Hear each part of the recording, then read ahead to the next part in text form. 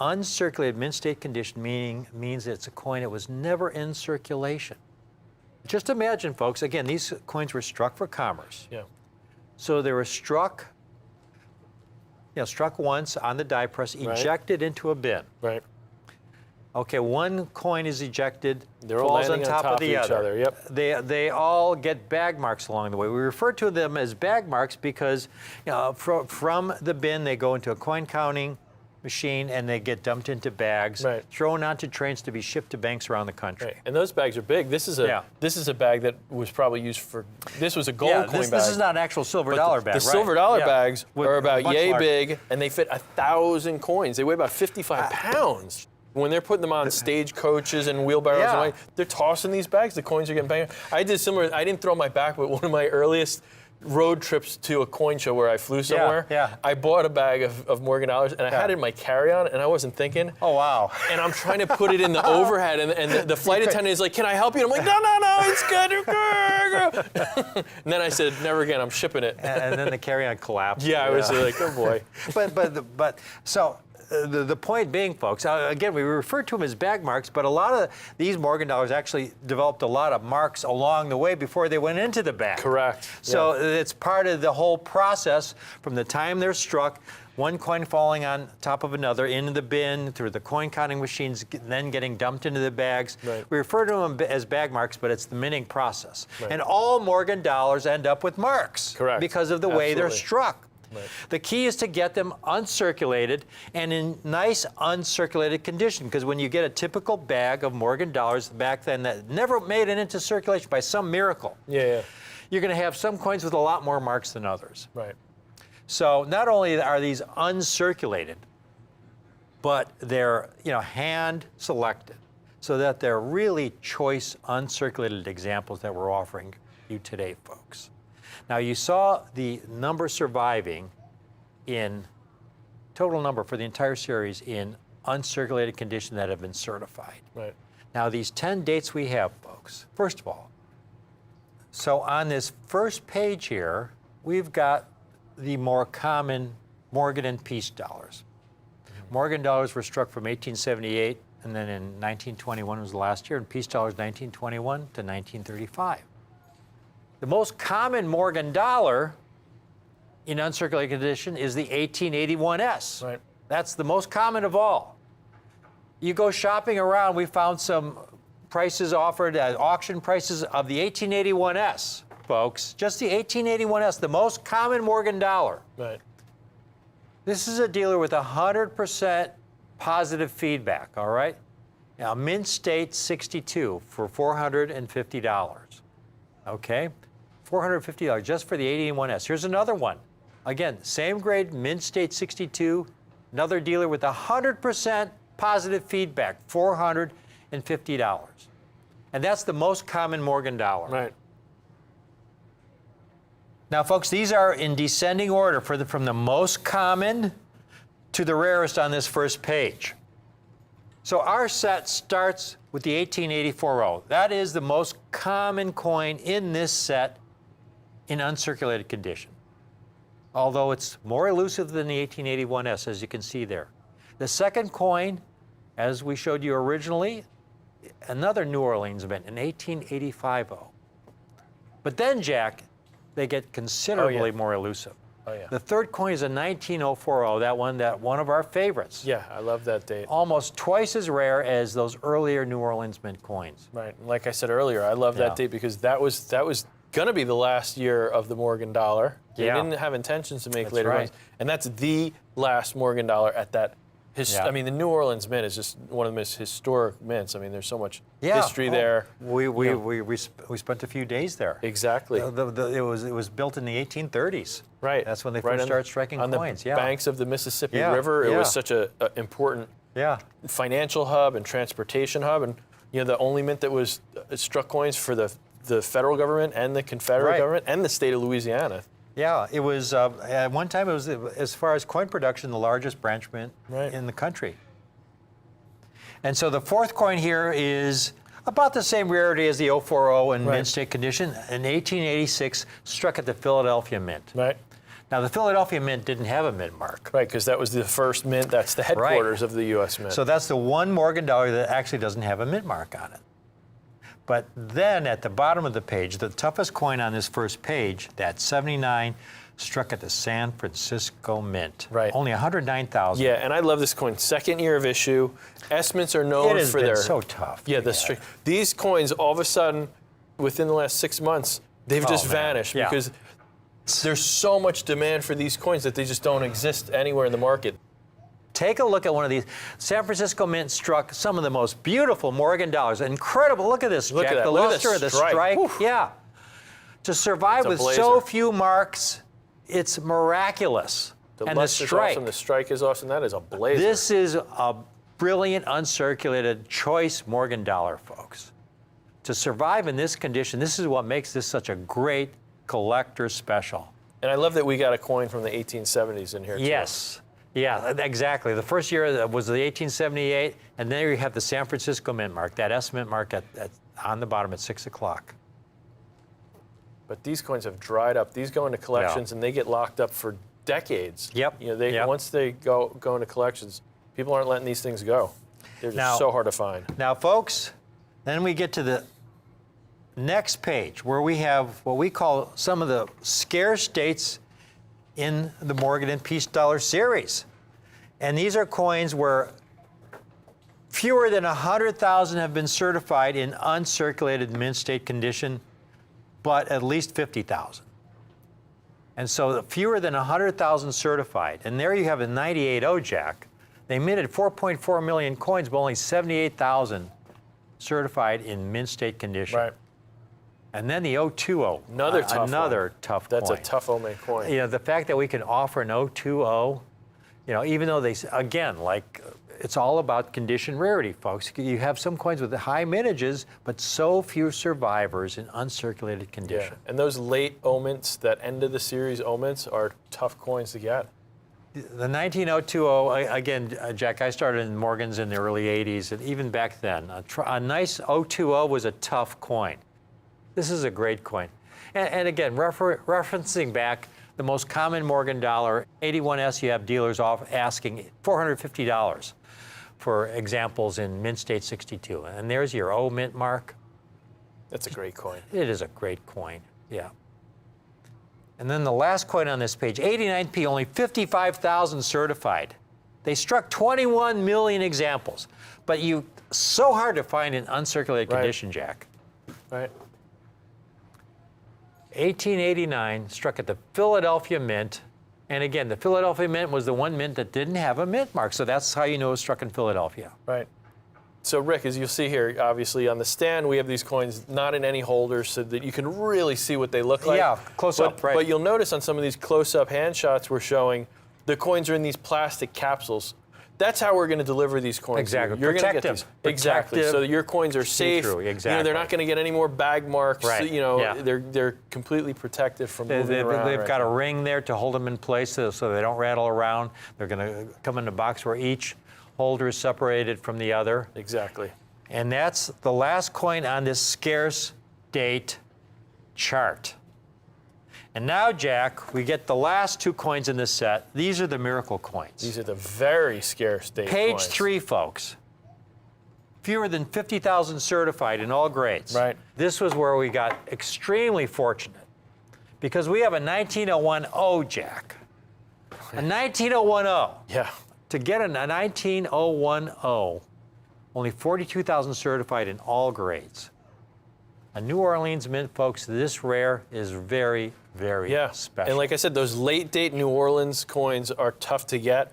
You know, I thought it was a big deal that we were able to put some of those other ones in here, the 98.0, the 020. Right, But to yeah, be able to put exactly. this 010 in here, that exactly. was really... This was a huge bonus, folks, kinda to be able pushes to it do over it. the top. This entire set, again, if we had prices at $3,500, that would be one thing. Right. But it's basically at what we would call a common date price to offer these scarce, very scarce dates. And here's a beautiful example of one of the 010s that we have.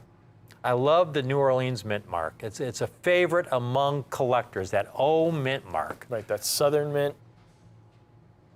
Last struck coins in the early 1900s. This is one of the last years they struck any coins. Beautiful luster. Look at the full strike, the breast lovely- feathers. All the detail is right there, folks. Lovely coin. To survive in this condition, a coin that's 120 plus years old. It's Yeah. miraculous. Yep. This is why this is such a great opportunity. And then, Jack, the last coin, the 1882p. Going back date. to our chart one last time, these very scarce dates at the very bottom. 1882p. We have 1882p in this set.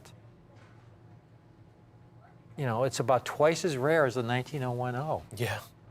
Yeah. You know, And that 01's a And tough coin.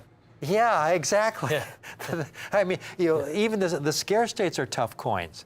I mean, they're all tough at this point. It's Right. just a matter of how rare is it. 1882p. We've got an example here to show you. Again, struck at the Philadelphia Mint. So elusive in mint state condition. Again, all Morgan dollars will have marks because, again, Yep. the nature of how they were made. This is not like a modern mint proof coin where they individually strike it and they hand put it in a Yeah. holder for a collector. The mint's only goal here, their only job was to make coins, you know, for Yeah. circulation. It wasn't to make them for collectors and keep them pristine. It was they want to do a good job, make the best Right. coins they could, but they needed to literally by law make millions of these every month. That's right. Yeah. You know, Jack, even 50 years ago, mint state condition was not a big concern at the mint as long as it was uncirculated. Right. And this is where we get to the mint state grading scale Right. that we referred to. We showed the viewers that 1881S in mint state 62. You know, in 1986, when PCGS and NGC opened their doors for business, two major grading services, they used the 70-point Sheldon grading scale. And in Right. fact, you just interviewed Yeah, Harvey Stack. Stack, who's very familiar with the Sheldon grading scale because they had worked with Dr. Sheldon. Dr. Sheldon. Yeah, so I spoke to Harvey recently. He was telling me stories about Dr. William Sheldon, who is a large cent collector. He wrote a book called Penny Whimsy that talked about the rarity of all the different varieties of large cents. And as part of this book, he came up with this grading scale because, you know, they were using all these adjectives, very fine, extremely fine, Right, uncirculated for the best coins. And he was trying to make it more definitive, and he used this numeric scale, and he made a 70-point scale where 1 is you can barely recognize it, 70 is it's absolutely Like perfect. our Cirque Morgans might be an 8 or a 10 or something. You know? Right, yeah, right, exactly. The Yeah. circulated ones might be very good 8 or Yeah. very good 10, or, Yeah. you know, if you're lucky, you get an extremely fine 40. You know, Yeah. that's a pretty nice coin. Yeah. You know, you don't see those in circulation. That's Right. a coin that didn't circulate long. But the uncirculated coins, which in the old days they'd call brilliant uncirculated, those coins got a grade of 60 or higher, mint state 60 or Right. higher. So when the grading service started, like you said, in the 1980s, PCGS and NGC, they were trying to really make a standardized way of grading because it was the Wild West and, you know, people disagreed Yeah. on the grade. So they wanted it to be everyone using the same scale. So they went back to this core that Dr. William Sheldon came up with in the 1940s, I think, 40s or 50s. And they used that as the basis for the way we grade coins today. So today, an MS60 or higher is a coin that never went into circulation. Right. If you got a bag of silver dollars, the MS60s would probably be the coins with the most marks in the bag. Right. You're going to get the kind of coins that you're seeing here. They're going to be really nice mint state examples, hand selected. And that's the beauty of this set. And now again, at 3,500, Jack, this would be a great set.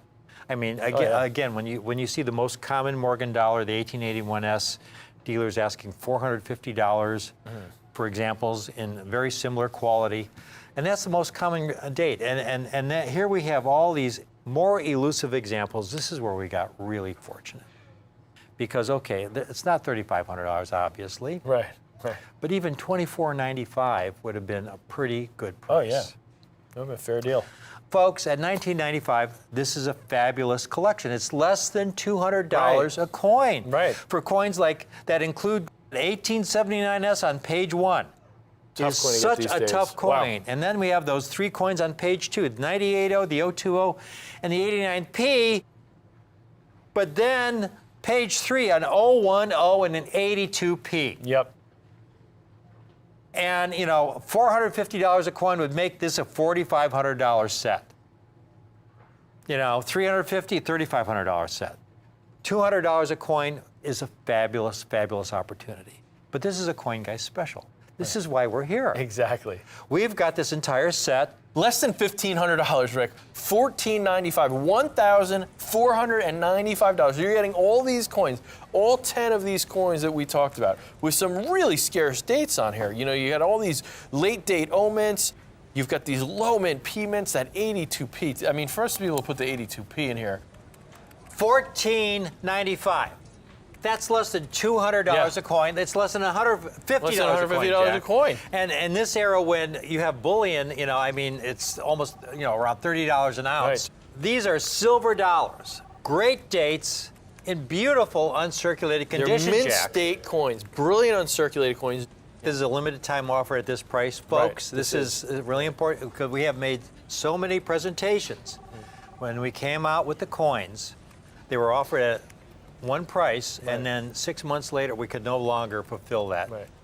This is one of those presentations where we have so many better dates in here, and we have the whole set at such a great collector-friendly price. So if you're watching right now, folks, this is, you know, this is a limited time offer. We really hope you can take advantage of it. I mean, this is where I started out in silver dollars.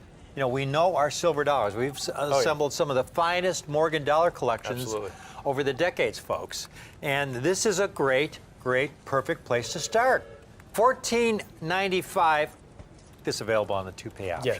They can give half now, $747.50 now, then a second equal payment in 30 days, and the set is yours. We will keep the set in the vault for you. We'll make sure that the set is here so that you're able to get in on this. We must emphasize how important that is, because we get a lot of people who will call in, say, a few days or a week later, who want to order the set.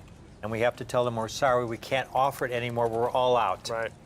This allows you the opportunity to call in today, just put half down, and we'll hold one of these sets aside for you with your name on it, put it in our vault. Right. And you pay the balance in 30 days. It's that easy. Right. Absolutely. Guaranteed uncirculated Morgan dollars. Right, That so is these- so important, the condition rarity. Exactly. These coins are brilliant uncirculated. We Yeah. look at these coins for eye appeal. We don't send you coins that have dark toning or big gashes or anything like that. Exactly, There are exactly, coins yeah. that will technically grade uncirculated mint state that you don't want. They're ugly coins. And those are the coins we kick out. We are not going to send those type of coins out to you. Look at these beautiful, brilliant, uncirculated Morgan dollars with so many tougher dates in here in uncirculated condition. Folks, again, you're getting 10 great coins that we acquired a deal where that we cherry-picked the dates where we could offer you the most numismatic bang for your buck, basically. And, you know, these 10 dates, you know, we've got the 1884 New Orleans Mint, the 1885 New Orleans Mint, and again, you find the mint mark on the reverse of the coin at 6 o'clock. 1904, the last New Orleans minted Morgan dollar, and an 1886 Philadelphia Mint, and then that 1879 San Francisco Mint. Mint. That's an important one. Tough coin, very tough coin. The fact that we could offer those in this set is fantastic. We have them in order of their condition rarity. In other words, how rare they are in uncirculated Right. condition. The most common Morgan dollar in uncirculated condition is the 1881S. That's not in the set. Right. We've showed the viewers that uncirculated 81S's in the condition we have these coins go for $400 or $500. Right. And here we have an 1884 O. More elusive than the 81S to start the set. Struck in New Orleans, that's what the O means. The second coin, another New Orleans mint, the 1885 O. And then, Jack, a third New Orleans, the last Morgan dollar struck at the New Orleans Mint, the old New Orleans Mint, 1904 O. Yeah, and that's an important coin. I love Beautiful. all those O-mint coins. There's so much rich history. Very scarce coin in this condition, folks. And then the fourth coin, 1886, struck at the Philadelphia Mint. And then 1879 struck at the San Francisco And I love Mint. that. I love that coin. Second year of the Morgan dollar, and those San Francisco coins, known for their great luster, great strikes. It's just a great coin. And then coin number 6. This is where we get to the second page on our Morgan chart, where we get to the next level of rarity. coins with fewer than 100,000 certified in all mint state grades. In 1898, struck at the New Orleans Mint. And it's a miracle that we could have this next coin, the 19020. Right. These last two New Orleans Mint pieces. Yeah, again, this is that page of the chart where we're under 100,000. These Yeah. are those scarce dates. And like I said before, I can't stress, those late date New Orleans Mint coins are tough coins to get. I mean, again, folks, I started specializing in Morgan dollars in the 1980s. 19020 in this condition was a tough coin even back then. And we have that as part of this set. And then we have the 1889P. Only 55,000 folks certified in all uncirculated grades. And then finally, these last two coins, which, you know, if we had the first 8 coins in the set for $14.95, Jack, great deal. it would be a fine, fine opportunity. But to have these last two coins, which are the rarest of all, I mean, this is a grand slam opportunity. The 19010, you know, we're talking about only fewer than 50,000 certified of the 19010.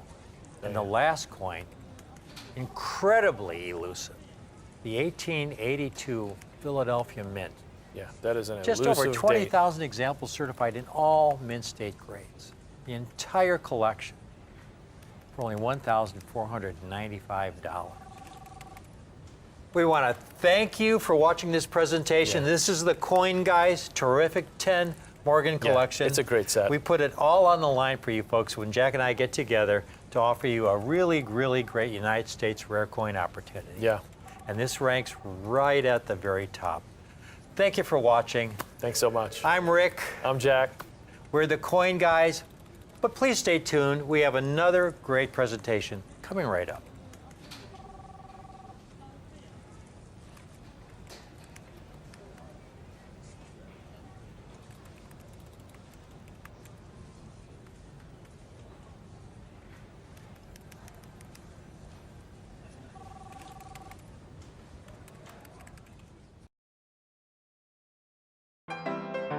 From the old San Francisco Mint, known as the Granite Lady, stay tuned for Rick's U.S. Coin Show.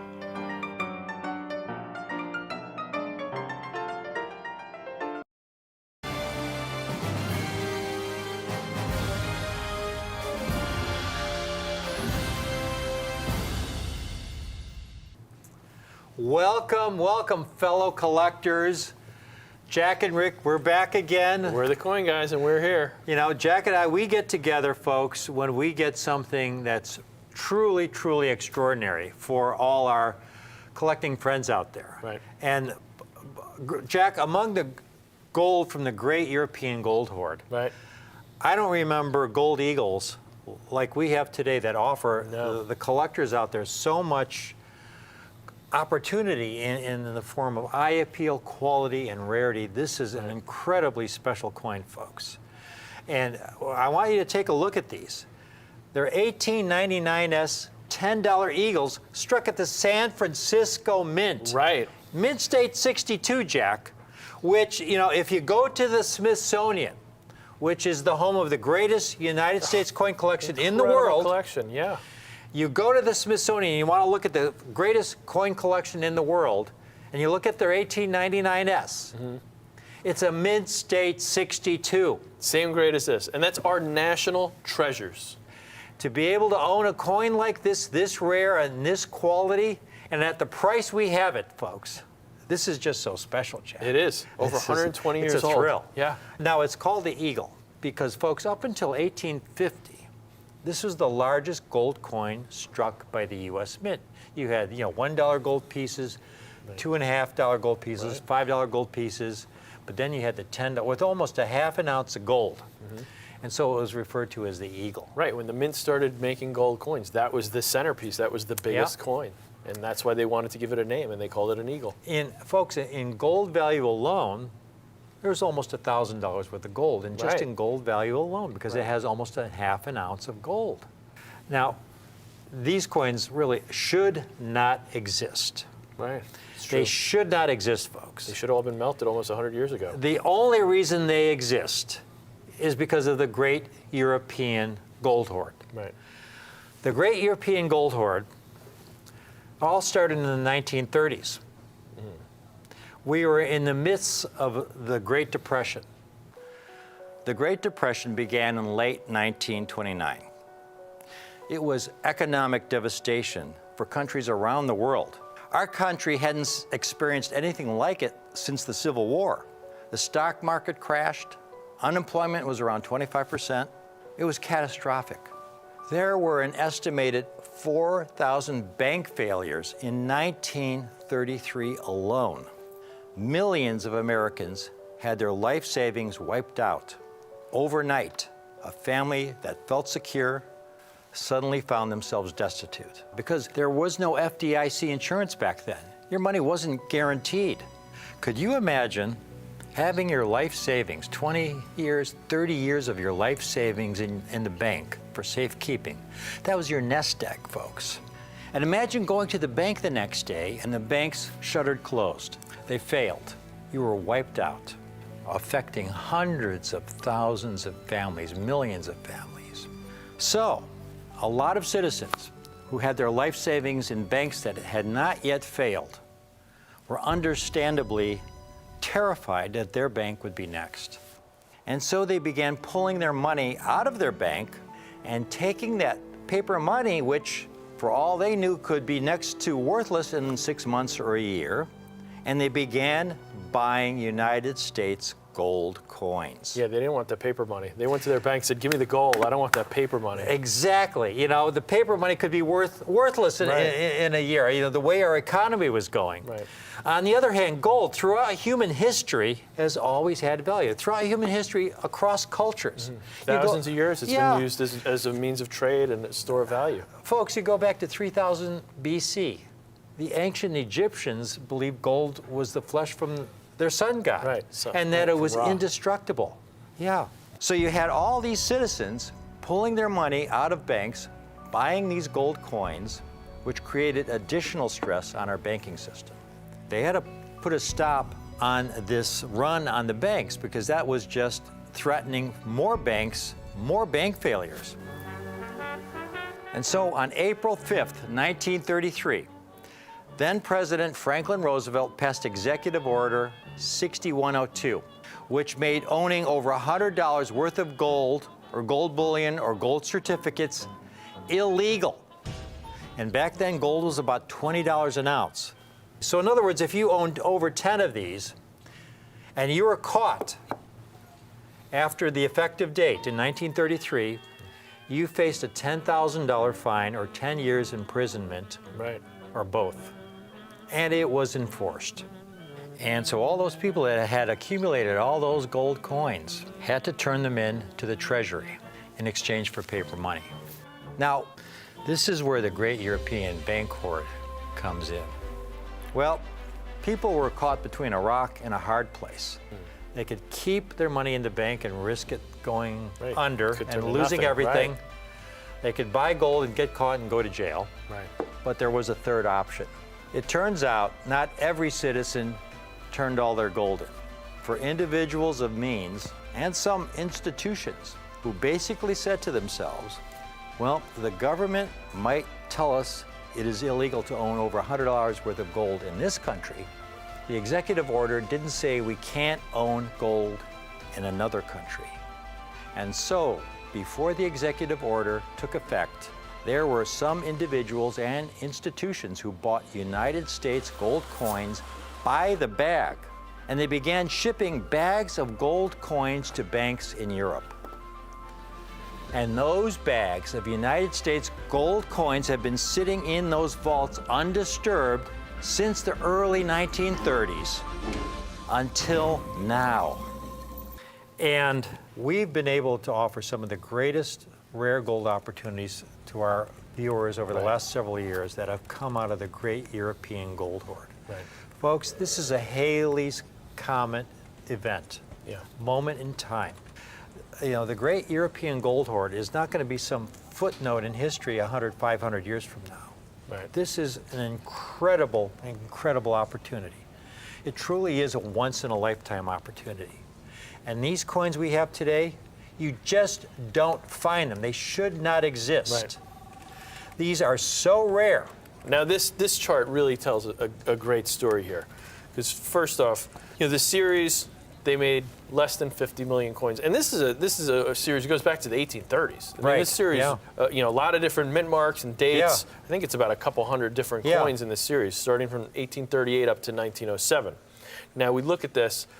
For that many years, it's not that big of a mintage. You've had only 42,686,932 coins struck. So less than 50 million coins spanned over a lot of different dates and mint marks.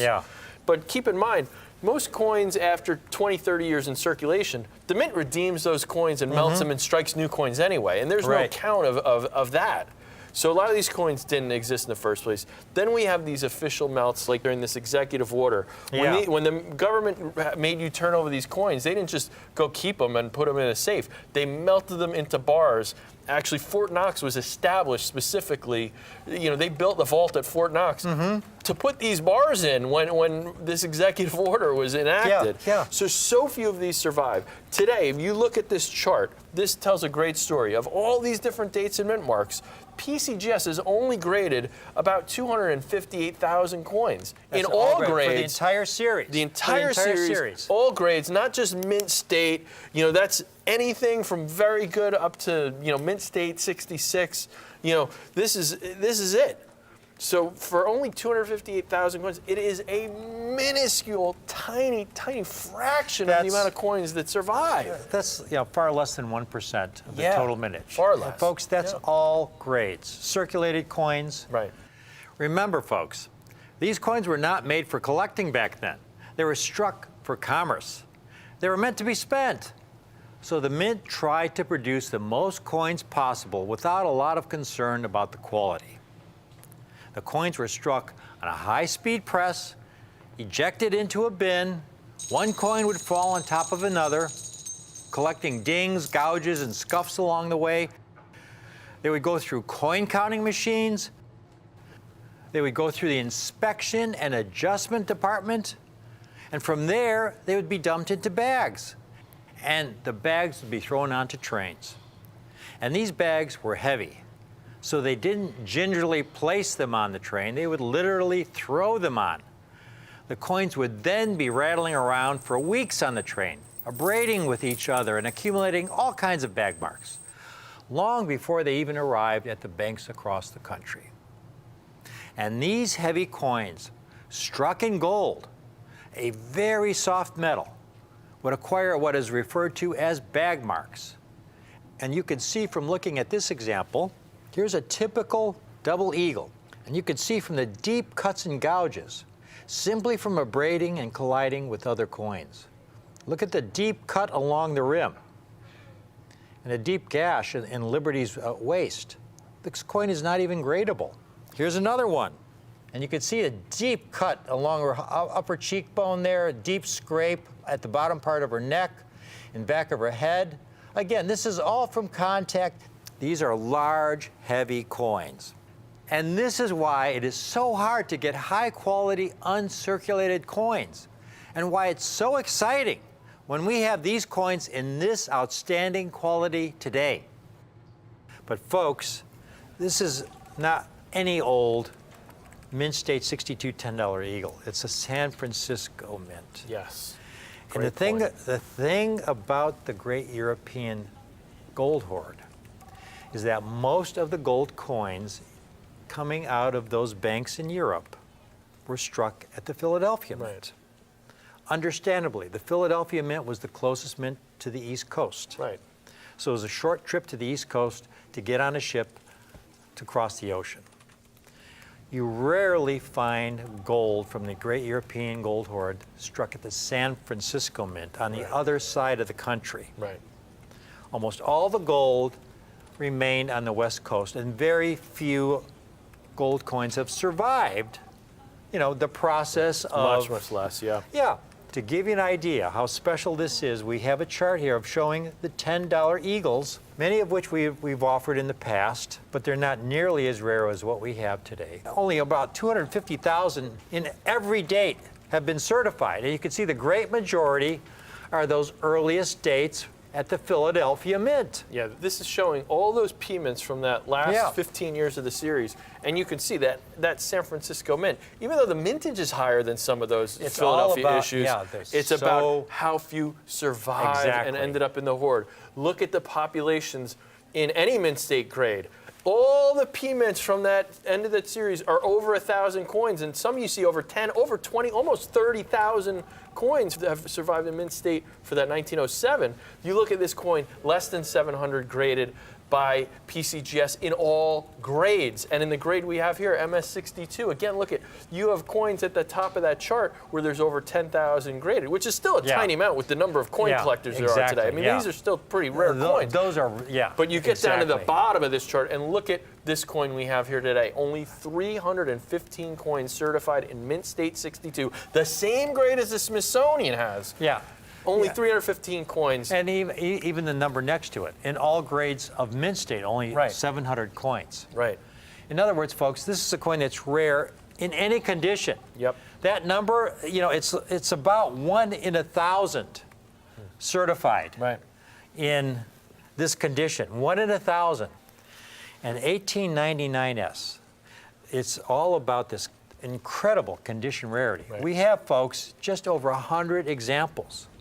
In other words, about 1/3 of the total population that just Right. came out of the great European gold hoard. incredible. 1899 San Francisco Mint. This is extraordinary. Mint state 62, meaning it's really a nice uncirculated example, It is a solid Jack. mint state example. 60 or higher on the grading scale is considered brilliant uncirculated. Mint state coins, coins with no wear, coins that never went into circulation. This is solidly in that category. This is a Right. 62 coin. In other words, folks, these are as if they were in a bag. If you had a typical bag, say, that had 1,000 1899 $10 eagles, the baggiest examples would, grade MS60 with a lot of bag marks. Right. These are among the finest surviving specimens. How a coin like this could survive in this condition, again, among the finest examples from a bag. Right. Struck over 120 years ago at the San Francisco Mint. This is a once-in-a-lifetime event, once-in-a-lifetime opportunity, and there you see that S Mint mark right at the very bottom, meaning it was struck in San Francisco. This, folks, again, this is a Halley's Comet event, Yep. and the timing, the window of opportunity couldn't be more perfect. There was an article that came out, major publication. Is it time for a new perspective on generic gold? Right. Now, what they're talking about when they say generic is the most common gold. Right. The most common dates. The S Mint is a much, much rarer Right. $10 eagle. But here's the sentence to focus on in this article. And this is what we have been telling our viewers now for several years. There has not been a time in recent memory when pre-1933 gold coins were obtainable for so little over spot. Now, by spot, what they mean is the current value of gold. Right. Spot is the day's price Exactly. of gold. Right now, folks, gold is, $1,800, $1,900 an ounce. I remember around 20 years ago when gold was $350, $400 an ounce. Right. There were a lot of gold coins back then, common dates, that were selling for 10 times their gold value. And here we have gold at around $1,800, $1,900 an ounce. And these 1899 S's, just about a half an ounce of gold. And Right. gold value alone, it's around $900. Right. It's almost $1,000 worth of gold there. This is the best part of all, Jack. Again, we get first crack at these opportunities that come out of the great European gold hoard. Right. And we hand select the deals we want and don't want that we feel are best for you folks, our viewers. And this is a must-buy opportunity. 1899S Smithsonian quality. Right. Same grade as the Smithsonian coin. This is a Same coin condition. that would be a great opportunity at $39.95. Right. But it wouldn't be our best price. Our philosophy from day one, and it's the key to our success, is that when we get a great opportunity, that we pass our good fortune on to you. Right. And folks, we have these today. $29.95 would be an exceptional price. while we have these, a limited time opportunity, we just have over 100 examples, which is phenomenal. Yeah, it's like a third Never of the, in my lifetime, a third Jack, of the did I population. think we'd be able to get these. Incredible. This kind of quantity, maybe 5 or 10 examples, but just over 100. Right. And while we have them, Jack, while we have them, folks, $1,995 a coin. Great opportunity. Yeah, again, remember, gold value alone, it's $900. Right. Incredibly rare. Same quality San as the Francisco Smithsonian. Mint. The Smithsonian, one of the greatest collections ever established anywhere in the world ever.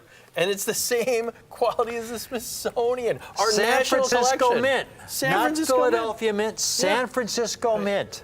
There are so few San Francisco Mint $10 Eagles Right. because so few of them made the trip from San Francisco to the East Coast to go to one of those Right, banks right. in Europe. And- That's, right. that's why we say these should not exist. Right. It was one of Right. those few bags. Right, and so few tens on top of that. I mean, most of the coins Yeah. that were transferred, people are trying to transfer a large sum of money. You go with the highest denomination. So the majority Yeah. were the $20 double eagles. That's right. The tens are much harder. the double and then eagles, on top yeah. of that it's an S mint.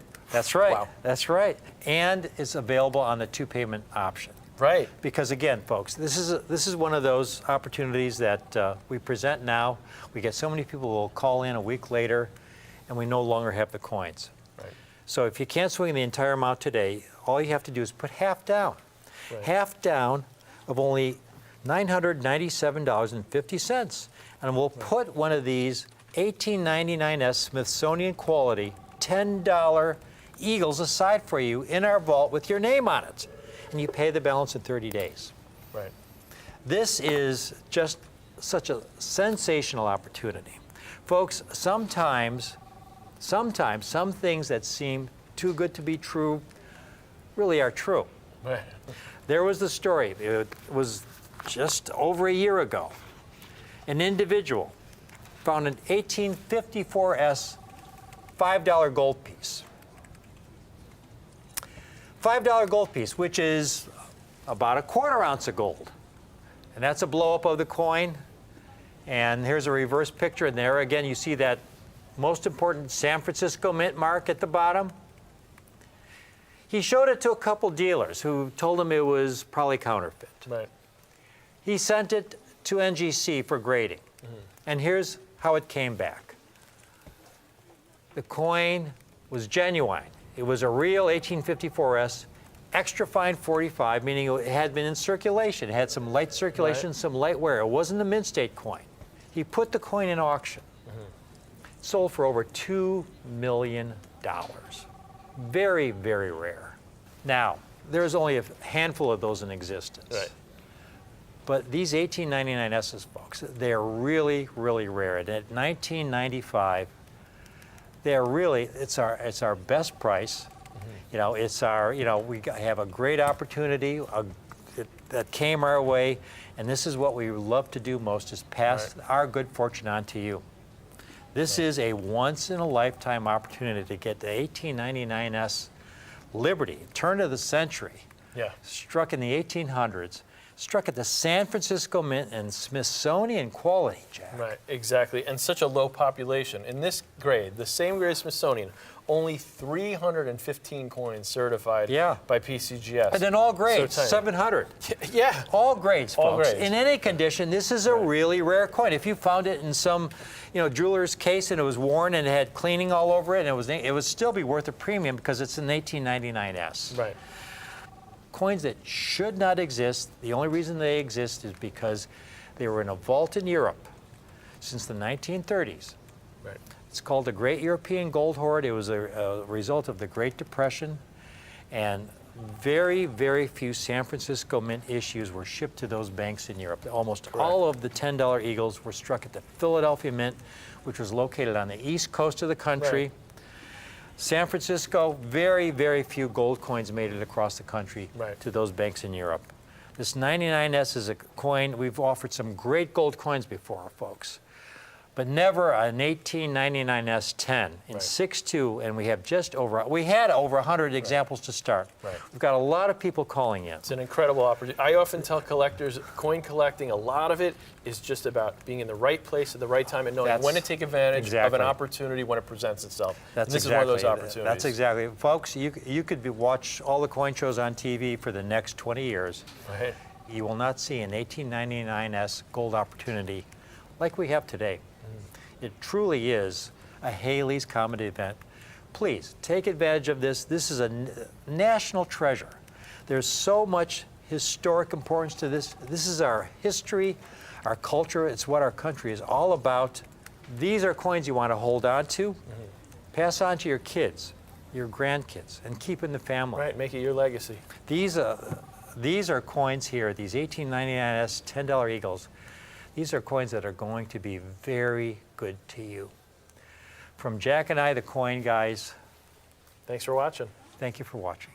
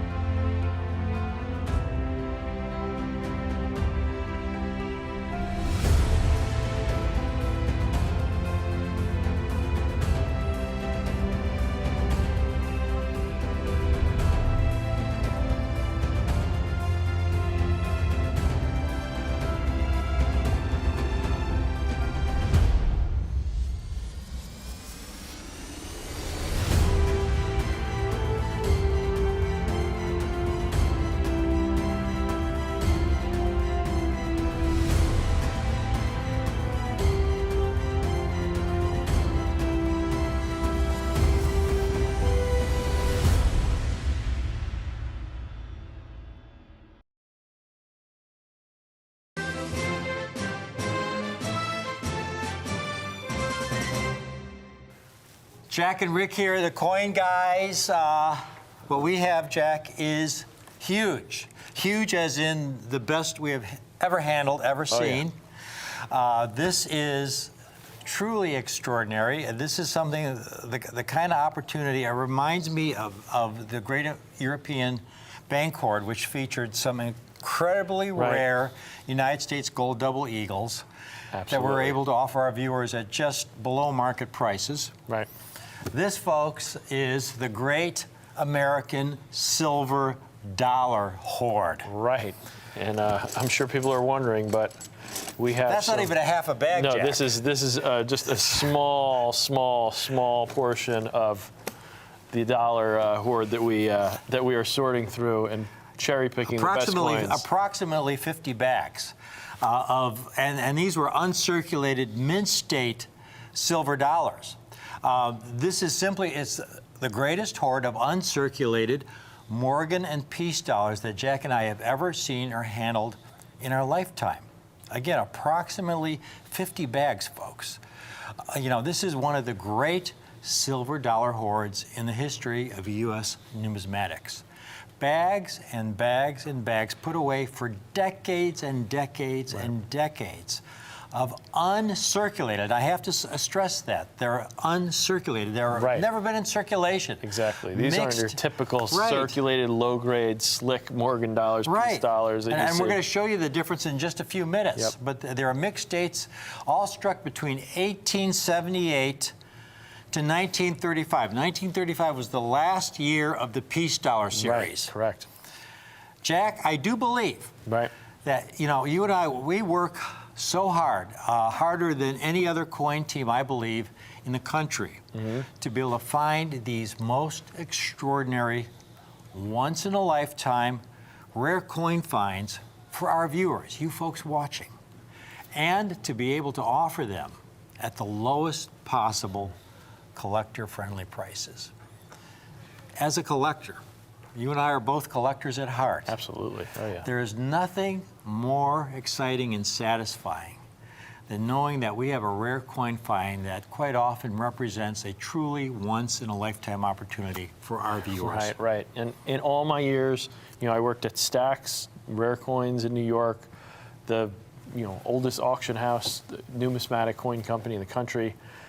Never did we have a hoard of brilliant uncirculated silver dollars like this. Jack, you just mentioned Stax Auction House. Mm-hmm. Now, folks, you need to know a little bit about Stax Auction House. It's the oldest, most established rare coin auction house in the country, Jack. Right. You were a buyer at Stax for almost a decade. Oh yeah, I worked in the counter there for over 7 years. I saw a lot of coins there. I mean, Stax goes back to the 30s, back to the Great Depression, and they've handled pretty much all of the greatest rarities in U.S. coins. They handled the first U.S. silver dollar from 1794, and now, it's an amazing folks, coin. He said the first U.S. silver dollar. He's not talking about the first year silver dollars were struck. 1794 was the first year they were struck.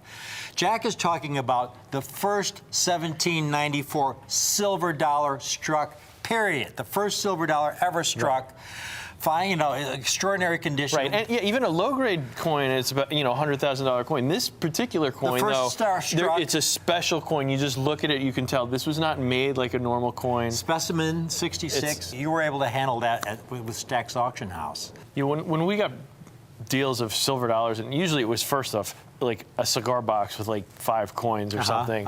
And once in a while, if we did get lucky enough where someone came in with a bag, a large quantity, those coins were circulated. They weren't uncirculated coins like we have here. They were just worn coins that people saved after they had been used in commerce for decades.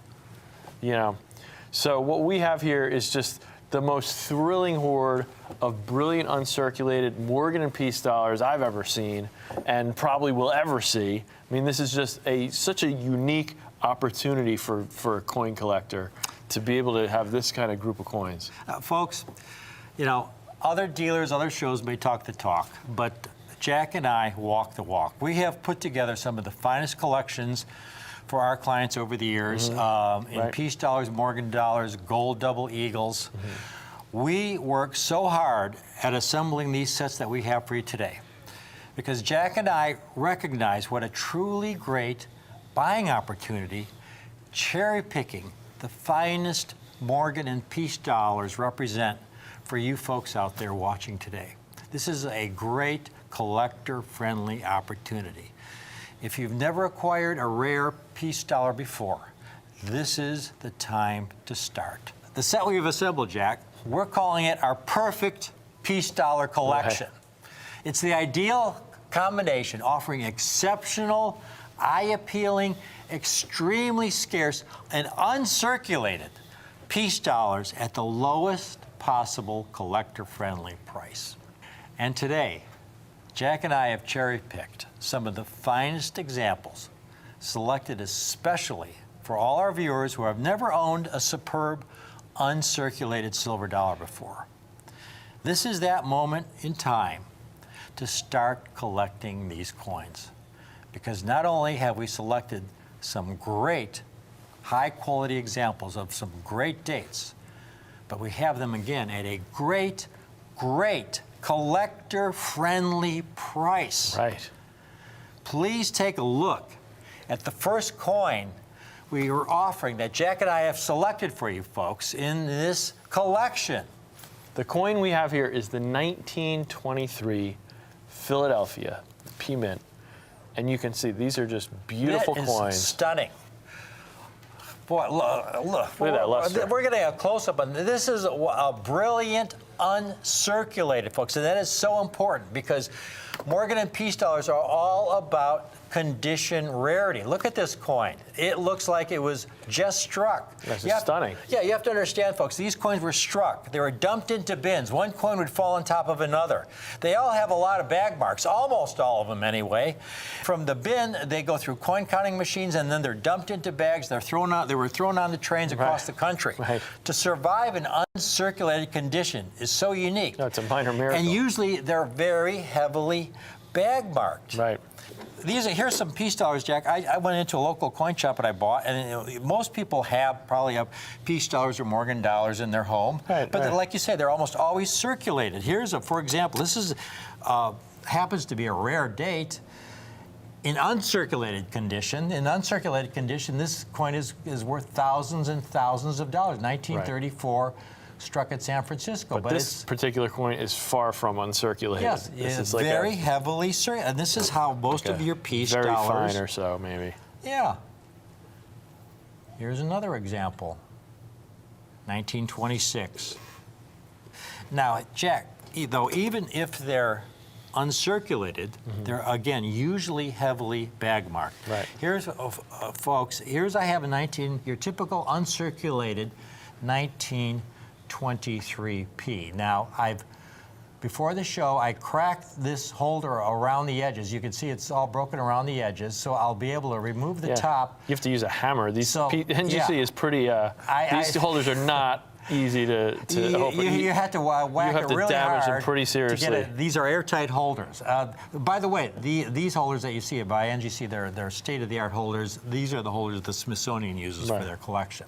So anyhow, you can see at the top there, it's graded at mint state. It's a mint state 60. But it's a low, it's a mint state 60. I'm going to take the top now that I broke apart so I could remove it. We could zoom in and you could see the typical bag-marked, uncirculated peace dollar.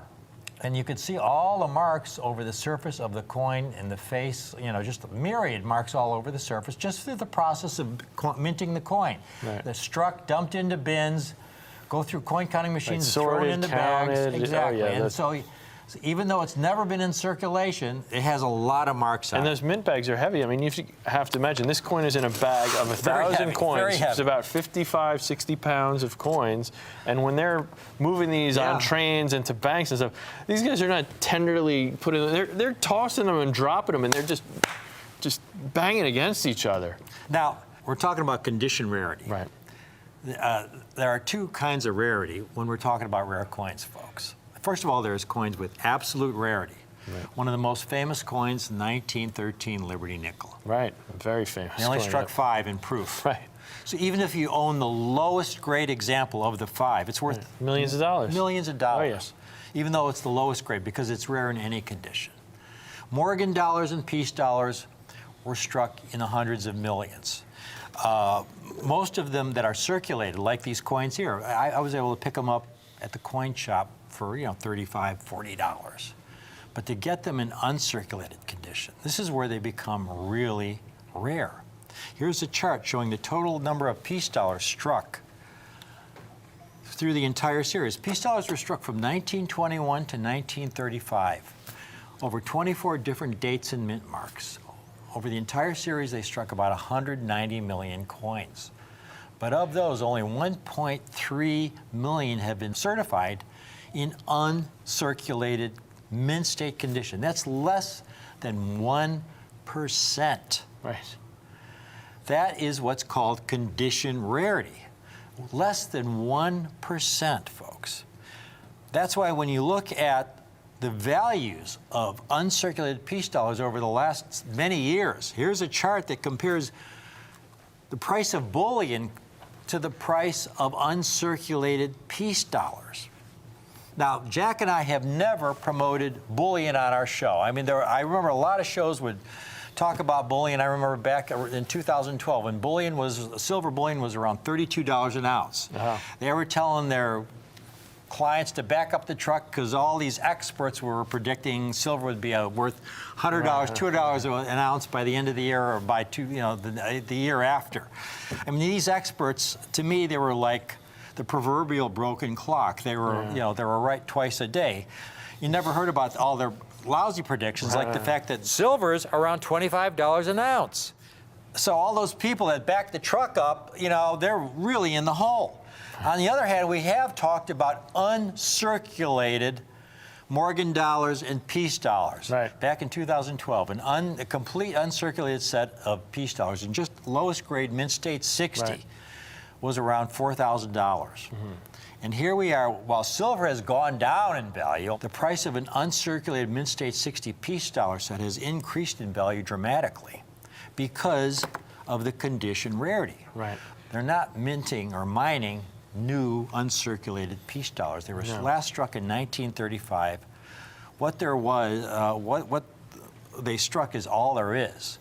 So when we came across this hoard that had been put away for decades and decades and decades, and today we get to pass our good fortune on to you. The first coin we have in this set, the 1923p. Take a look at these 23p's we have for you today, folks. We've got these 23p's. You take a look at these. If you want one example, call in now. We've got 6 different peace dollar dates in total in this set, but we're starting with the 23p because this is the most common date in the set. It's the most common peace dollar, but in an uncirculated condition, it's a scarce coin. We've got these coins for only $69 a coin for the 1923p cherry-picked by Jack and I. Hand-selected, choice, brilliant, uncirculated condition. $69 a coin if you've never bought a Morgan dollar or a peace dollar before. This is the perfect time to start, to get a brilliant uncirculated example, not a circulated piece. Right. Again, I've seen shows where they show silver dollars and they're circulated. Most peace dollars are circulated. I mean, these are coins that are virtually 100 years old now, and they look like they're brand new. Exactly. And they're not. They're almost 100 years old. And it's only $69. Now, here's where it gets even better. I've put together this chart where I'm listing all the Morgans and peace dollars in uncirculated condition in order of their condition rarity, from the most common dates to the rarest dates. And this first page here are the most common dates. And there you see the 23p at the top. The next coin you're going to get is a 22p, considerably more elusive than the 1923p. We pulled a couple comps for the 1922p here, Jack. There's an MS61, kind of some toning that doesn't look so attractive. MS61 for $500. There's an MS63 for $632. That's the one that sold in auction. That's sold in auction for $632. There is one in MS62. Again, that looks like, it doesn't look very attractive to me for over $1,800. Okay? Take a look at the 22Ps we have here, folks. The 23P is $69. If you want to add a 1922P to your collection, you get the 2 coins, folks, for $119.95. In other words, the 22P is an additional $51. The pair for only $119.95. If your coin budget is only $150 a month, this is the perfect place to start. A beautiful, brilliant, uncirculated 1923P, and then the next coin, the 1922P. And now, Jack, this is where it gets even better, because you look on that page. Right. The third coin we have is the 1925P, and it's considerably rare. Much rarer. About 6 times rarer than the 1923P. Only around 55,000 examples certified in uncirculated mint state condition. Extremely elusive. You take a look at the 25P we have that we are including in this set. Again, we bought this incredible silver dollar hoard of mixed dates.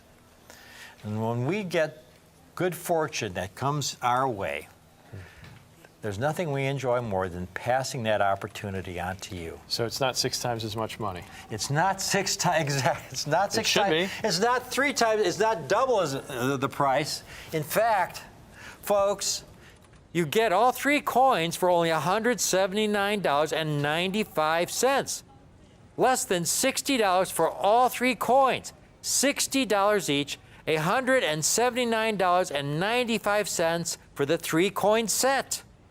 It really doesn't get any better than that. $179.95 For a beautiful, brilliant uncirculated 1923p, a 22p that's even more elusive than the 23, and then a 25p that's about 6 times rarer than the 23p. I'm getting you should talk for a while. It's so now, Jack. I'm getting I tongue-tied understand. here. It's exciting when we get coins that are this beautiful and we can offer them at these kind of prices. It does get a little. It can be a little overwhelming. Now, I mean, we already have people calling in. Again, there's 6 coins total that we're offering today, folks. We have people calling in. We've Jack. We have some open lines, but I understand we've already had some people ordering the complete 6-coin set. They haven't even seen the other 3 coins yet. Well, let's go to the second page here. Yeah, because they get rarer. This is where Jack and I really knock it out of the park, because now we're getting into some really, really rare coins.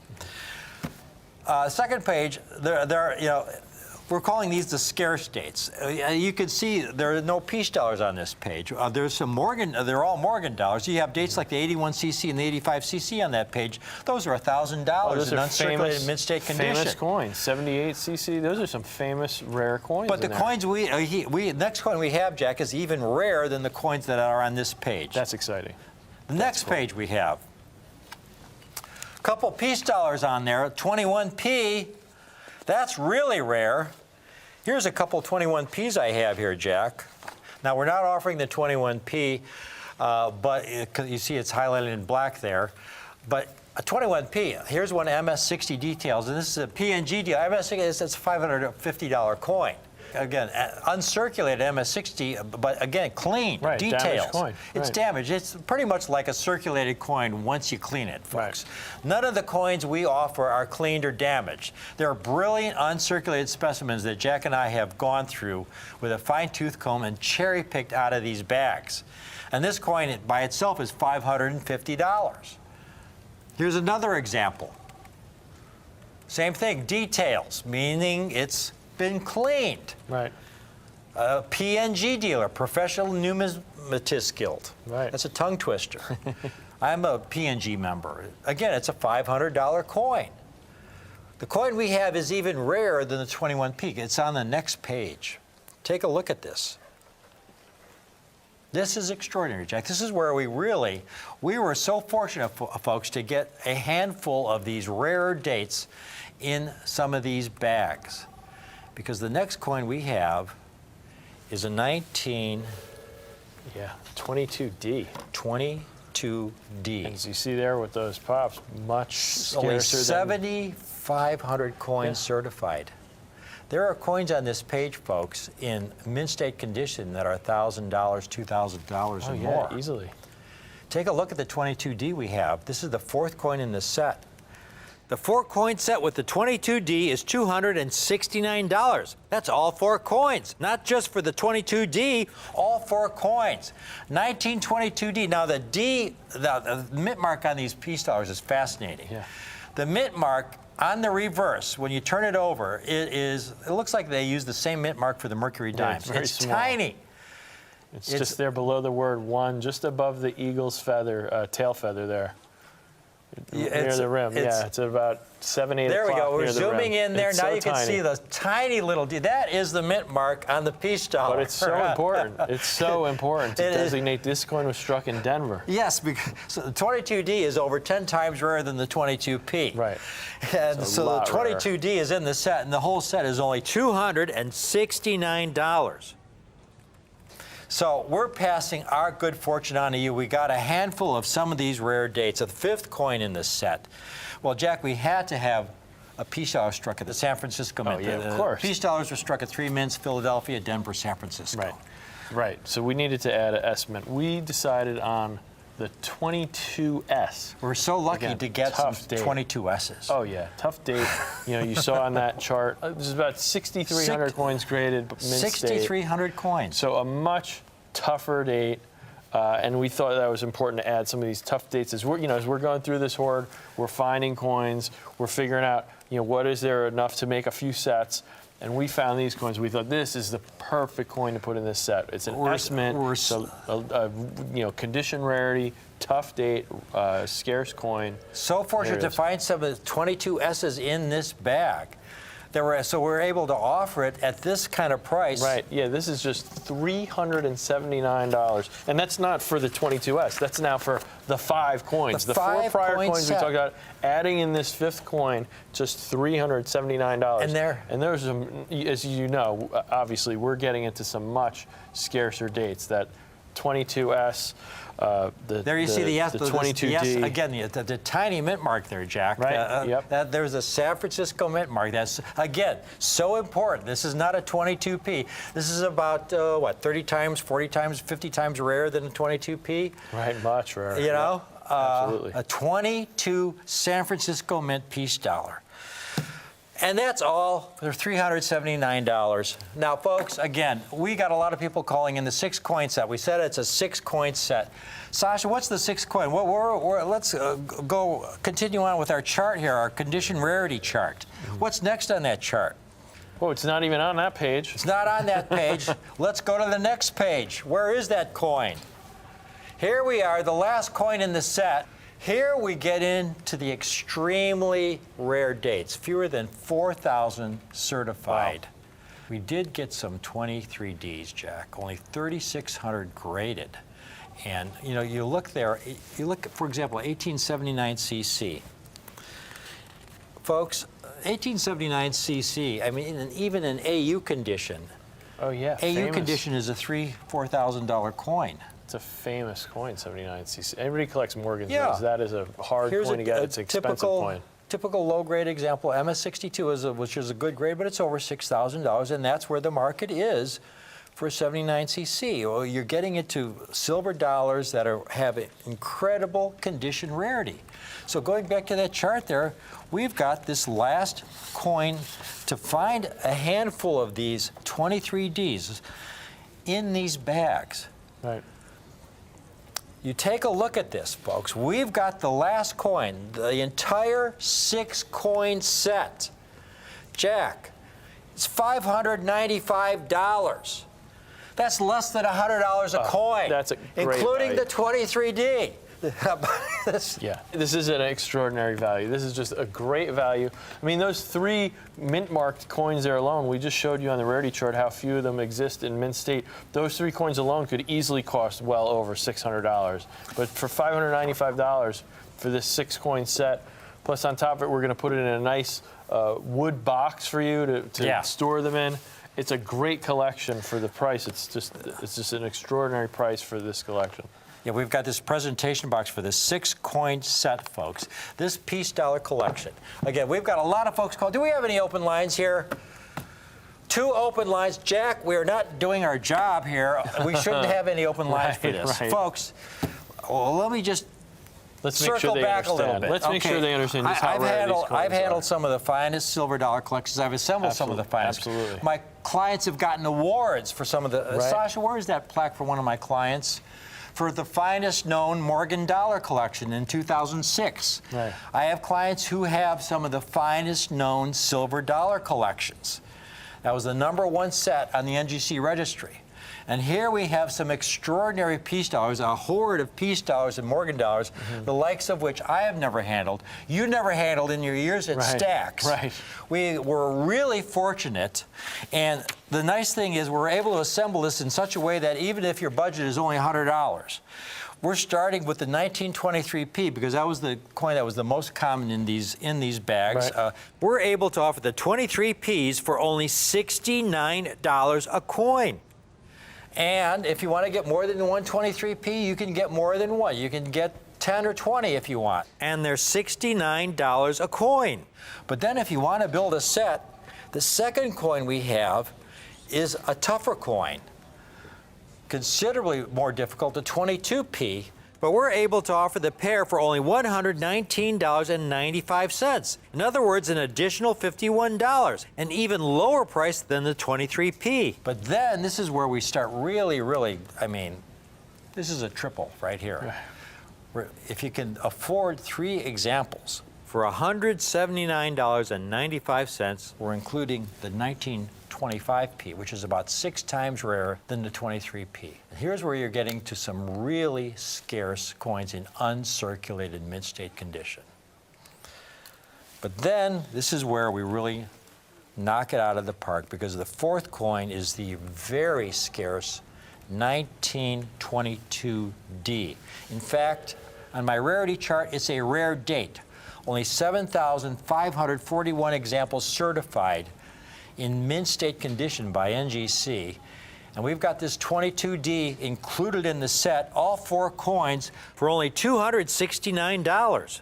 Now, I understand we've got a lot of people buying the entire 6-coin set. The entire 6-coin set's $595, but this 4-coin set for only $269 is a tremendous value. If that's your coin budget, that's a great place to start. Right. You can't do any better than that.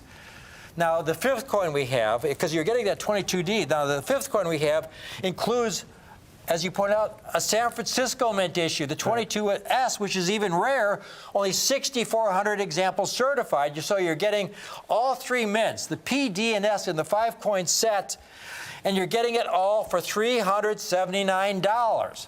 So we're getting a lot of people calling in. Do we have any open lines? The lines are currently locked right now. If you just hold on, we will get to you, folks. Just be patient on this.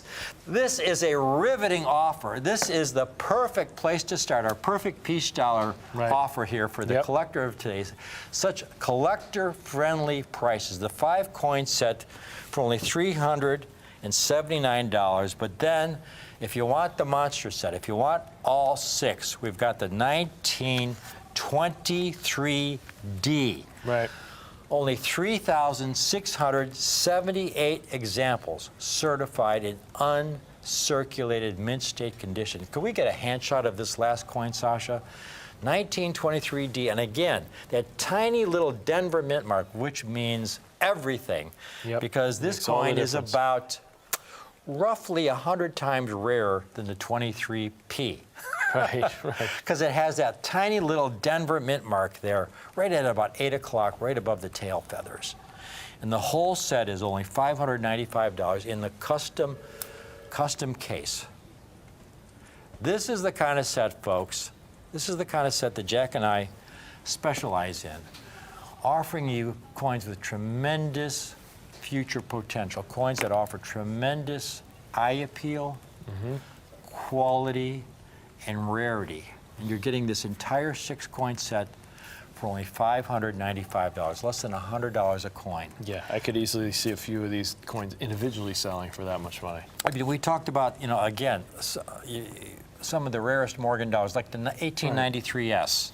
In just mint state 60, AU examples are $50,000, $70,000, $80,000. The lowest mint state examples are over $100,000. And here we've got some really tough peace dollars, the entire set for $595, with tremendous condition rarity, tremendous eye appeal. Right. Yeah, the beautiful coins, stunning. These are our selections from this great American silver dollar hoard, an extraordinary hoard of approximately 50 bags of mixed states Morgan and peace dollars that Jack and I have cherry-picked, because again, these are really choicer examples from these bags. And we were so fortunate to get some rare dates in these bags that we've been able to include in these sets at such collector-friendly prices. Again, these are not your circulated peace dollars. No, these are not these worn out coins. So important. These are not these worn out coins. They're uncirculated. These are uncirculated coins. Like here, I'm just pulling coins out of the bag, and we cherry picked, but we almost didn't have to. We're very careful. These bags were well taken care of. Like, look, I just pulled this right out of this bag. I mean, these are the kind of coins that we're finding. These bags were put away for decades and decades and decades, folks. Remember, the last peace dollars were struck in 1935. Some of these coins were put away in the 1930s. Okay, this is a long, old collection passed down through generations from the family where they had these peace dollars. It's extraordinary. It's the great American silver dollar hoard that we have here on Rick's U.S. Coin Show. So in closing, this is the finest group of silver dollars we've ever handled. It's extraordinary. I hope you can get at least one coin, that 23p, for $69 in brilliant uncirculated condition. If you can swing the entire set, folks, please do so. Oh, yeah. From the Coin Guys, I'm Rick. I'm Jack. Hey, thank you for watching. to be here. But please stay tuned. Please stay tuned, because you never know what we're going to come up with next.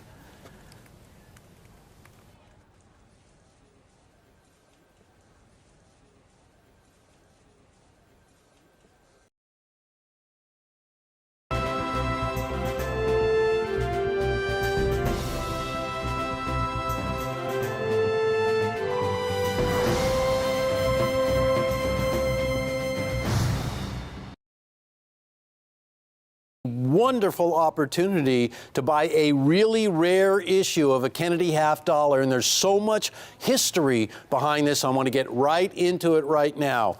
This is going to be one of the most unique opportunities to own the first ever Kennedy half dollar, and the story is just so filled with history and opportunity and excitement. Actually, you don't often get an opportunity to trace the origin of every single coin in a deal, from when it first hit the scene, basically when it was struck, right to the time when Rare Collectibles TV bought this deal. But this is what's happening right now, and it involves the world's most popular United States half dollar, the Kennedy half dollar. Well, ladies and gentlemen, I want you to take a look at what we're talking about, because this is a coin that absolutely has such a great story behind it. I want to let you all know I chased these coins for over 15 years. I had always dreamed about owning this legendary bag, because that's what this bag is. It is actually a discovery bag that was a mint-sewn, complete bag of 2,000 Kennedy half dollars issued in 1964. And you haven't even heard half the story, ladies and gentlemen. Well, I want to get you all going in the right direction, and that direction is really to the telephone right now. Here is why. I want to read you a little bit of an article somebody wrote into one of the major numismatic publications, Numismatic News, and the title of this inquiry was, "Wasn't there a 1964 Kennedy half dollar that sold for $18,000? And the answer to that question was yes. It was a remarkable sum for a coin that was just 5 years old. Ladies and gentlemen, that coin that sold for $18,000, it was at an auction. It was in 1969, $18,000, and canceled at the post office. So the envelope that the coin was stuck to bore the date of March 24th of 1964. And I saw a press release that showed the mint director firing up the coining presses to begin issuing the brand new Kennedy half dollars. So this coin that was purchased for $18,000 was one of those very first Kennedy half dollars that hit the scene. And to make it even more exciting, as they interviewed the person who bought the coin, he indicated after the sale that he had been prepared to go as high as $30,000 for that coin. Now, why am I telling you about this coin? I'll tell you why. Because I want you to take a look at these coins right here. And you'll notice that they're extremely rare because they are a discovery bag. But the discovery was amazing, because on this mint-sewn bag was a label. And the label had a date, and there it is right there. And the date predated that $18,000 auction coin in 1969 by quite a few days, as you can see right there. Now, that label came from the United States Mint at Denver, and it was affixed to that bag. And the bag was mint sewn, not just mint sealed, but mint sewn with a sewing machine across the top. Now you will see this bag being opened up by the president of Numismatic Guarantee of NGC. And that moment made history because it absolutely authenticated that bag as being from March the 19th of 1964. We owned every coin in this bag, ladies and gentlemen, but I want you to know there were only 2,000 coins. And as I stand here right now, you are watching for what could be the very last time an opportunity to own one of these coins from the discovery bag of March 19th of 1964. And it comes with a great certificate. These have all been certified. These are Mint State 63, uncirculated, first year, 90% silver Kennedy half dollars. And folks, the story gets even better. Because that coin that came from that bag that was dated March the 24th of 1964, that one coin that sold for $18,000, well, just 2 years earlier, that coin brought $2,000, and that was 1967. Think about it. $2,000 in 1967 was a whole lot of money. It is today. $18,000 by 1969, 2 years later? Wow. Well, folks, every one of these coins, every one of them came from a bag that was mint sewn, sealed, that dates earlier than that bag. Draw from it whatever conclusion you will.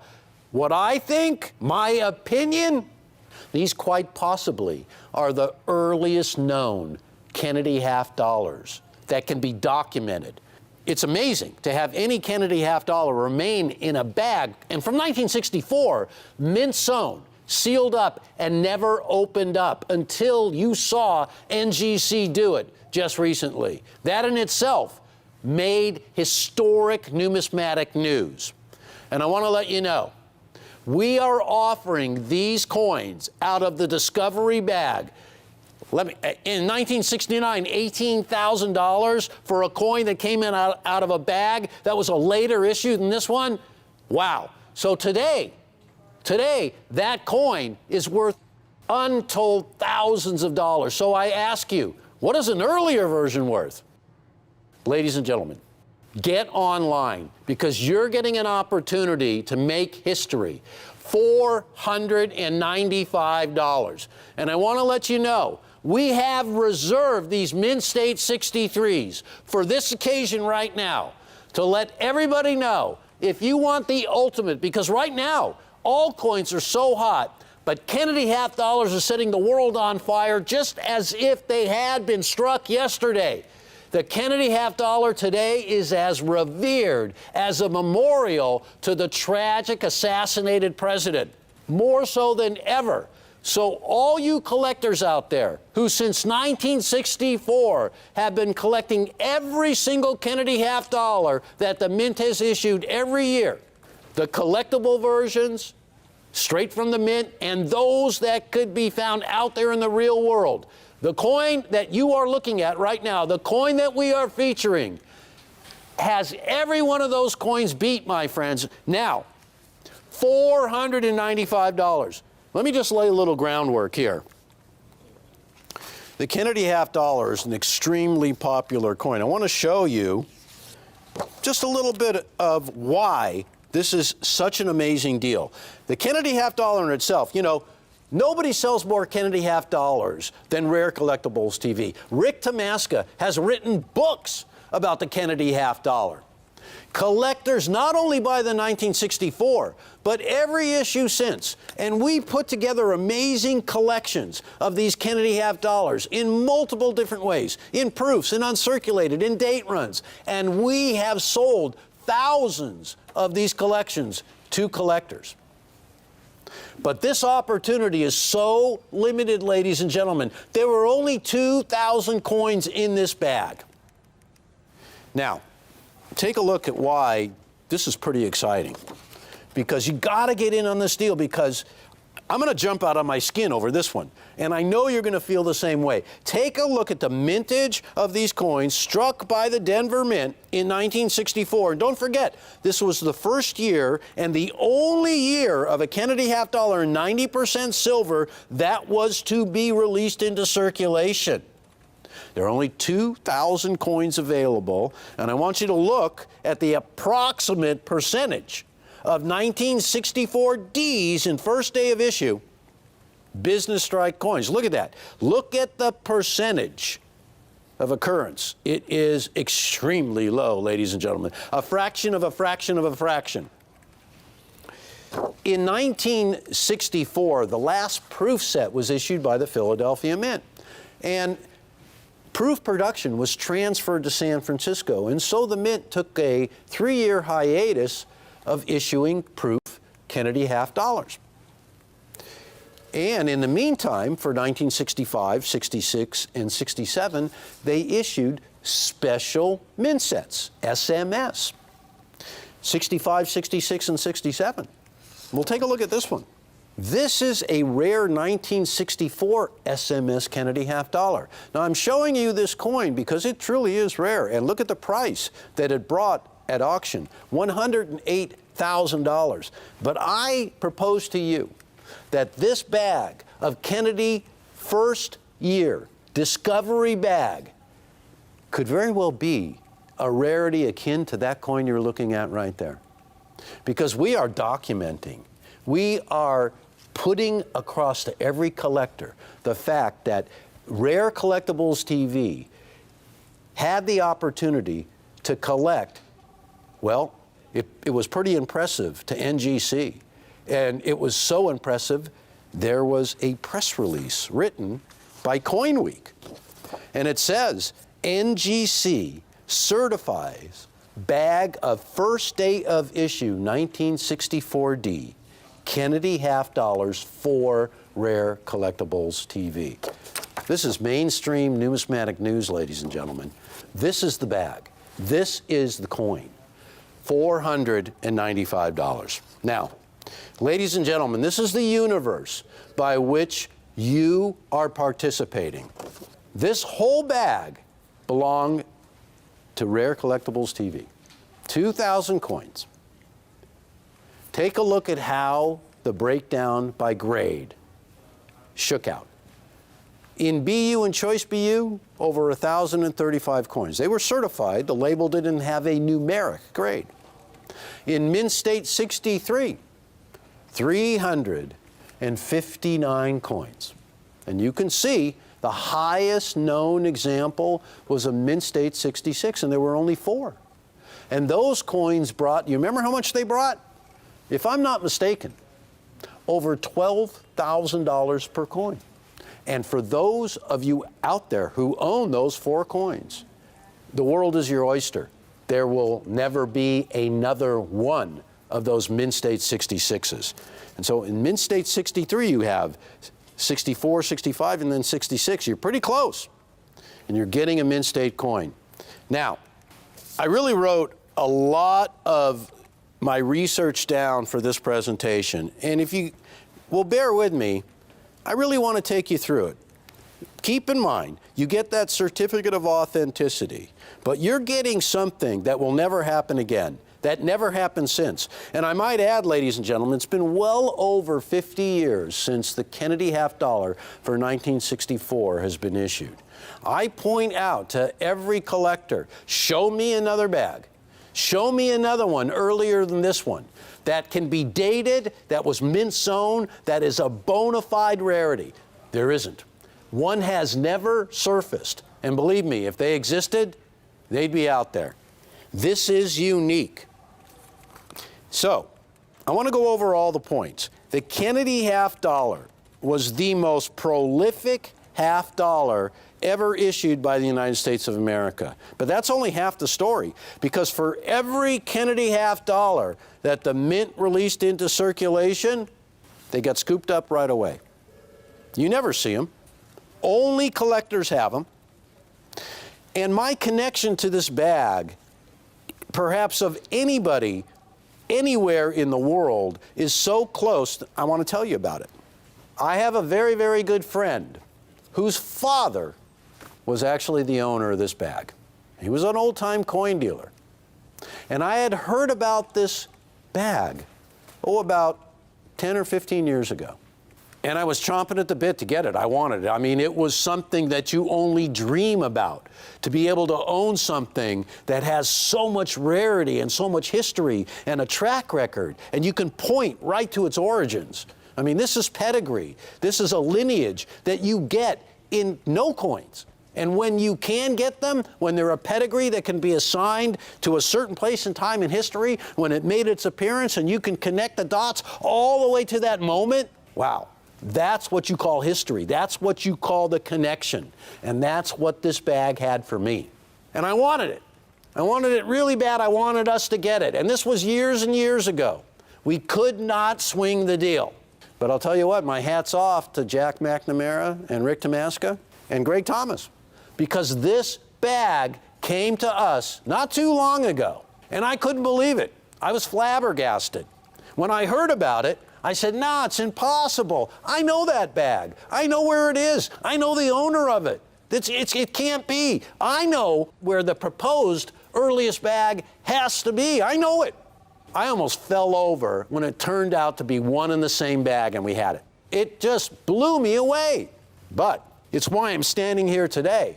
Imagine being a collector and being able to own something that has been put aside, put away for over half a century, never disturbed. And as it turns out, its rarity would be assured if it was just any old 1964 mint-sewn and mint-sealed bag of original 1964 Kennedy half dollars.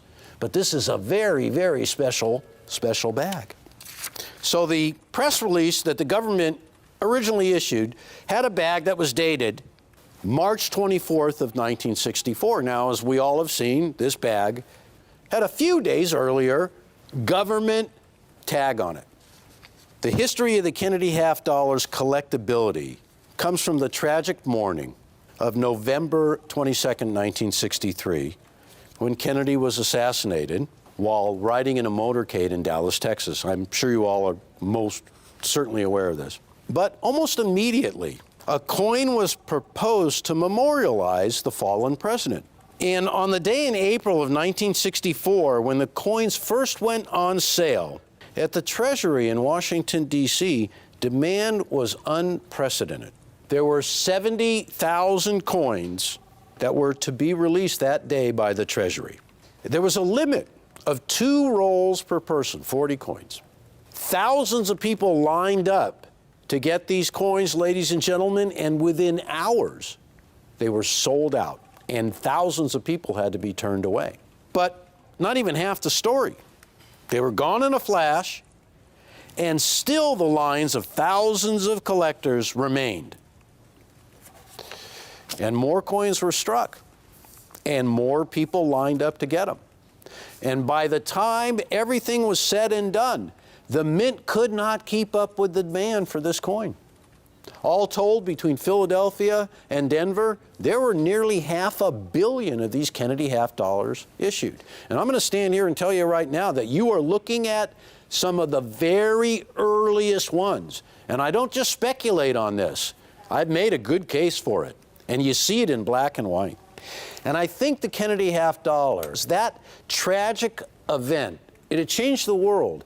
But it was one of those events, one of the earliest events, that was actually broadcast live on TV. And I think that has contributed so much to the demand for the Kennedy half dollar, especially the original one, because it's a memorial to the fallen president. And if you were around back then, you might remember where you were when you heard that Kennedy had been assassinated. I remember it very well. And you probably remember what were known as the 4 dark days of history. Between the time when Kennedy was assassinated, Johnson was sworn in as president on Air Force One, and the nation mourned the president. 4 days. Almost immediately, in fact, 5 days after Kennedy's assassination, the Treasury Department contacted the Mint and said, we want to issue a new coin to the fallen president. And so, Gilroy Roberts and Frank Caspero, two famed Mint employees, already had a design. And here's the part that really connects it all together. You see the picture of Kennedy approving in 1961 his inaugural medal. And you'll note that the design of the inaugural medal, well, the obverse, Kennedy's profile, was done by Gilroy Roberts, and the reverse by Frank Caspero. So it was natural that the two men who actually got approval from the president himself to produce the inaugural medal used that same design that was approved by Kennedy with a minor tweak to the reverse. The presidential seal became bigger. So Kennedy approved the inaugural medal, and the design of the inaugural medal was used on this Kennedy half dollar. Jacqueline Kennedy, the former First Lady, was instrumental in selecting the half dollar as the recipient for the new Kennedy design, because she laid it out perfectly coherently to the Mint. Remove Benjamin Franklin from the half dollar. He was a great founding father, but he was never a president. And in fact, he'll remain on the $100 bill. So immediately, the coin went into production. Can you imagine? 5 days after the assassination of Kennedy, the nation was planning a memorial to the president that would endure forever. And this coin has become the epitome of a historical connection to an event, collected by numismatists worldwide. Kennedy had an effect on the whole entire world. It was Kennedy who in 1961 proposed to Congress, extolled Congress to authorize the billions of dollars that it was going to take to land a man on the moon. Kennedy's legacy, not just this coin, but the landing on the moon by the United States of America on July 20th of 1969. An event that changed the world, that was celebrated by most of the world, that was watched by most of the world. 1969. So the connection that Kennedy has is so vast. Not just the moon landing, but a lot of other parts of Kennedy's administration have really gotten a lot of play these days because the Kennedy half dollar is behind all that. We're numismatists, which means that we appreciate the connection of history and rare coins. You're not going to get a rarer coin of a Kennedy half dollar than this one, folks. Now, that might just be my opinion, but let's look at all the facts. Imagine, it's the early days of 1964, and the Mint has announced that they will be releasing the first of the Kennedy half dollars. And it's March 24th, 1964. And the world is lining up to try to get some of these great coins. Nobody in the world would have anticipated over 50 years later that a bag would surface that was mint sewn, and that's a big deal, sewn by the United States Mint at Denver before the bag left the Mint, sewn on a sewing machine, and then banded up with that tag from the U.S. government that described what was in that bag. So Kennedy obviously became the father of the space race, the man who actually was responsible for the United States of America beating the USSR to the moon. Because don't forget, originally they beat us into space. It shook up the world, and Kennedy would not have it. And it was his speech extolling Congress that we should land a man on the moon and return him safely before the end of the decade. This was accomplished by a huge amount of dedicated Americans. Over 400,000 people working on this project, the most dangerous space flight ever attempted, and one of the earliest. There was so much writing on this. There's so much history here. I stole this book from Jack, this magazine, and it was a retrospective of the 50-year anniversary of the landing on the moon. And I think what was so great about it was all the interesting photographs of the astronauts returning home and how they were greeted like heroes. But that same reception was given to John F. Kennedy. everywhere he went in the United States of America, everywhere he went in the world. We look at everything that came from that, the technology we have today. And in the end, the story, which is so vast and so historic, always comes back around to one man. The man who sat at the top, the President of the United States, who could make it happen. And he did. And of course, it's easy to say the rest is history. One of the things that we have discovered at Rare Collectibles TV is an amazing trove of archival information that your government, the government of the United States of America, has for anybody to go and find historical articles and artifacts and correspondence. And I want to show you a couple of letters that we found. Is a letter from the superintendent of the U.S. Mint to the director of the Mint, Eva Adams.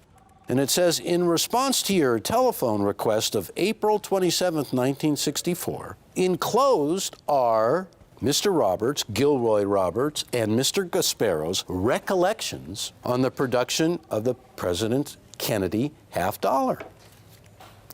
And it goes on to describe their involvement. And the one from Gilroy Roberts, who was responsible for the obverse of the Kennedy $50, says here, shortly after the tragedy of President Kennedy's death, November 22nd, 1963, Miss Eva Adams, director of the Mint, telephoned me here at the Philadelphia Mint and explained that serious consideration was being given to placing President Kennedy's portrait on a new coin.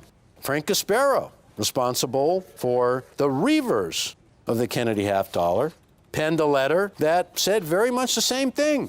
Shortly after President Kennedy's death, plans were being made to create a lasting and significant memorial to his memory. Those words are epic because that's exactly what happened.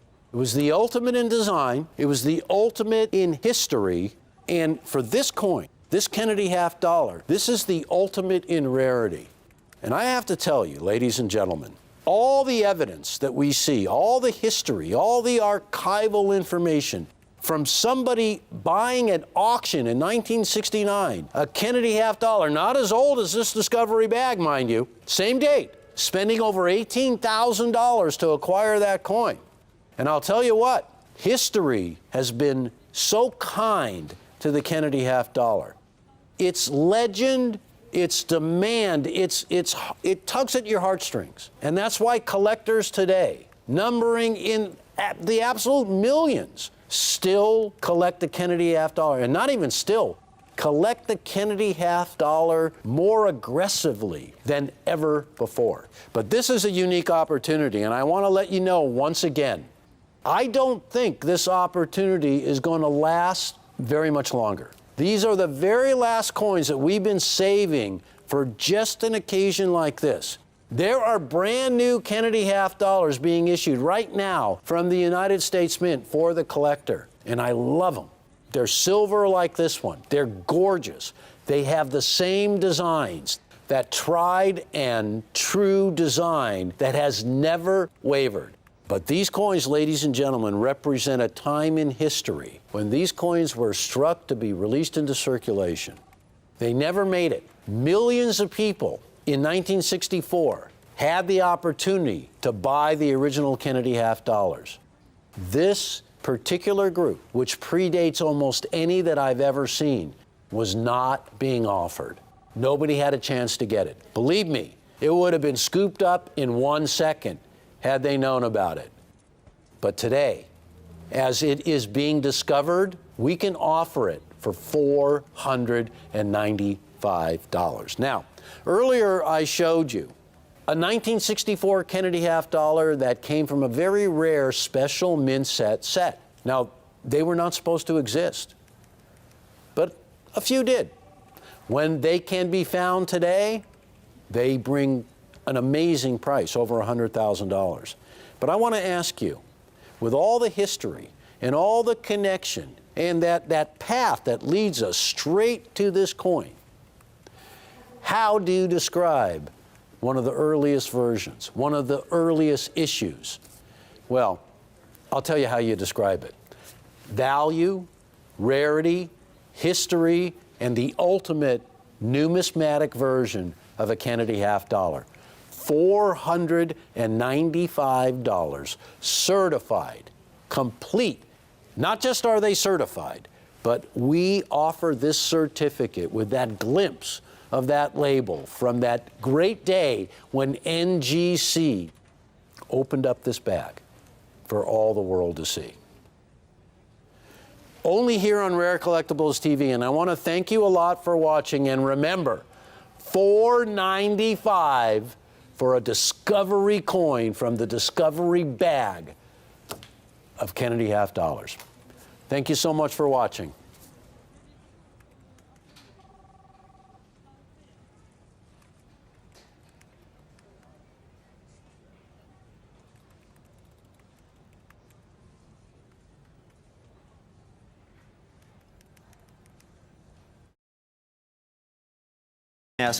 I'm a coin collector, just like you. I've been collecting coins for over 50 years. Whether you're new to coin collecting or an old pro, we've got the coins you're looking for. Morgan silver dollars, Buffalo nickels, Liberty and St. Gaudens double eagles, Franklin half dollars, Cameo proof coins, Peace dollars, Lincoln Wheaties, American silver eagles, Standing Liberty quarters, and much, much more. You're watching Rick's U.S. Coin Show on Rare Collectibles TV. Welcome to Rick's U.S. Coin Show. You know, it was about 2 years ago on my show, I was given a presentation on superb Franklin half dollars, and I was talking about some of the record prices that superb, really top quality Franklins were going for. I mean, it was about a year ago when a 1951 Franklin sold for over $80,000 in auction. You know, broke all the records for all the records for a Franklin half dollar in auction. And I said back then, you know, the time is going to come in the not too distant future when there's going to be a six-figure Franklin, and there'll be more of them after that, folks. And well, just recently in auction, there was a 1958. It was a Mint State Franklin, 1958 P. It was one of two in MS, graded in MS 67 plus full bell line condition. One of two. It was not unique. It was one of two. And the coin sold, the hammer price, as you see down there, was $110,000. But when you add the buyer's fee on top of it, the total price realized was $129,250. Okay? Now, that did not surprise me. It surprised the auction house folks because they don't deal in Franklins. They're really not in touch with a lot of collectors out there. But it did not surprise me at all. Again, I was talking about it a couple of years ago. I could have told them, you know, if they would have asked me. But I'm going to say the same thing also now about Kennedy half dollars. The time will come. The time will come, mark my words, the time will come when we're going to see a Kennedy half dollar selling for six figures, either in private sale or in auction. And I can't think of a better time to offer this really rare key date than today. I've been quietly assembling these pieces, coin at a time, over the last almost 4 years. And I have, I believe, what is it, 18, 19 examples total of this rare Kennedy issue. It's something I write about in my latest book. I feature 2 pages on this rare, very important major variety. It's the 1966 Special Mint Set No FG Kennedy half dollar. Now, the 1966 No FG, let me read directly from the book on this really important coin.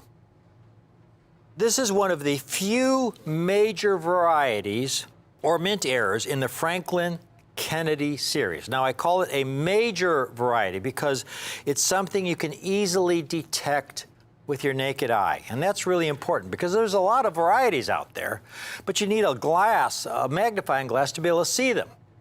This is a major variety, so that it's recognized in both the NGC and PCGS registries. If you're building a Kennedy half set with major varieties, this is a coin you need for that set. And it's the most valuable in that set in terms of its rarity. The no FG variety is easily detected with the naked eye. Again, that's why it's a major variety. The initials of Frank Gasparo, FG, the artist who rendered the original reverse design of the Kennedy half dollar, are normally tucked between the eagle's left leg and its tail feathers. You see the F and G right there. That's on your typical Kennedy half dollar. Those are the designer's initials. However, in the case of the no FG, a mint employee inadvertently over-polished one of the dies and accidentally removed those design elements. So the no FG was gone. And here you see where you'd normally have FG right there, it's gone. It doesn't exist. This is a major variety / error, folks, and it's really rare. Now, I also go on to say that there are corollaries in other series. For example, the 1941 Proof Liberty walking half dollar with no AW. Adolf Weinman, the designer's initials, were accidentally removed through over-polishing also. However, there's a major difference between the two, and that difference is one of rarity. The no FG Kennedy is much, much rarer than the no AW 1941 Walking Liberty half dollar. Estimating the total population of this variety is difficult. From my own experience, extrapolating that over the total mintage for the date, after having gone through literally hundreds of thousands of 1966 special mint set Kennedy half dollars, my estimate in this book is possibly somewhere between as few as 500 to 1,000 coins. Now, here are the mintages of all the proof and special mint set Kennedy half dollars, from the highest mintage to the lowest mintage. You can see if you're putting together a proof Kennedy half dollar set, highest mintage issue is the bicentennial 1976 S-clad, over 7 million were struck. You get down to the bottom of the page, you're down to 2.7 million coins. Get to the second page, starts at 2.6 million. By the time we get to the bottom of the page, we're down to 889,000. We get to the last page. Again, these are all the Kennedy half dollars struck in proof, including the special mint set issues. And we get to some really rare issues. Not too long ago, we offered the 2018 S Silver reverse proof, only 200,000. And there we have these three rare varieties.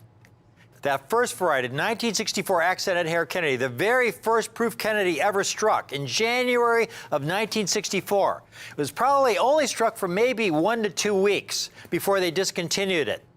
Total mintage is estimated at only about 100,000 coins. That's the total mintage.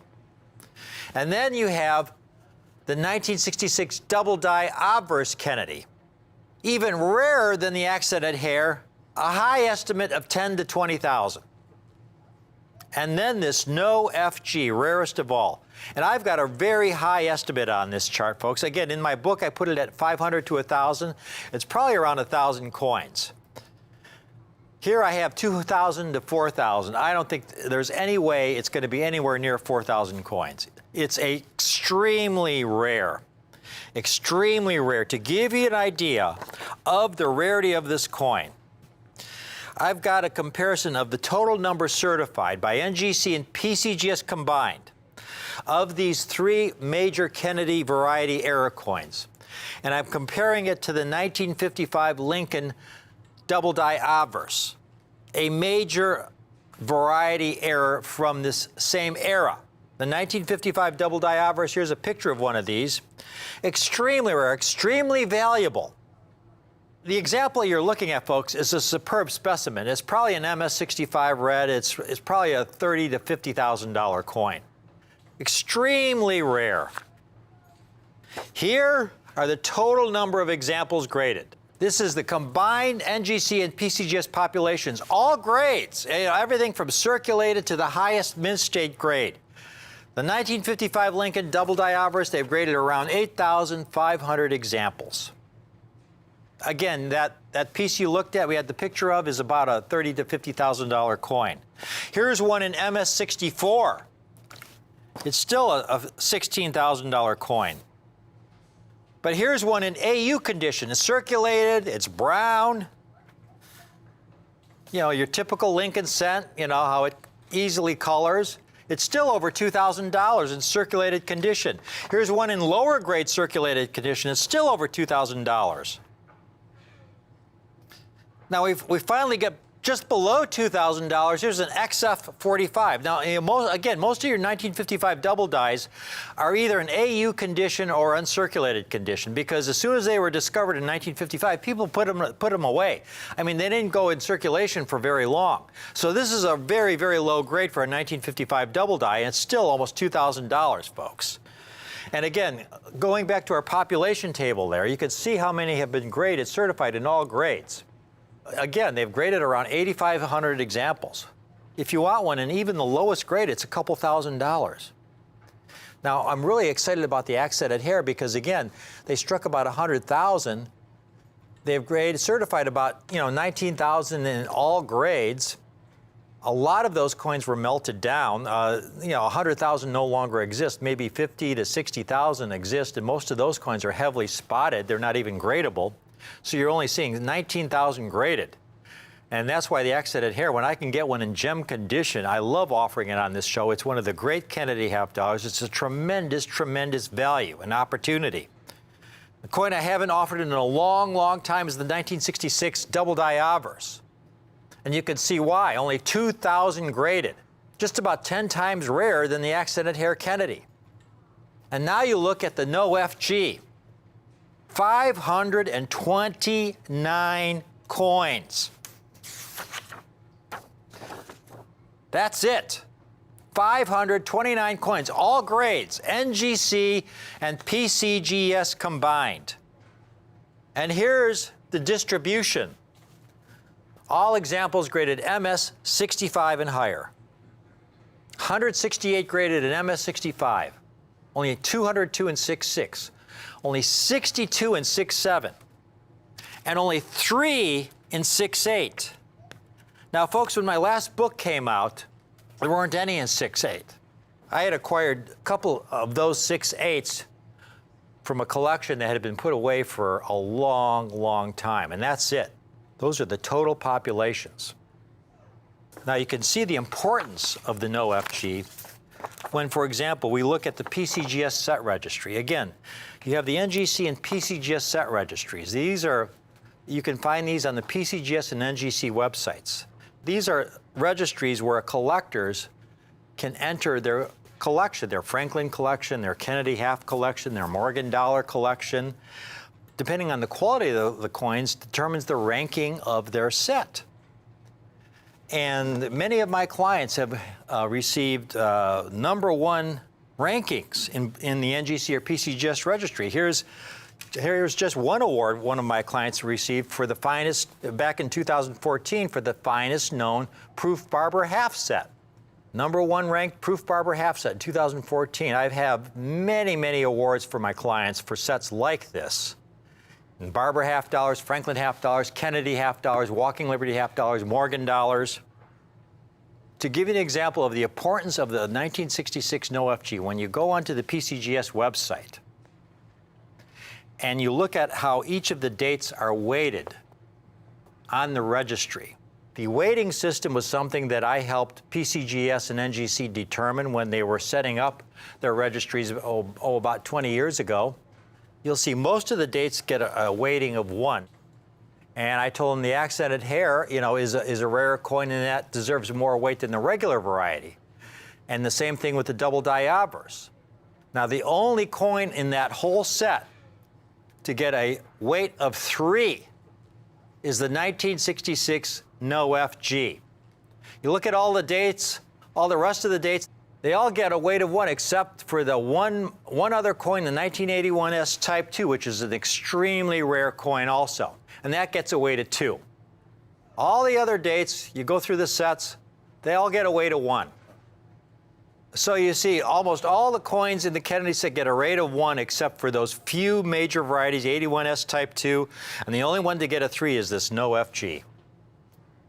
Here's one last chart. We're looking at those 3 major Kennedy variety errors. Those 3 rarities. You can see the total populations of the accented hair Kennedy coins, where in 6.5 they've graded over 3,000 in 6.5, 5,300 in 6.6, 6,300 in 6.7, and 2,100 in 6.8, and even some 6.9s. And look how much rarer the double diaverse is. Over 10 times rarer in most grades. But the No FG is off the charts, folks. It's a little easier to find in 6.5. I mean, just because the double diaverse tends to grade higher than the No FG. The No FGs, most of them I find are below 6.5 grade. They're hairlined, they're dinged, they've got bag marks. A 6.5 is an exceptional example. Only 62 examples graded in 6.7. Take a look at the pieces I have for you today, folks. Here we've got the key Kennedy $half date in the entire Kennedy series. I have them in 3 grades, MS65, MS66, and MS67. Folks, very important to understand, this No FG does not exist in cameo condition, okay? It doesn't exist. Again, the No FG comes from over-polishing of the die. So these were over-polished dies, and therefore it is non-existent in cameo condition. Here's a beautiful, brilliant specimen. As you can see it, you can see the fact that there are no initials there, no Frank Gasparo initials, FG there, between the tail and the eagle's leg. A stunning MS65. These are really undervalued. This is all about the long term, folks. You know, it's really important to get a rare coin, a beautiful rare coin at a great price. But it's even more important to get a beautiful rare coin that has tremendous future potential. And that's what I'm always interested in. That's what my books are all about, is what is the future potential? That's the question I ask myself. And that's why I am so involved with the Franklin and Kennedy series. It's because there is so much potential in these coins. And this No FG is so undervalued. This is one of those coins that at today's price, I have these 6.5s at $695. $695. They've only graded about 100, what is it, Sasha, 160 examples? Yeah, 168. 168 examples. Call in now. I have fewer than 20, okay, in all grades, not just 6.5s, all grades. The next grade up I have are the 6.6s. Virtual perfection. Only 202 graded. PCGS and NGC combined. I don't know why this coin didn't get a grade higher. It looks like a 6.7 to me. It's outstanding. You don't see the initials there. No FG. It's a major variety. Again, it's a major variety. If you want to complete your Kennedy set, your proof collection, you need the No FG. You need the accented hair Kennedy. You need the 1966 double diaverse. You need the 1981S Type 2. Most importantly, you need the No FG. And this is the rarest of them all. And folks, I am thrilled to be able to tell you I have these few available for $995. A major variety, much, much rarer than the 1955 double diaverse Lincoln cent. And this is among the finest known.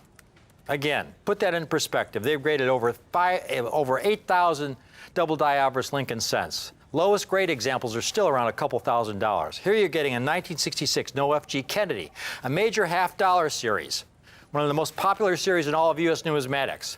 Among the finest known, and it's only $995. This has the potential to be a $10,000 plus coin. Easily, easily.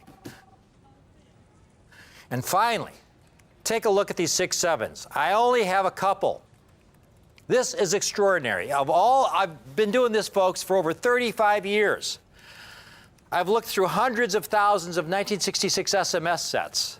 I've probably found one no FG that ever graded MS-67, and that was about 15 years ago. This is spectacular, folks. Think about this. Among the finest known, only 62 graded. This should be a $25,000 plus coin. Someday, I predict it will be. Today, it is $3,495. So there you have it. The most difficult Kennedy half dollar in the Proof Kennedy series in terms of absolute rarity. Possibly 1,000 total have been struck. It's somewhere in that neighborhood, somewhere between 1,000 and 2,000 coins. Could be a few more, but you know, no one knows for sure. But all I can tell you is after going through hundreds of thousands of sets and doing the math and how many I have found over those many, many years, my estimate is somewhere around 1,000, maybe 2,000 coins in existence. And that's in all grades, because so many of these no FGs grade MS-63, MS-64, they tend to be really baggy, hair-lined. Once more, the price on these, the MS-65s, only $695. Only 168 graded. The MS-66, no FG, only 202 graded. That's PCGS and NGC combined, only 202 coins. $995. Finally, the coins on top, the MS-67s. The highest, you know, when I released my last book, that was the highest grade no FG had ever received when I released this last book that came out last year. MS-67, $3,495, only 62 graded. I hope you're able to take advantage of this. This is about future trends in numismatics, folks. Again, there was a Franklin that recently, as I predicted a couple of years ago, sold over 6 figures, over $100,000. Time will come when you'll see a Kennedy half dollar selling for over $100,000.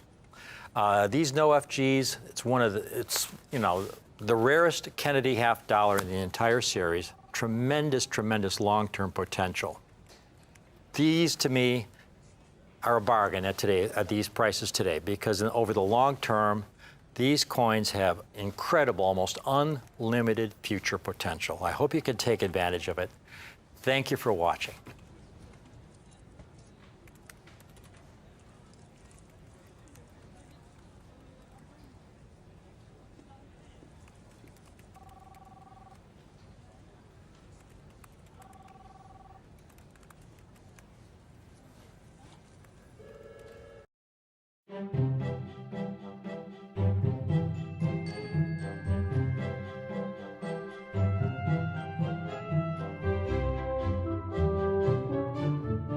Hello, I'm Kim Tomaska, and welcome to our Did You Know series on American U.S. numismatics.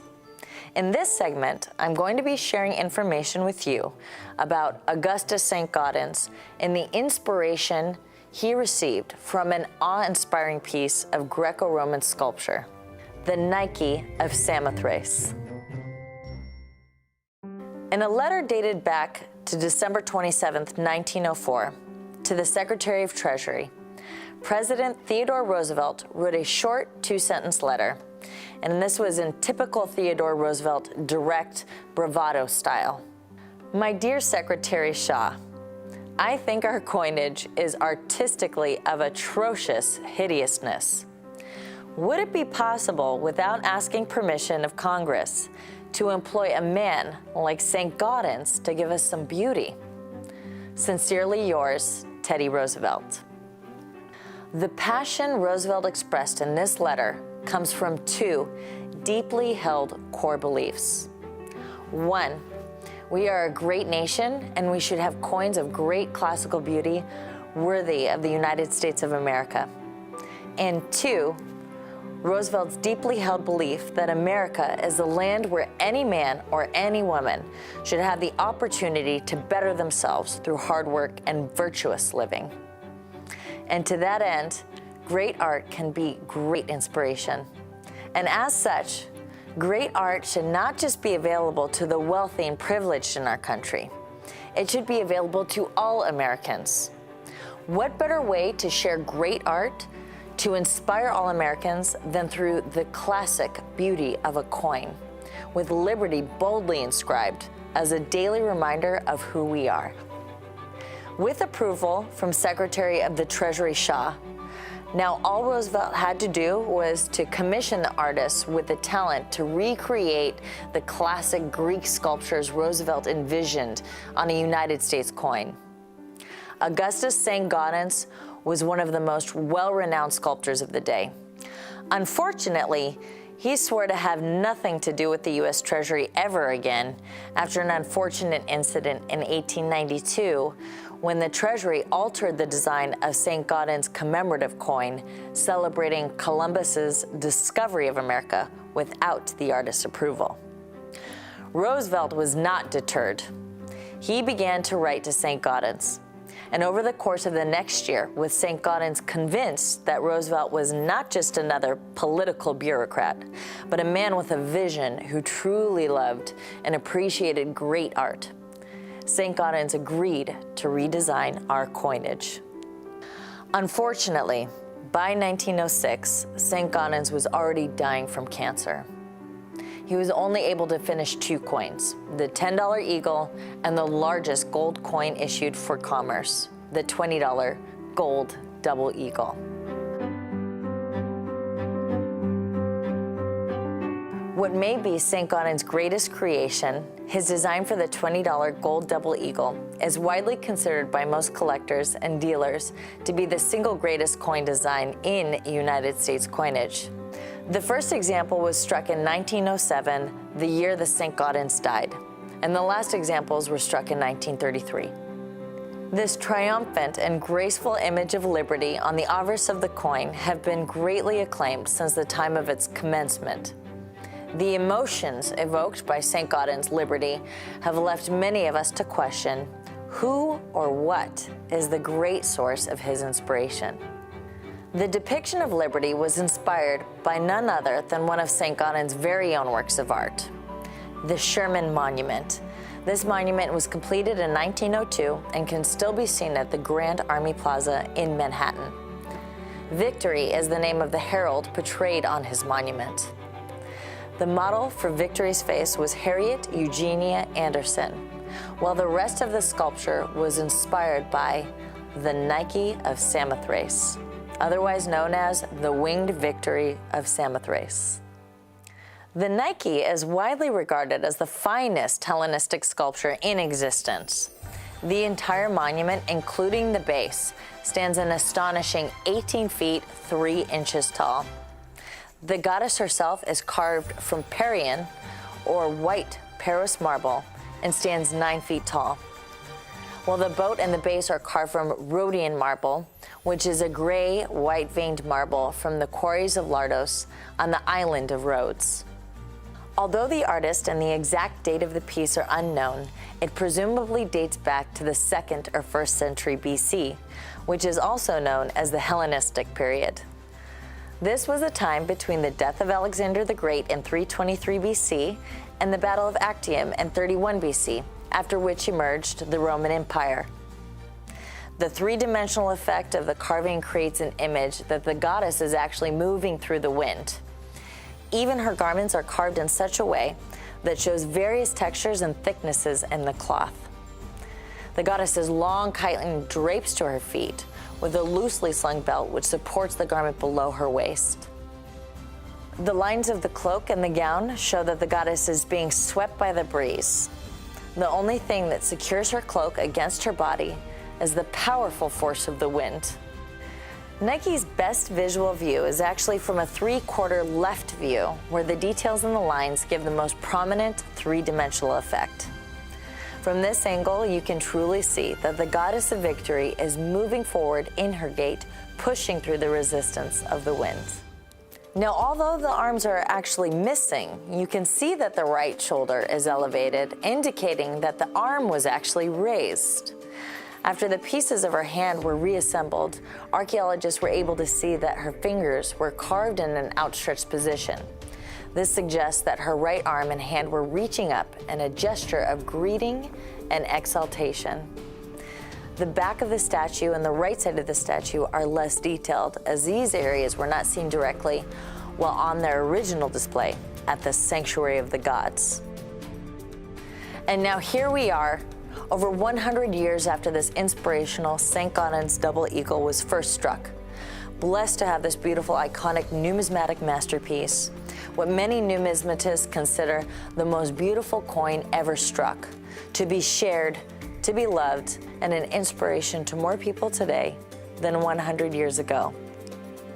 We at Rick's U.S. Coin Show are quite certain that 1,000 years from now, this timeless numismatic classic will be revered and treasured even more than it is today by even more people around the world as an inspiration and reminder of who we are and what we stand for.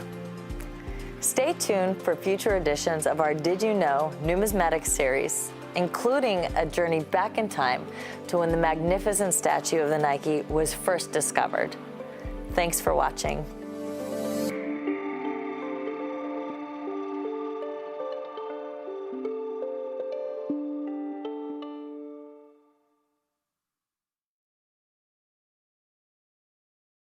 This is a must-buy, folks.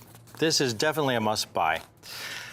When you're talking about desirable series in U.S. coinage, I mean, there's a lot of great series. You've got Kennedy half dollars, Franklin half dollars, Walking Liberty half dollars, Morgan dollars, Peace dollars, you name it, the Lincoln cents, a lot of great, great series that attract a lot of collectors. But if you're talking about the Rolls-Royce of U.S. numismatics, I mean, the crown jewel, it would be the St. Gaudens double eagle, considered by many to be the most beautiful coin ever struck. Designed by Augustus St. Gaudens, it heralded in what we call the Renaissance era in United States coinage. First struck in 1907, last struck in 1933. The design originated from the tenacity of Teddy Roosevelt, who in the early 1900s, when he was president, looked at our coinage of the day and he thought it was awful. Now, the chief engraver of the mint at that time was Charles Barber. So he basically just trashed Charles Barber's life's work. But, you know, that didn't matter to Roosevelt. What mattered to him was fulfilling his ideals. I mean, this is a man who had a lot of ambitions to make America as great as it could be, and to realize our dreams, and to have those dreams realized by all Americans. I mean, he was instrumental in establishing our state park system so that all of the beauty of this country could be appreciated by all Americans. Well, he also believed that all Americans should be able to appreciate great art. And what better way to appreciate great art than through our coinage? Something we handle every day. You know, in the symbols and words on all of our coinage, an inspirational reminder of who we are as Americans, what we stand for. And so in 1906, he enlisted or tried to begin to enlist the services of Augustus St. Gaudens to help us redesign our coinage. Augustus St. Gaudens initially was very resistant. He had one bad experience working in the mint about 15 years previously. He swore he'd have nothing to do with the mint again. But over the many months, through letters, Roosevelt convinced Augustus to give it one last try. And so he agreed, Augustus St. Gaudens, in 1906, to redesign our coinage. Now, he was already dying of cancer. He knew it. He was already in a lot of pain. He was only able to complete 2 designs before he passed away, the $10 gold piece and what I think is his all-time greatest creation, the St. Gaudens double eagle. from 1907 to 1933, the Mint struck about 70 million St. Gaudens double eagles. And ironically, in early 1930s, Teddy Roosevelt's cousin Franklin passed an executive order making the ownership of gold illegal beyond $100. Any American citizen could own up to $100 worth of gold. Beyond that, you could either receive a severe fine or a prison sentence. And so Americans had to turn in all their gold coins. It's estimated the U.S. Mint melted about 40% of the total St. Gaudens double eagle mintage. So here's Franklin Roosevelt. Here's his cousin Teddy had created these beautiful classics. And here's Franklin Roosevelt a couple of decades later melting them all down. Not all of them, but a large percentage of them. Well, we're very fortunate to have among the finest surviving St. Gaudens double eagles for you today. Not only are they made among the finest surviving double eagles, but it's from the mint with the lowest mintage, having struck the fewest St. Gaudens double eagles of the three mints. Three mints that struck St. Gaudens double eagles: Philadelphia, Denver, and San Francisco. When you look at the mintage totals of the three mints, Philadelphia struck about half of all the St. Gaudens double eagles. San Francisco struck over 23 million. But the Denver Mint was the baby mint in those days. The Denver Mint just opened up in the early 1900s.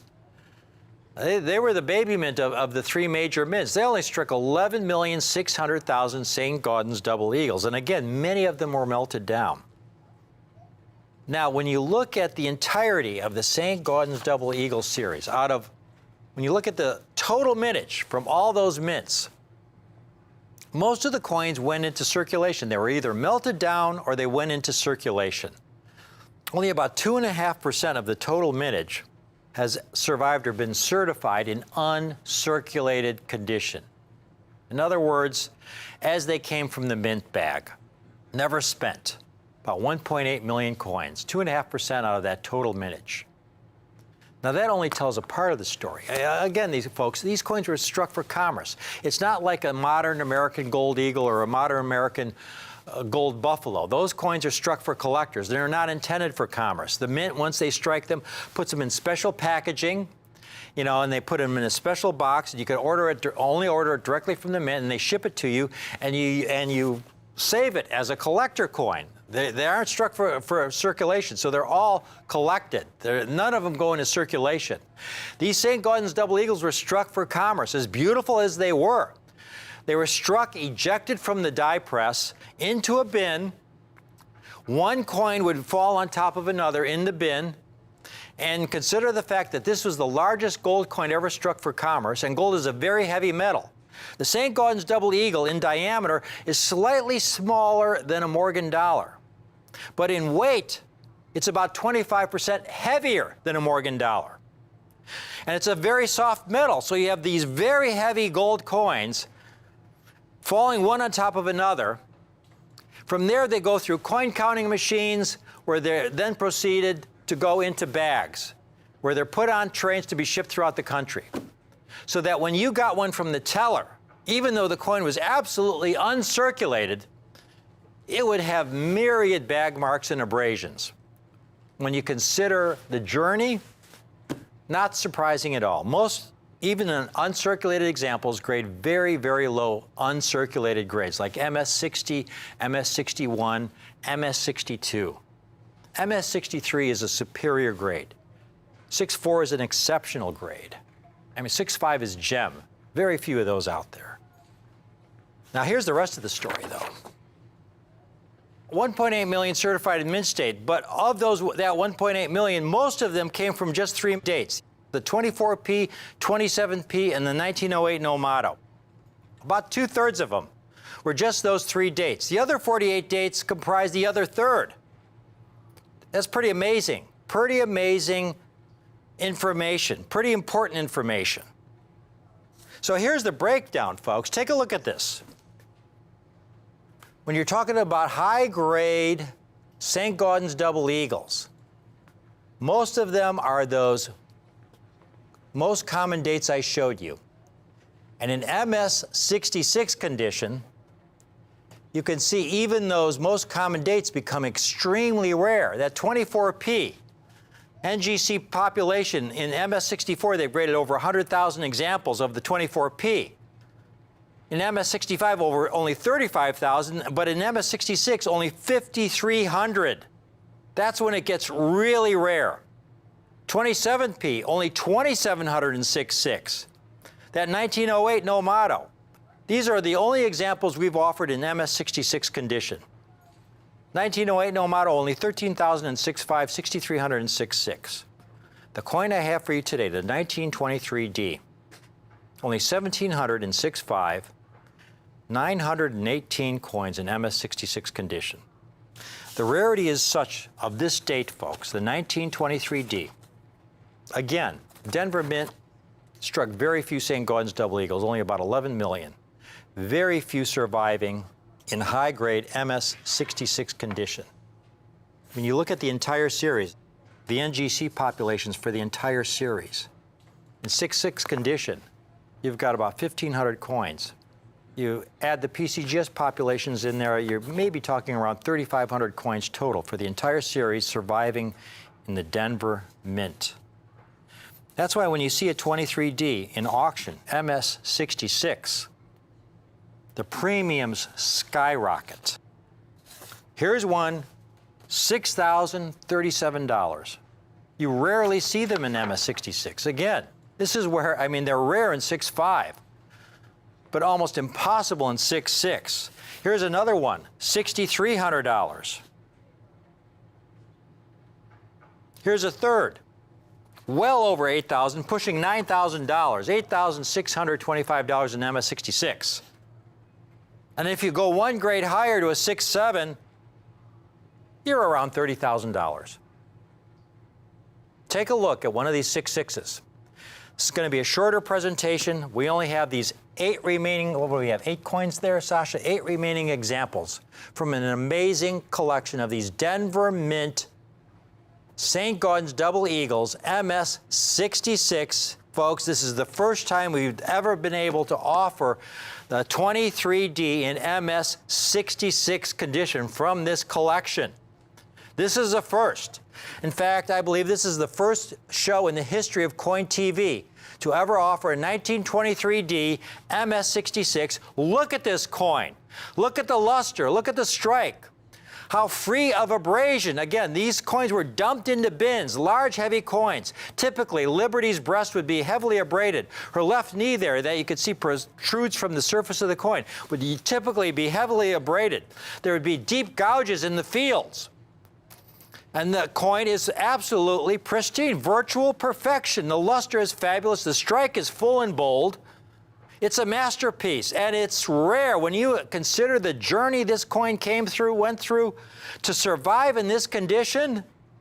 And look at the eagle. To me, the St. Gaudens reverse with this eagle is the most stunning, inspirational rendition of the American eagle on all of U.S. coinage. It's my all-time favorite.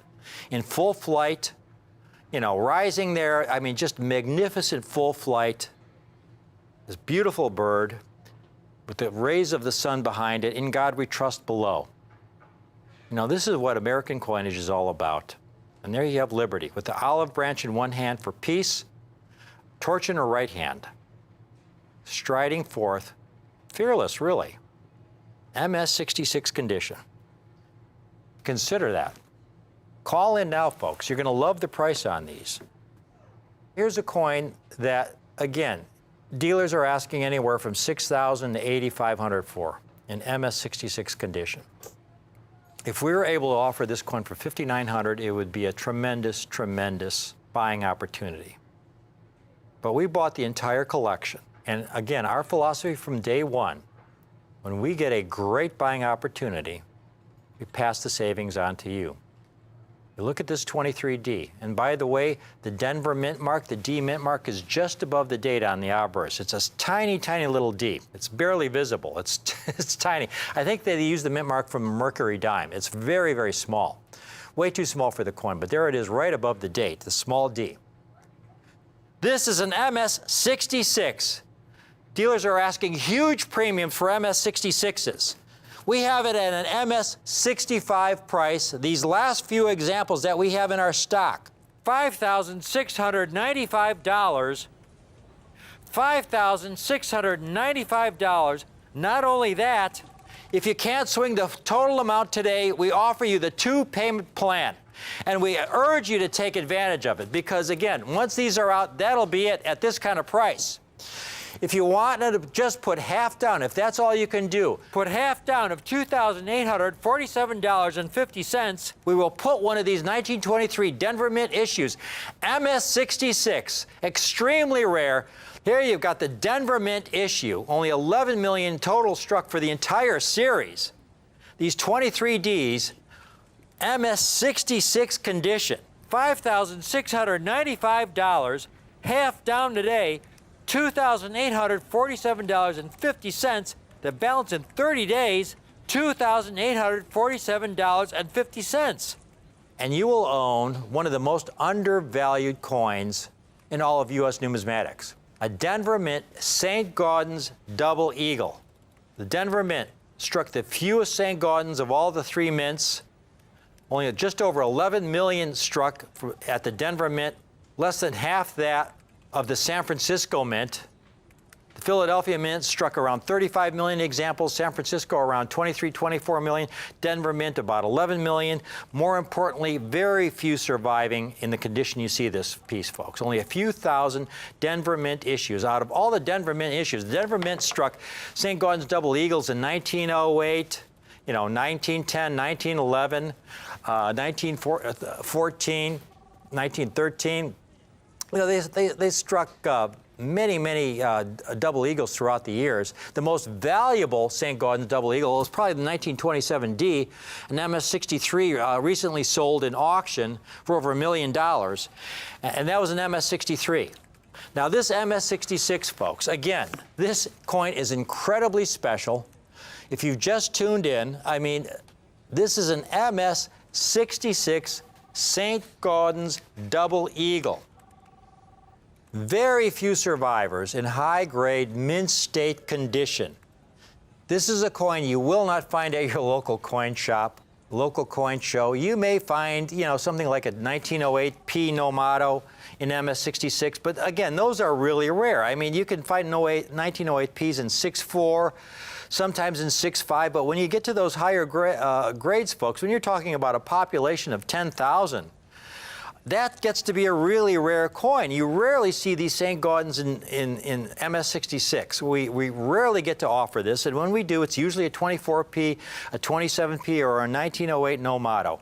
It's the first time we've been able to offer this Denver Mint issue in MS66. To give you an idea of how special this coin is, if you took the time to go to the Smithsonian houses the finest collection of United States coins in the world. They have a 1923D in their collection.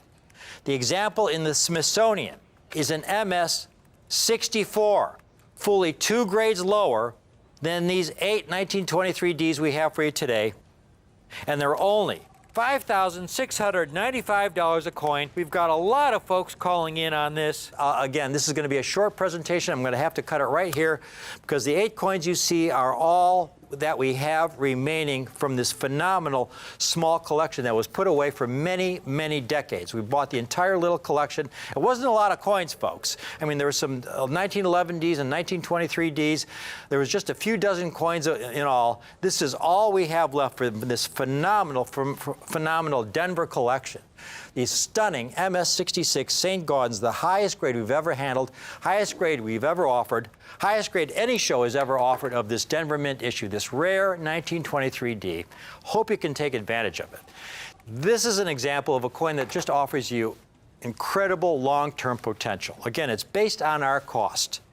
Okay, it's not based on what the market will bear. I mean, we could offer the coin at $5,900, and it would be a very fair price. But it's based on our cost. That's why we have it at $56.95.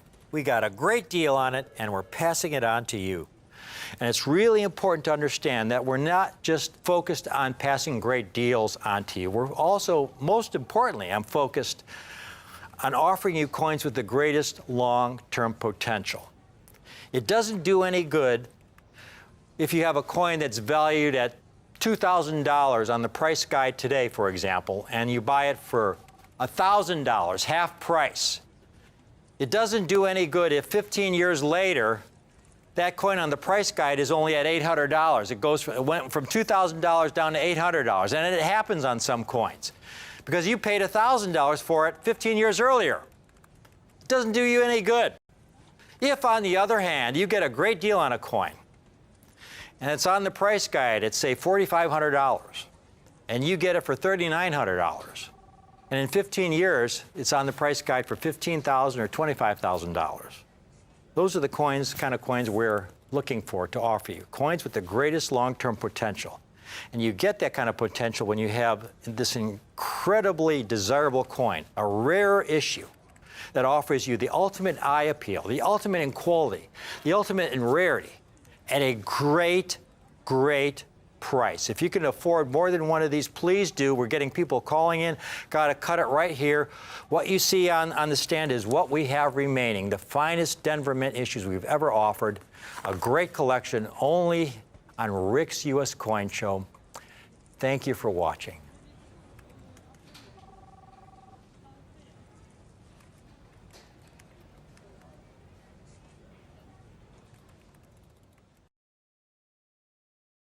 Coin. Morgan Silver Dollars, Buffalo Nickels. American Silver Eagles. Lincoln Wheaties, Walking Liberty half dollars. Standing Liberty Quarters. Franklin half dollars, My personal favorite, Ancients. Kennedy half dollars, Cameo proof coins. Pandas. Steel Cent, Liberty Head and St. Gaudens Double Eagles. Eisenhower dollars, Some say diamonds are a girl's best friend, but I say it's a gold St. Gaudens. Peace dollars, coins from the screw press era, Cap Bust Halves. Can't choose? You don't have to. Rick, James, and Jack have all your favorite coins. And at great collector-friendly prices. For the best in coin collecting, watch Rick's U.S. Coin Show. This is your lucky day. I am James Gorstel. You're watching Rare Collectibles TV.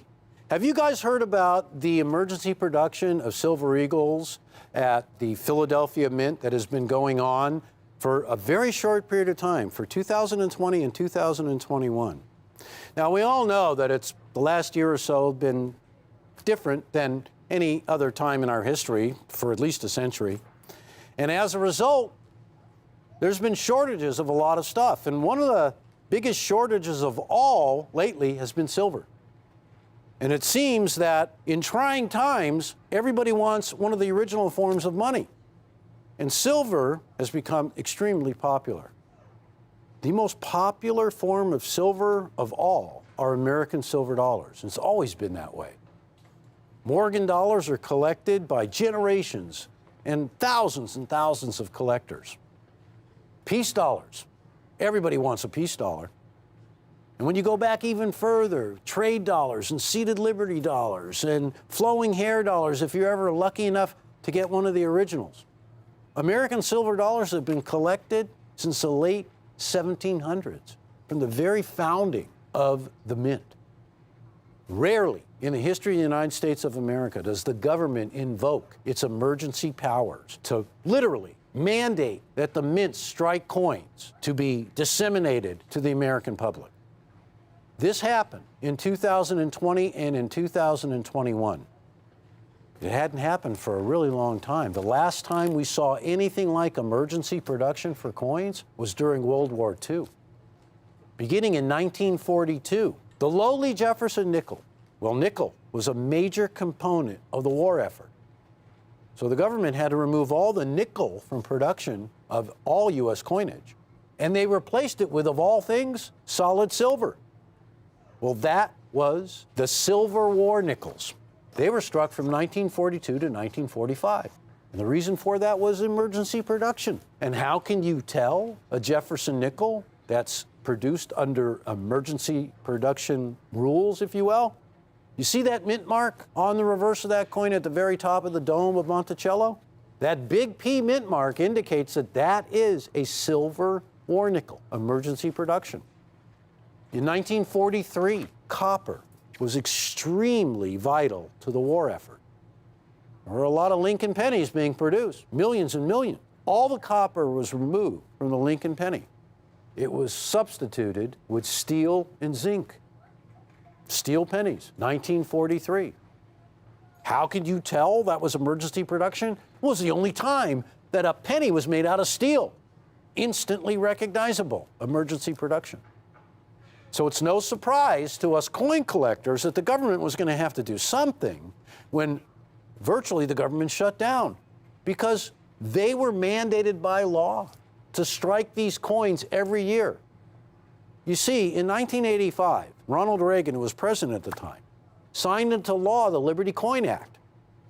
That authorized the Treasury to begin striking a new American silver dollar. That began in 1986. And every year, as a regular issue, or what we call a business strike, that coin was struck.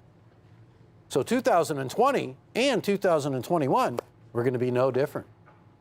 Even if the government had to invoke the right to authorize by emergency production, emergency issue, the coins you're about to see.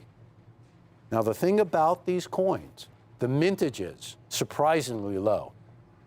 I don't think anybody ever could have foreseen what has happened. I want you to take a look, because we are offering an opportunity here to get the 2020 and the 2021. And there's so many attributes to these new silver dollars, ladies and gentlemen. Number one, the 2020 documented and certified as a first day of issue from the Philadelphia Mint in that special Philadelphia holder, first day of issue in the ultimate grade of perfect MS-70. This coin is available as a single entity. It's $379. And I'm popping the price right now because I want you to know this is an incredible rarity. It's the second rarest silver eagle as a business strike ever produced by the U.S. Mint. And I'm talking about a coin that has been continually struck since 1986, year in and year out. You get the second rarest silver eagle ever issued with a mintage of 240,000 for $379. Its compadre there next to it in a Mint State 70 as well, we put in our special NGC Reagan Mercanti exclusive holder that only Rare Collectible TV has the rights to.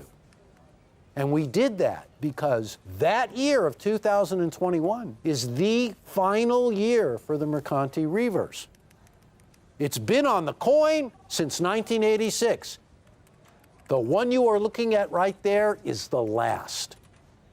It is going away. There will be no 2022. In fact, midway through this year, the Mint will switch the Reverse to a brand new design. So the Mercanti Reverse of the Heraldic Eagle is going away forever. You get what is the third rarest and just the second emergency production ever done, Silver Eagle in the 2021, with a mintage of 495,000. That coin is $269. Now get on the phone right now, but don't hesitate, because this deal has got collectors everywhere wanting these coins. Let me show you what I'm talking about. Coin Week, one of the largest coin publications, had an article. In the title says it all. A new modern rarity, the 2020. And they go on to state here, there will be rarities issued in 2021 as well. Get ready. We've got them, both of them. They sold out quicker than you can blink an eye. Here's why. Take a quick look at this table of mintages of the business struck, or what I call regular issue, of the American Silver Eagle dollar. And don't forget, this coin is the largest American silver dollar ever produced by the Mint. It has way more silver in it than a Morgan dollar. It has a larger diameter. And it has a world-famous design. On its obverse, the Walking Liberty half dollar, designed from 1916. And its reverse, the ultimate heraldic eagle design, designed by John Mercanti, going away. That coin has made history since the first day in 1986 when it was issued. Now take a look at the mintages. And these equate to millions and millions of collectors buying each and every one of these years, putting them away to get a complete date run from the beginning all the way up to the current issue. So the coins we're featuring right now are vital components to completing all of these coin collections. Thousands, if not millions of people have started collections and can't complete them without the two coins you're about to see. Now take a look at the bottom of this table. In red, the ultimate reason why I want you guys on the phone right now. The 2020 with a mintage of 240,000. It's bested by only one coin, the 2015. And the 2021 from Philadelphia, documented with a mintage of 495,000, another crazy low mintage. Folks, I want you to know that we're offering the 2021 on an individual basis, and that is also in the highest grade attainable, a Mint State 70, a perfect condition coin. We're offering that coin for $269.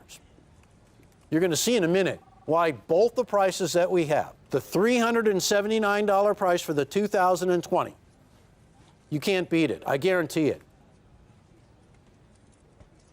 The $269 price for the 2021, the very last with Mercanti's reverse, $269. Another coin in our exclusive label at the highest grade attainable. And for the set together, ladies and gentlemen, get on the line because you have an opportunity to buy both true rare coins for $629. Now here's where it gets really fun. Really, there's three finishes of American Silver Eagles. There are what we call the business strikes. I call them the regular issue. Much like a Morgan dollar was issued every year in uncirculated, these are very much the same way. In fact, they are the same way. Now, when you look in your red book, you'll see in parentheses very small mintages of Morgan dollars. Those are the proof coins. The largest mintage was 1,200. Those are really, really hard to get, obviously. They're priceless artifacts. And so the Mint followed along those lines by issuing these silver dollars in proof. And they issued about 27 million of them. There was another collectible version, the burnished die. Almost 3.8 million of those coins were issued. Now, the column on the far right says it all. Those are the percentages by which these coins grade in perfect 70 grade. The business strikes, not even 0.75% would you be guaranteed to get a perfect Mint State 70 when you submit a coin. So what does that mean? Well, you can't just submit one coin and expect to get a perfect grade. No, you're going to have to really go with quantity there to get one coin that'll grade absolutely perfect. Well, it isn't much better with the proofs or the burnished die. Pretty small amounts, but nothing comes close to the regular issue of the business strikes. They are the hardest to attain in perfect grades. Let me show you what we're talking about in brass tacks. These are 2020 Silver Eagle dollars that were produced by Philadelphia as emergency issues. $795, one coin. Now, we're doing the same coin for $379, except ours is a first day of issue. But they're both PCGS graded. Ours is $379, theirs is $795. Well, we love John Mercanti here. He's a friend of the show. We have an exclusive label with his signature on it. And here is an NGZ coin that was graded in a perfect 70 grade. It's $1,150. I just offered you the same coin for $379 in a PCGS, first day of issue, Mint State 70. That one right there, $1,150. Oh, here's a great deal. This is also Philadelphia, first day of issue and emergency production. It's $1,000, ladies and gentlemen. And I got to tell you, it's a phenomenal deal. You are going to thank your lucky stars that you landed here today, because at $379 for that coin, unbeatable. And I got to tell you, don't miss out. The 2021 at $269 is equally as valuable because it features the last heraldic reverse, and it features only the second emergency production Silver Eagle struck at the Philadelphia Mint. And its mintage is 495,000. Another really low mintage. A 2020 at $1,680. And I guarantee you, the owners of that coin, people who bought that coin, are happy as you can be to own one. Well, imagine our viewers right now watching this show and saying, I paid $1,680. I paid $1,150. I paid $1,000. I got the greatest deal in the world at $795. Seeing this, where you could buy both of those coins, the 220, the 221 for $629. Both in Mint State 70, the 2020 in a first day issue, the 2021 in our exclusive Reagan Mercanti label for $629 for the two together. Don't forget, $269 for the 2021 on their own. So if you love American Silver Eagles, if you know that this coin has become the most popular silver dollar in the entire world, it has really overtaken the Morgan dollar. And I'll tell you what, you can never get one of those fantastic classic Morgan or Peace dollars in a Mint State 70. Not even one coin exists. Very few of these coins exist in a Mint State 70 grade. Only 0.72%, not even 0.75%. So don't delay. On that table, there was one coin that had a lower mintage than the two that we're showing right now. That was a 2015, and that was also struck at Philadelphia. It was an emergency production. The mintage was about 80,000. I want to show you how valuable these coins become. That coin right there is one of the coins that I just spoke about, and coincidentally, it has the same label as our 220, the Philadelphia label. That coin, almost $4,000. What's the grade? Mint State 70, the ultimate. I get excited about silver dollars. I've been a Morgan dollar fan since I was a little kid. I always wanted to own Morgans, but when you're 7 or 10 years old and you're a coin collector, you don't have enough money for a Morgan dollar. You're happy collecting pennies and stuff like that. In fact, you couldn't be happier. As you begin to evolve a little bit into coin collecting, you begin to realize the magnificence of the silver dollar, its size and its weight and its history. You start collecting silver dollars and the world opens up. However, let me tell you the difference about this coin. Since 1986, millions of coin collectors have discovered that the United States of America issues a bona fide legal tender silver dollar, bigger than any we've ever struck before, with the original Walking Liberty half-dollar design from 1916, a world-famous heraldic eagle reverse made famous by just the 12th chief engraver of the U.S. Mint, John Mercanti, all in one package. The silver dollar that took over the world. If you're one of those collectors, and I know you are because thousands of collectors, our collectors on our show, purchase complete collections of American Silver Eagles in Business Strike, the regular issue, from 1986 all the way to the present time. I get to tell you, every one of those collectors, they want this coin. The phones never stop ringing. The 2020, impossible to get. The mintage was only 240,000. Well, let me tell you, the 2021, no easier, because the mintage of that coin was 495,000. When you talk low mintages for silver dollars, take a look at the Morgan series. Find a coin with a mintage of less than 500,000 coins. That coin is going to be $5,000 and $10,000 in the highest grade, or highest grade. No, in a nice grade. In the highest grade, it's going to be 6 figures. This is an opportunity to get in, not just on the ground floor, but you haven't even hit the ground floor yet. I don't want to forget the 2021. A lot of attention is directed to the 2020. But the 2021, ladies and gentlemen, that is the last coin of its kind. That coin is going to go down in history as being the last American silver dollar to feature the Mercanti Heraldic Eagle Reverse. The fact that it has a mintage that is the third lowest ever at 495,000 is icing on the cake. I am offering 2021s for $269 in perfect mint state 70. That one is almost $450. This one is almost $900. There's a reason for these prices. There's a reason for this demand. These silver dollars have caught everybody's attention. For the last year, the Mint has announced that 2021 will be a transition year. It's the last year of the Heraldic Eagle Reverse.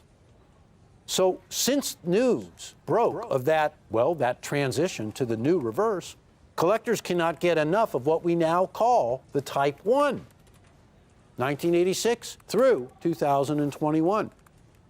Midway through 2021, the Type 2 series will begin. So this coin that you are looking at from Philadelphia for 2021 is the final issue with that reverse. Now, because of its uniqueness, because of the unique times that we live in right now, these coins as emergency production will go down in history as being unique, much like the steel cents from 1943, the silver war nickels from 42 to 45. Rarely has this happened. We all hope it never happens again. There is a silver lining. There happens to be a silver lining consisting of 2 silver dollars right here, both in the highest grade attainable. You can buy an individual 2020 with a rare mintage of only 240,000 for $379. But not for long, because they are gone everywhere. And everyone that I know that exists in the world today is right here in our set. You can buy a rare 2021, mintage 495,000, the third rarest in the history of the series, for $269. Or you can combine the two together in a set for $629. The hardest coin to achieve in a perfect grade are the coins you're looking at. They are generally struck for quantity and not quality. Though they're beautiful coins, it is the rare occurrence that these coins occur in a perfect grade. We saw that not even 0.75% of these coins will grade in a perfect grade. And that's by both grading services, both PCGS and NGC. I just want to make sure that I have not left anything out here, ladies and gentlemen. Well, we know that they're retiring the reverse. So the 2021 in your set or your individual coin is the last one of its kind. It closes out the series, forever known from now on as the Type 1. Now, I briefly mentioned that we have thousands of collectors who purchase from us the entire collection in mint state, from 1986 to the present time. Every one of those collectors are now on the phone trying to get one of these coins or the set, because it's vital to end the Type 1 series. There will never be a second chance on these coins. Let me just say this. This is possible to achieve. A complete Morgan dollar collection in the highest grades known is virtually impossible to achieve. Even if you have the $1.5 million to $2 million that it would take to purchase all of them, where would you find them? Where would you locate them? It would be a life's quest. But right here, falling right into your lap, are number 2 and number 3 in terms of rarity in the entire series of business struck Silver Eagles. For $629 for the set of 2, for $379 for an individual 2020, or $269 for an individual 2021. 2021. If you have any questions, you can contact me here anytime. I'm always available, and I'm willing to talk to any of you collectors about coins because I love coins, and I'll be happy to talk to you about them. But right now, it's time for me to go. But I want to leave you with this thought. This display, this cachet, is the only one I know of anywhere in the world. There will be no more displays like this, no more cachets like this in the future. If we're able to get any more of these coins, it's going to be a little dribble here and there. There will never again be enough for me to come on the air and do this for you guys. I hope you got one or you got both, but I hope you get in on it. So thank you so much for watching. Stay tuned for more great coins. See you soon.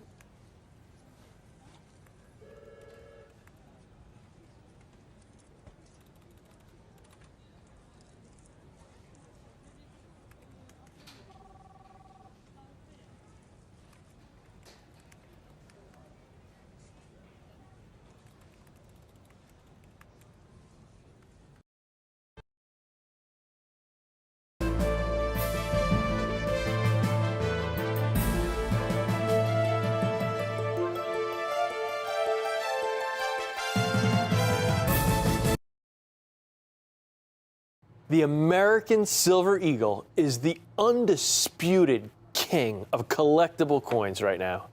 Every time a new Silver Eagle is released, millions of collectors rush out to get one. It's why low mintage coins like the 1995 W Proof or the 2019 S Enhanced Reverse Proof command such incredible premiums because the demand is so high and the supply is so small.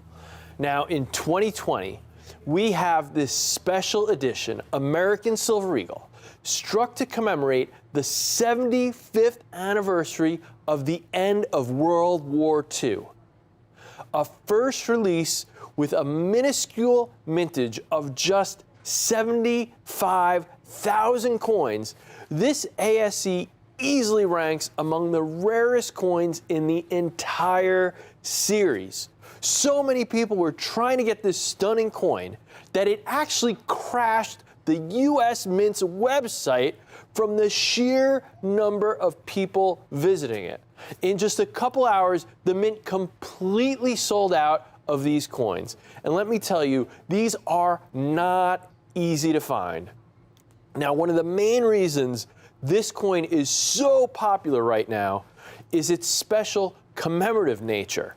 This coin was struck to celebrate the end of 6 years of grueling war and memorialize all those who were lost during those years. This coin has special meaning to me personally because my grandfather, Howard Enders, served in the Army during World War II. And as some of you might know, Grandpa Howie was the person who introduced me to numismatics as a child, and we always had a really, really close bond. And he volunteered for service. He was stationed in Belgium and France during the Battle of the Bulge, and he never really spoke much about his experience over there during the war, but he was very proud of his service. So to pay tribute to all the heroes like my grandfather, and to the many others who actually made the ultimate sacrifice for our country, the Mint struck the very first American Silver Eagle with a privy mark. Now, a privy mark is a small mark on a coin, similar to a mint mark. And in this case, it has the letter V for victory and the number 75 to honor the 75th anniversary of the end of World War II. Now, we've seen different finishes, proofs, reverse proofs, but this is the first Silver Eagle to feature a privy mark. This is a coin that is already going down as one of the most desirable American Silver Eagles ever struck. Now, let's go all the way back to the 1980s. At that time, one of the issues was what to do with the Defense National Stockpile. The stockpile stores and secures raw materials like tin, zinc, iridium, platinum, and other valuable resources that might be needed for a war effort if ever that came. Now, for a long time, however, presidents had been wanting to sell off the silver in the defense national stockpile since we produce so much of it here in the US, and there wasn't really a need to hoard it. However, there was a lot of opposition to this plan because if they dumped all this silver into the market, it would exceed the demand and cause prices to fall and harm the silver mining industry. Eventually, it was decided that if they sold the silver in the form of bullion coinage, which people could use as investments, it wouldn't impact the silver industry. Now, at the time, they weren't even considering the collectible value of this coin. So we're pretty lucky as collectors that they decided to use such a beautiful design. On July 9th, 1985, President Ronald Reagan signed the Liberty Coin Act into law, beginning the American Silver Eagle series the very next year. The first Silver Eagle was struck in San Francisco on October 29th, 1986. And since then, it has become one of the most popular coins ever. For over 34 years, the Silver Eagle has been one of the best ways for Americans to safely purchase silver mined here in the United States, as well as giving collectors like us an incredible coin to pursue. When you get into all the different strikes and finishes they've added to the Silver Eagle, the proofs, the reverse proofs, burnished, enhanced finishes, you've got a coin series with so many options, makes it really fun and really challenging to collect. Now today, the American Silver Eagle is easily the most popular coin in America and around the world, even exceeding the famous Morgan dollar. I mean, that's how popular this coin is today. With everything that's happened in 2020, it's almost easy to forget that it was the 75th anniversary of the end of World War II. Now, after 6 years of conflict, the war finally came to an official conclusion on the deck of the USS Missouri battleship on September 2nd, 1945. Since then, we've done everything we can to remember that conflict and make sure that war on that scale never occurs again. We also want to memorialize and celebrate those who fought and sacrificed for our safety and our freedom. And the Mint did it perfectly with these gorgeous proof Silver Eagles. These Silver Eagles are proof issues. So they're struck using the state-of-the-art technology for coin production. The Mint strikes these coins individually, and there is just so much effort and cost that goes into making them. The blanks that these coins are struck from have to be polished by hand and chemically treated to ensure that they're clean and ready for minting. Every coin is struck twice during the minting process to make sure that the devices are just razor sharp. Now, all this effort pays off because you get these stunning coins with every little detail of the coin's design fully struck. You can see all of the details in the pattern of Lady Liberty's dress on the obverse. I mean, proof coins are extremely popular among collectors because of their rarity and incredible eye appeal that comes with their ultra cameo surfaces with these mirrored fields and those gorgeous frosted devices. This coin takes it to a whole nother level. It's the first Silver Eagle to ever have a privy mark, and it's one of the rarest. I mean, this is actually one of the first U.S. coins with a privy mark. It's only been used on a very small handful of coins before this. It was used on some platinum coins and a couple of quarters. It's never been used on a Silver Eagle. It's never been used on a silver coin. I mean, this is a big, big deal, but especially on a Silver Eagle, the most popular coin in the world. Now, of course, A big part of why the Silver Eagle is so popular among collectors is because of the artistic beauty of its design. On the obverse, you have that classic Walking Liberty, which was originally used on the $50, starting all the way back from 1916 up until 1947. This design was created by Adolph Weinman. Weinman was a protege of Augustus St. Gaudens. You know, these guys are some of the greatest artists in American history. So Adolph Weinman created this design on the obverse, and it's remembered as being a coin ahead of its time. The obverse showcases a glorious full-body rendition of Lady Liberty wrapped in the stars and stripes of the American flag. She strides forward toward the rising sun of a new day with an outstretched arm that beckons in hope and freedom. It's just a truly stunning coin design, an inspiration, a guiding light. It's almost as if this design was struck specifically to help us through difficult times, much like the times right now that we're going through. Remember, this coin was used originally on the $50 during World War I, during the Great Depression, and World War II. Some of the most challenging ordeals our country has ever endured. But when you look at this design of Lady Liberty striding towards the new day, you just can't help but feel a little uplifted. You know, it's as if it's just reminding us that a new day will come. Unfortunately, due to the limitations of the day, the Mint had a hard time striking this Walking Liberty design on the $50, and most issues were weakly struck, lacking a lot of the detail.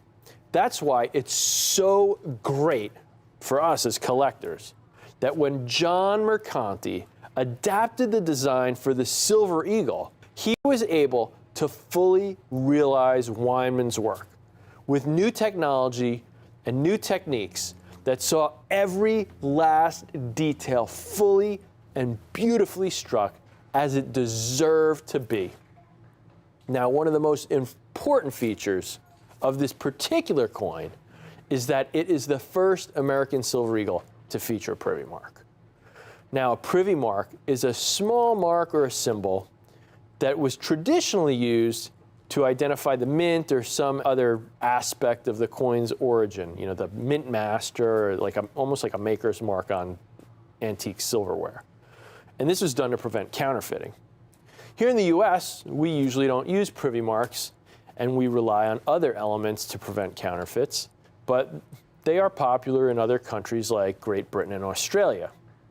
Now, if you look at the obverse, you can see this oval with the inscription V75 inside of it for the 75th anniversary of our victory in World War II. This oval, you can see it's not exactly oval, has a little indentation to it there, is actually directly modeled after the Rainbow Pool in West Potomac Park in Washington, D.C., which is part of the World War II Memorial in the District of Columbia, which is dedicated to every American that made the ultimate sacrifice. This is the very first American Silver Eagle to feature a privy mark, which is why this particular coin is so incredibly popular among collectors.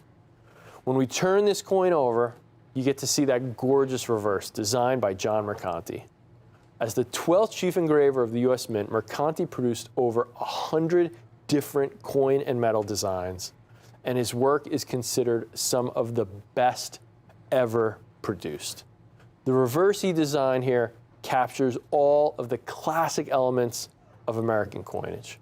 You've got that majestic bald eagle with its wings outstretched, the olive branch and arrows in its talons, the shield protecting its chest, and of course our motto, E pluribus unum, out of many, one. When you look at the reverse, you can see every tiny little detail, from the patterns in the eagle's feathers to the creases in the leaves on the olive branch. It is a testament, not just to Mercanti's craftsmanship, but to the precision and the engineering of the technology used to strike these coins. This is a piece of art that could go in a museum, but it fits in your pocket. One reason why the coins we have for you today are so great is that these coins have John Mercanti's signature on the label. And this isn't a facsimile, it's not a reproduction. And every single one of these coins that you see with me here has his signature. You look at that label and you see this piece of art depicting Ronald Reagan. Now, Reagan, as I said earlier, was the one who signed the Liberty Coin Act into law and initiated the American Eagle program. And the piece of art that we have here is a way to pay tribute to him. This pop art label is actually based off of a bas-relief sculpture of Reagan that was created by none other than John Mercanti himself, meaning that even the label for this coin is a work of art. Now, when I have a nice work of art, I want a nice frame that accentuates it, and I want it signed by the artist. And for me, there's no better way to do this for the American Silver Eagle than with one of our Rare Collectibles TV exclusive Reagan Mercanti label, signed by John Mercanti himself. If you look at that label, you also see the first release pedigree that NGC has given this coin. This coin comes from the very first release. It's only given this designation if it's received by NGC in the first 30 days of issue.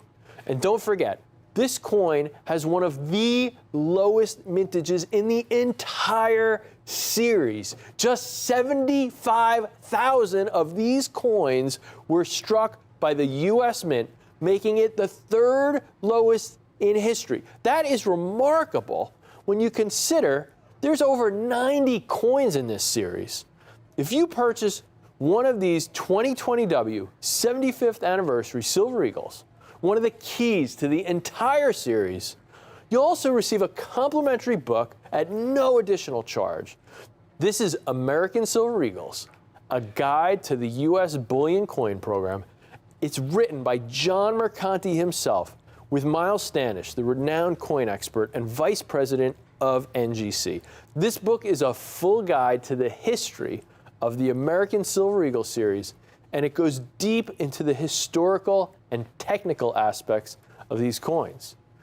Now, also included in this offer is a Rare Collectibles TV exclusive baseball-style trading card dedicated to and signed by John Mercanti.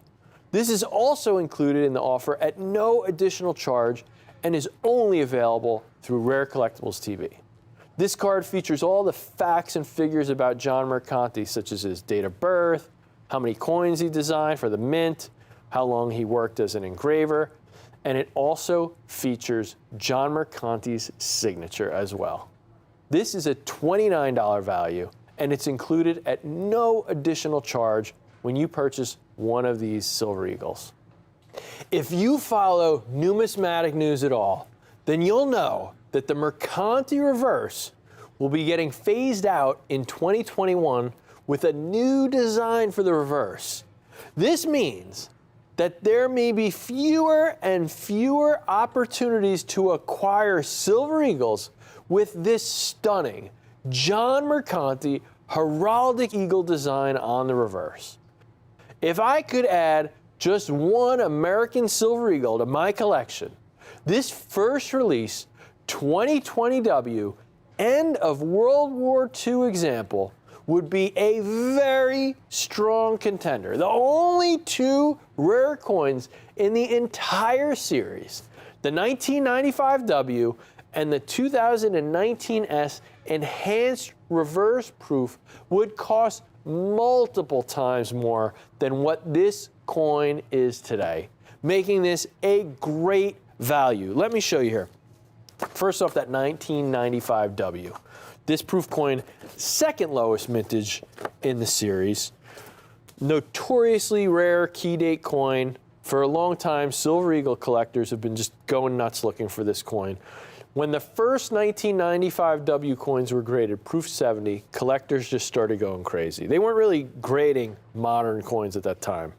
So when they started grading these earlier issue proof Silver Eagles, there were so few 70s, collectors were going nuts. Here's one that sold for $30,000. Since then, they've leveled off a little bit, but still, here's one, $40,000. $50,000. I mean, these are coins that regularly sell for upwards of $30,000 a coin. $30, $40, $50,000 for a 95W in Proof 70 is not unusual. Now, here's that 2019 S. Just came out a little over a year ago. Took the crown as the lowest mintage Silver Eagle. Here's one someone is asking almost $95,000.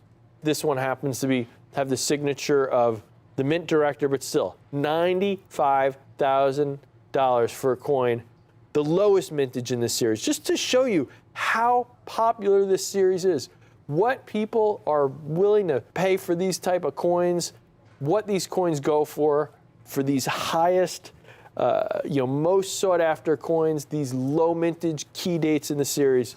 Here's another 2019 S. This one they're asking almost $12,000. Here's one, $5,000. I don't think this one's even graded. $5,000 for this enhanced reverse proof. Here we go, $6,000 for a Proof 70. I mean, these are the same grade of the coin we have here today, Proof 70. These are the number 1 and number 2 lowest mintage in the series. The coin we have here today is the 3rd lowest mintage, right behind these two coins. 3rd lowest mintage, one of the major key dates to the most popular coin series in the world. These are a fraction of what you have to pay for these other coins, these other key dates of the series. This is a great opportunity. Right now, you can purchase this historic American Silver Eagle commemorating the 75th anniversary of the end of World War II for just $1,495.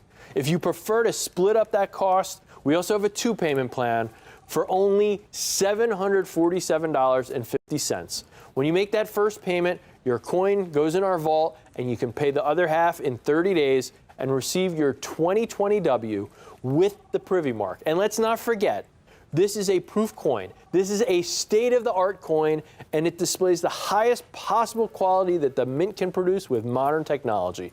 Proof coins are only struck in limited quantities due to the labor involved in the production.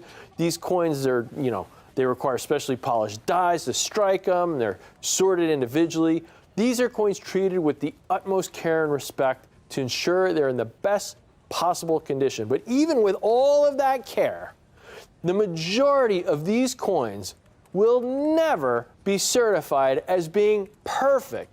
But the examples we offer here today are all graded a perfect Proof 70 Ultra Cameo by the Numismatic Guarantee Corporation, or NGC. You can look at these coins under 5 times magnification and you still won't find an imperfection. These coins are flawless. And don't forget, these coins are in our exclusive NGC-signed Reagan label, and you get the John Mercanti autographed trading card and the American Silver Eagle book included as a bonus, free of charge. Now, throughout the show, I've mentioned that these coins are in Proof 70 Ultra Cameo condition.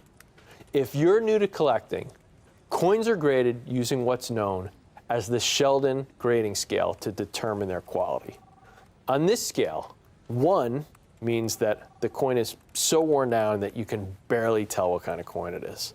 A score of 70, on the other hand, is the highest grade possible.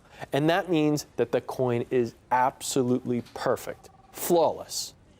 Now, one of the great things about collecting American Silver Eagles, unlike classic era coins like Morgan dollars, is that in the modern era, you can actually build a collection of coins graded in a perfect Proof 70, if you have the patience and the desire to do so. It's still a lot of work, but it can be done. If you look back to classic coins like the Morgan dollar or the St. Gaudens Double Eagle, mint state 70 examples don't even exist.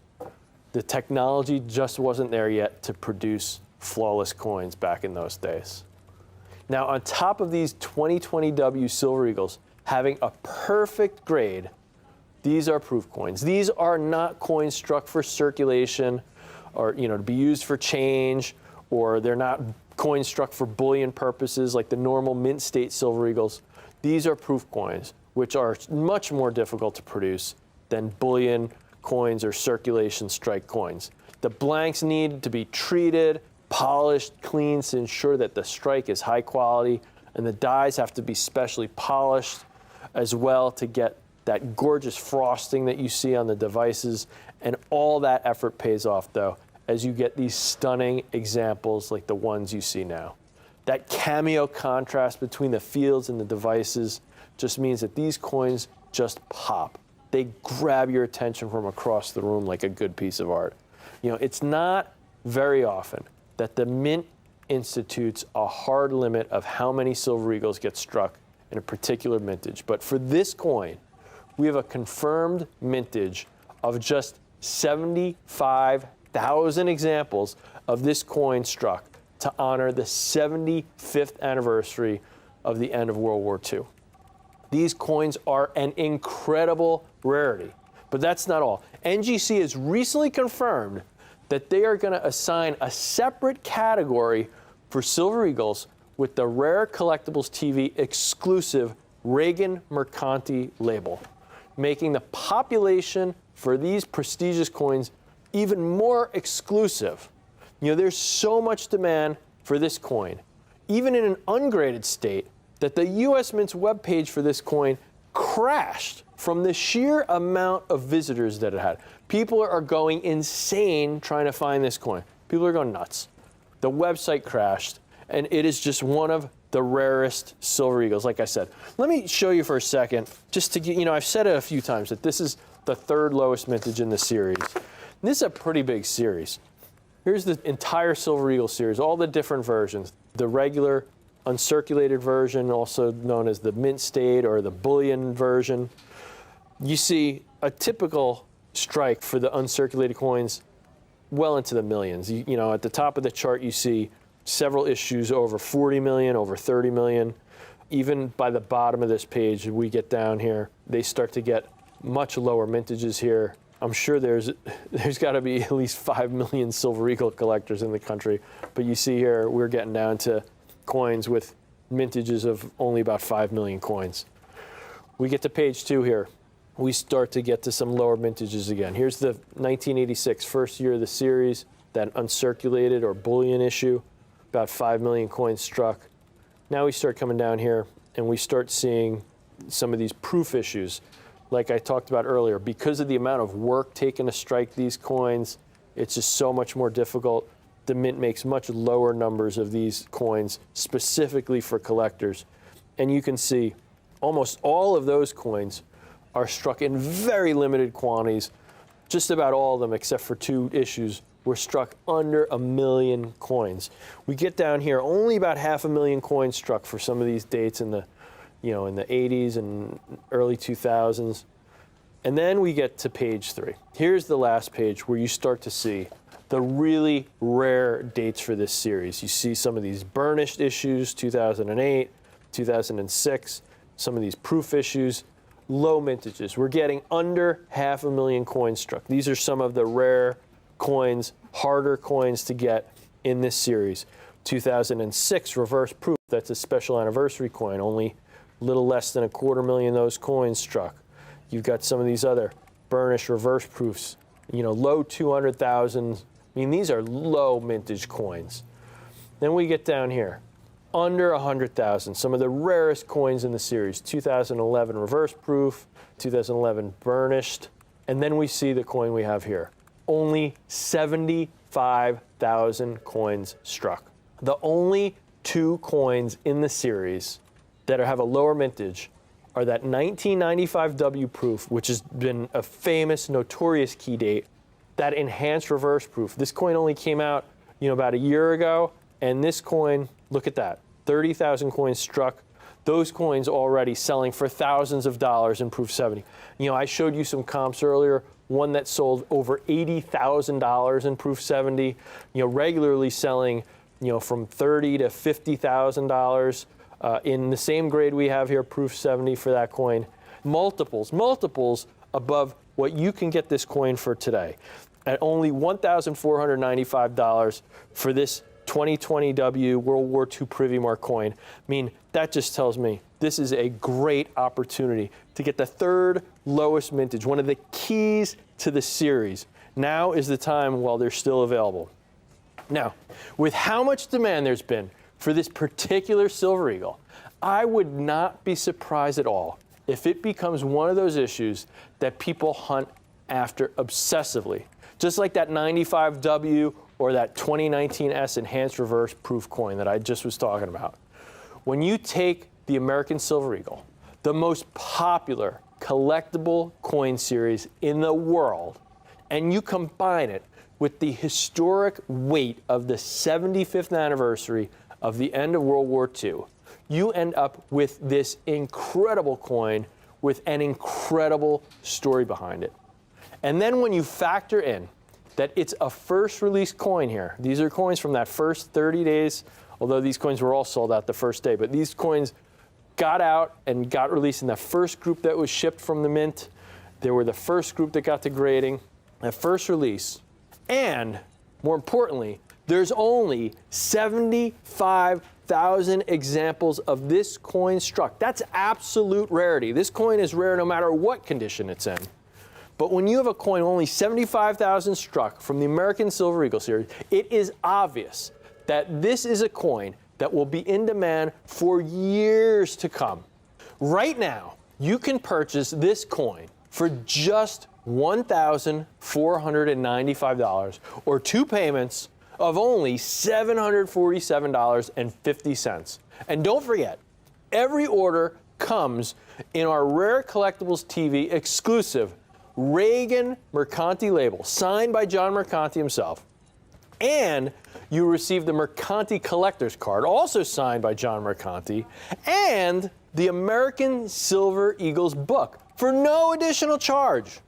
With how few coins there are in this vintage, if you're going to buy just one American Silver Eagle, this is absolutely the one. Take advantage of this opportunity, because once we sell out, there's no telling if we'll ever be able to offer these again at this price. I mean, this is just such an amazing opportunity, one of the rarest Silver Eagles ever produced since 1986. 90 coins so far in this series and counting.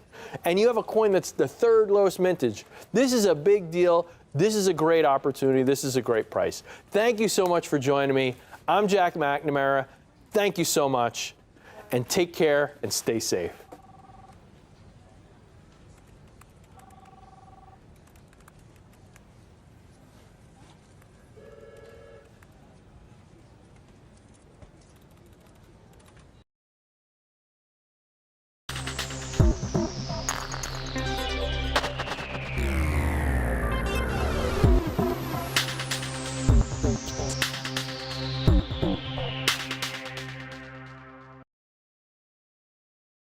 Welcome into Rare Collectibles TV. This is a presentation of a newly released, very exclusive and rare United States Gold Eagle. It's the last one of its kind. You probably know that for the Silver Eagle, the reverse design of the heraldic eagle is being retired this year, 2021. And it's a transitional year for that coin, meaning that midway through the year, the design is going to change on the reverse. Well, that happens to be true as well for the gold version of the American Eagle. Everything is the same about this coin. It was signed into law in 1985 by Ronald Reagan under the Liberty Coin Act.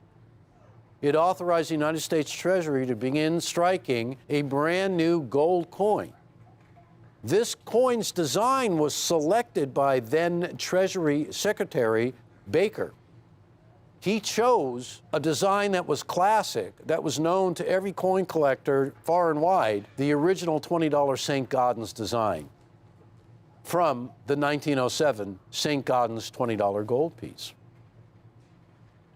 Now, right off the bat, let me tell you something about this design that's a little bit different than the coin that was issued in 1907. First of all, this coin is a bright finished proof, which means it has a mirrored background And the image of Liberty striding forward is done in satin. And it's known as an ultra cameo. In fact, this coin happens to be in a version that did not even exist in a traditional St. Gaudens. And I think that's one of the things that collectors love about the gold eagles. They exhibit a design that is reminiscent of the original St. Gaudens, but in a quality that had never seen before, in a finish, a bright proof. Now, previous to this coin being struck in proof, the only chance of getting a St. Gaudens in proof was a matte finish.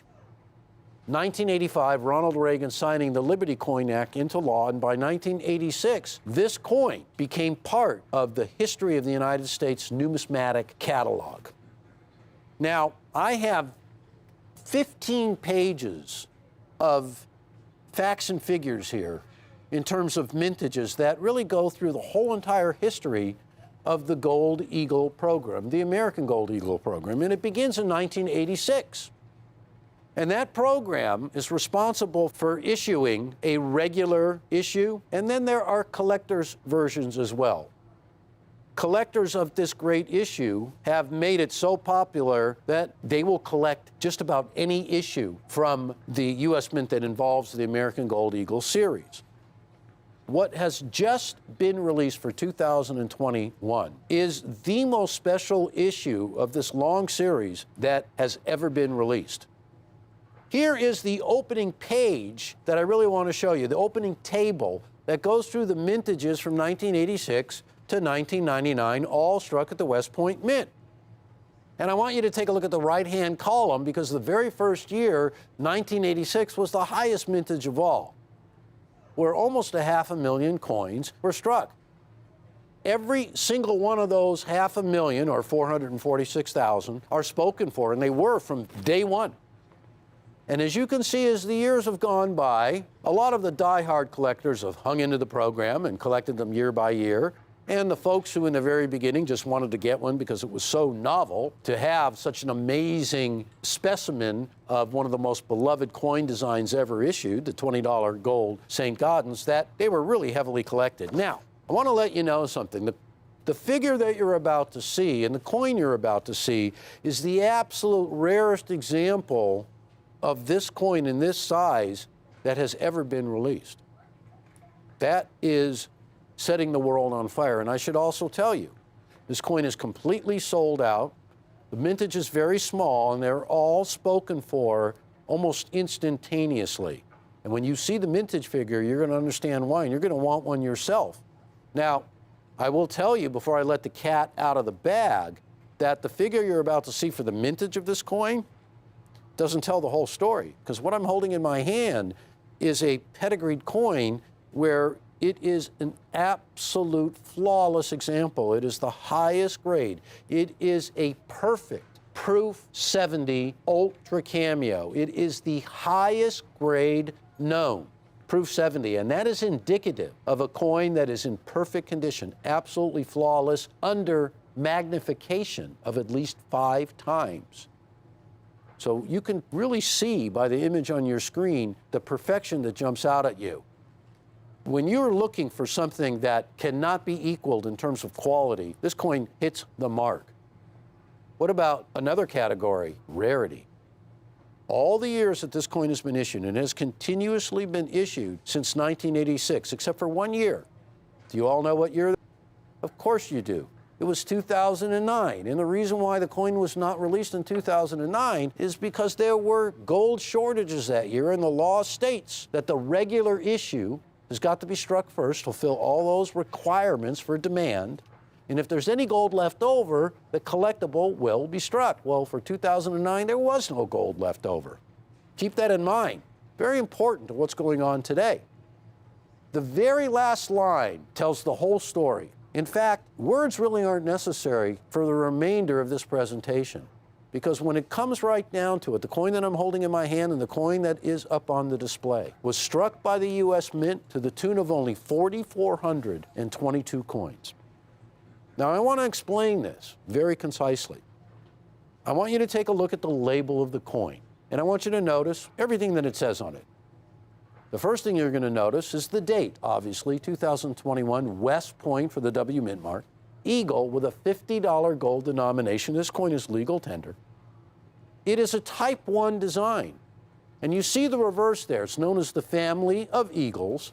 And that design has graced the reverse of these gold coins since their inception in 1986.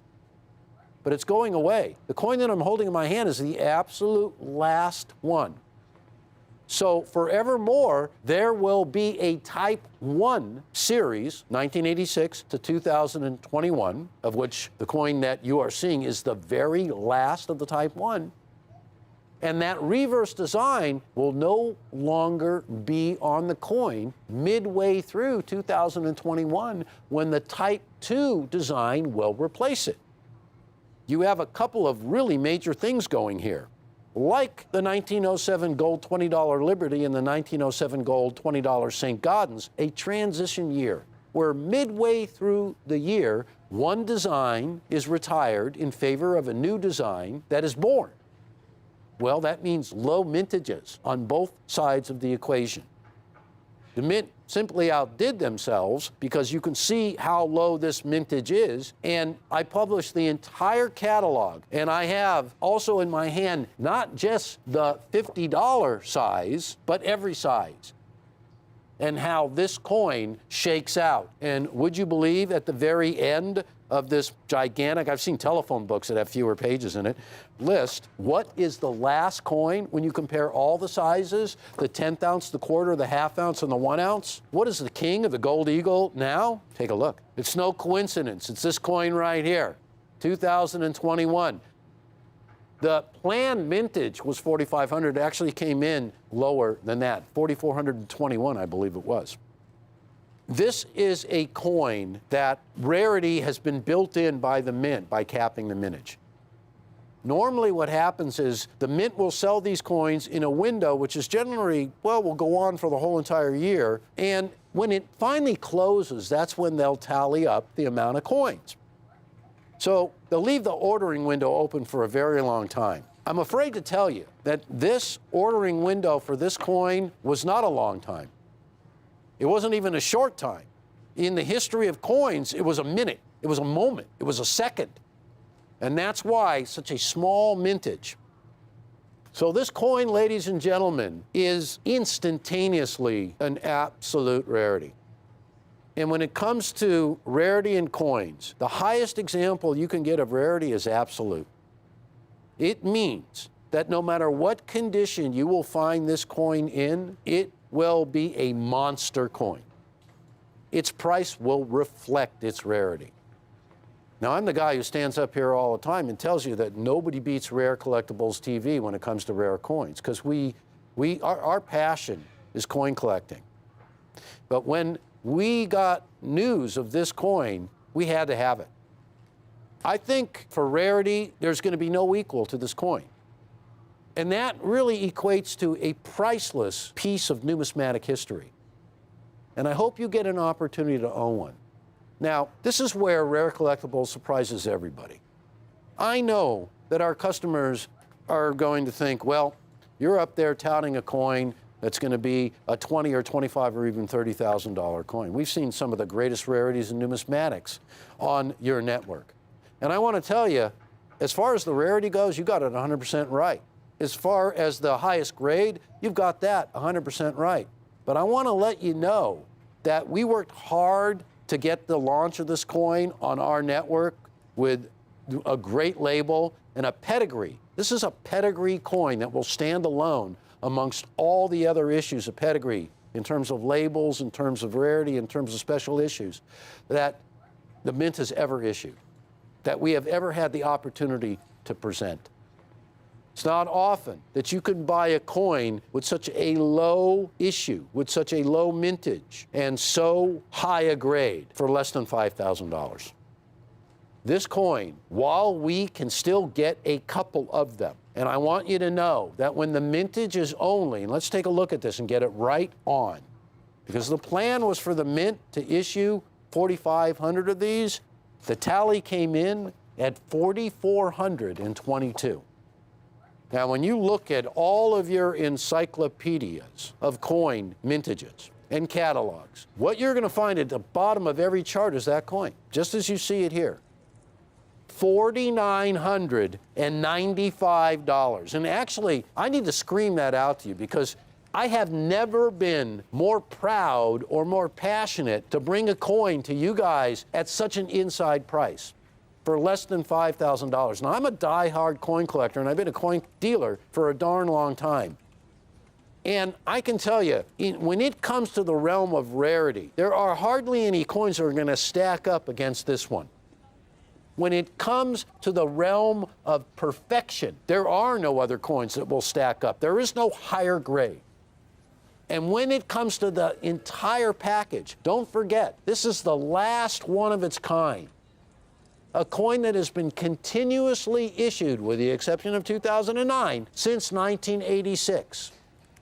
A masterpiece of design. The St. Gaudens. Now, again, this coin was designed by some of the greatest sculptors at the United States Mint, which was the mint that released the original St. Gaudens.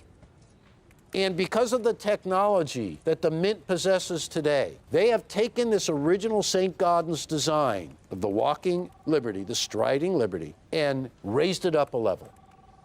There is detail that you would never see, not to mention that you could never get a proof version of a St. Gaudens, never. So the design, the detail, the strike, the relief, the way the image rises above the surface, everything illustrates detail that Augustus St. Gaudens himself imagined on the coin, but you were only able to see on the ultra high relief or the high reliefs, the very few of the very first coins that were released. As a regular issue in terms of strike, this version of the St. Gaudens is just a masterpiece, folks. So let's get that right out on the table first. There has never been a proof gold St. Gaudens with this look. It is the very last one. And I want to take you back to the very first one, because there is always an interesting backstory to every coin. Now, if the lowest mintage isn't enough for you, or the highest grade, or the pedigree of this date, how about this? And I never knew this until just recently. So there's always room for the acquiring of more knowledge in numismatics. And I think this little tidbit of information really is important. So I pulled this article, and it said the backstory to this design is not well known even among coin dealers and collectors. The design was the culmination of a 6-year journey for the designer of the coin, Tucker Frost. It began when she heard Ronald Reagan's acceptance speech at the 1980 Republican National Convention. The design you see right there was from a sculpture that she did that was given out by Ronald Reagan to a lot of dignitaries at the convention and at the very beginning of his first term, including the 52 former Iranian hostages. So it was her idea when she heard that the U.S. Mint was looking for a reverse to grace this new coin, that this idea of the family of eagles, this design of hers, would be adopted for this coin. Now, this was proposed in 1981. And in 1986, when the first issue was released, lo and behold, this design of this family of eagles that was the Republican National Committee inaugural medal for Ronald Reagan's first term is the same design on the gold eagle. The connection to the father of the Eagle program, Ronald Reagan, is right there, the history. Now, this is something I never knew, and I think it's very important because this is the retiring design, the last one of its kind. Now, it's important. There's a lot of collectors out there who are looking to put together complete collections from 1986 to the very last one in 2021. There's a really small mintage of these coins. So everybody who possesses one is really going to be that impediment to the person who wants to collect the entire series. So I will tell you right now, if you are in the process of building that complete collection, I don't want you to miss out on what's going to be the rarest of all the years. If you have the first one, ultimate key date, but this last one, the bookend, that puts an exclamation point on that series is right here in my hand. Now, we're offering this for $4,995. And please, folks, you can split the payments into 2 equal payments of $2,497.50. But I really want you to take a look at what I think is the most important part about displaying the rarity of this. Now, let me tell you that when it comes to percentage of proof gold eagles to the regular issues, I mean, it is such a vast difference. Wait till you see the figures, folks. It's amazing. Very few of these coins exist, period. And then when you start narrowing down that collector base to the very perfect issues, to the Proof 70 certified issues, they get so difficult to get. Now imagine this, an issue that directly from the mint, there were only 4,421 coins. Forget before a single one is even graded, is so incredibly small. And I really have to put this out as an extreme alert to everybody. It's a rare coin alert. If you don't get one of these right now, the chances of getting one in the future are going to be extremely small. Now, that's not hyperbole, that's not my opinion, but when you've got such a small base of coins to begin with, they disappear in an extremely quick rate, much quicker than any time before. Now, $4,995. For all the rarity you get, ladies and gentlemen, I want to really enhance that with a look at all of these great issues. And I want you to keep in mind that these represent coins that have been placed into collections, coins that are a key part of so many people's collections, or coins where collectors just own one, which is, happens all the time. Now keep in mind, every denomination from the smallest to the biggest is referenced on this table. So you see $5 there, that's the 1/10 ounce size. You see the 50, the 1 ounce. And you see all sizes in between. And I want you to see mintages. And as they descend, now, honestly, I'm going to go from the first page to the last, because as it gets closer and closer to the end, look what we have here. Again, 2021 W in that pedigree label with a mintage that was capped out at 4,500, where they only produced 4,422. Makes this the coin at the very bottom of the low mintage list. It's priceless.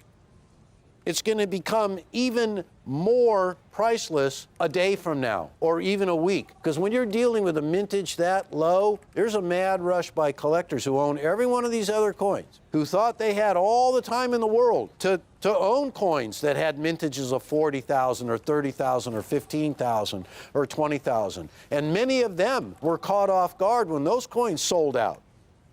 Imagine a short period of time from now, this coin that beats them all, that none other can hold a candle to. Imagine how that is going to be viewed by the market. Imagine how it's being viewed right now. Imagine the rush to own one of these coins. Because this has something that none of the other coins had. It has a sense of built-in urgency. And it's as explicit as the figure of 4,422. I mean, that really kind of, lights a fire. You know what I mean? It kind of gets you going. It kind of propels you into action. It kind of says to you, this is an urgent demand on your coin collecting persona, telling you, you got to get this coin. You can't wait. This is not a tomorrow wait for event. Now, you may consider that extremely pushy, but I have to say, no. What I'm doing is I'm warning you of rarity that has never, ever happened before. I'm conveying that sense of urgency that I'm picking up from this room, that I'm picking up from the phone ringing, that I'm picking up from collectors who are calling in. This coin was recently released, and it is but a memory at the mint. It is but a memory for most collectors. And I'll tell you what it is more than anything. It is the #1 coin on top of everybody's want list who collects these coins. Now, the St. Gaudens design has been known since 1907 as one of the most recognizable United States coin designs ever. And as the years have gone by, lots of praise have been heaped upon it as the ultimate example of an allegorical of liberty. A rendition of liberty that's in the artist's mind, that was transmitted into sculpture and made into a coin. And a design that has withstood the test of time, in fact, whose legend has grown since 1907. Now, there is no opportunity to own one of those classic United States gold coins of a St. Gaudens variety in the highest grade attainable. It's very difficult to do. There certainly is no chance to own one in a perfect grade, because there has never been a perfect grade of any pre-1933 United States gold. But the opportunity is here for you to possess the ultimate in the United States Mint's technological achievement, artistic ability, and finally, complete absolute rarity. This coin has every one of them, ladies and gentlemen.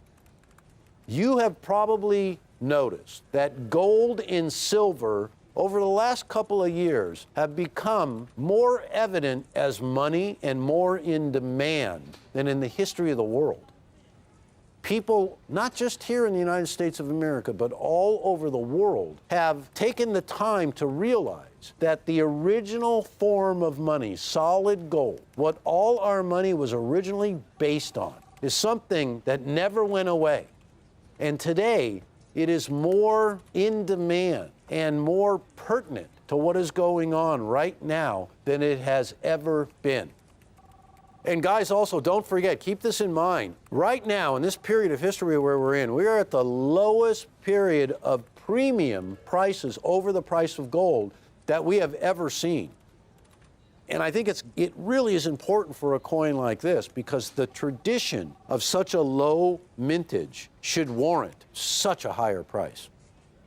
So if you're looking for coin collecting as a way to embrace and hold history, and you desire to own a form of original money that was used in the time of the pharaohs, solid gold, and you love the original classic design of the St. Gaudens like you had never seen it before, and on top of that, you love coins that are in absolute perfect proof 70 ultra cameo grade, the highest grade and the highest designation that can be attained, then this is the coin you want. The most unbelievable pedigree of a United States $50 gold eagle ever. The most unbelievable low mintage. The highest grade. The last type 1 that will ever be issued. It will disappear. This was the last one. The next variety that will come out will not feature that family of eagles reverse. And I think it's fitting that it ends with the rarest of them all. Now, please remember, at $4,995, this coin has rarity that is hard to match with coins that cost $20,000, $30,000, $40,000, $50,000 and up. Do some research if you love doing research like I do. And every fact you uncover that illustrates the rarity of this coin will delight you to no end. Less than $5,000, $4,995 for one of the great rarities of all time. Again, thank you for watching Rare Collectibles, and I will see you soon.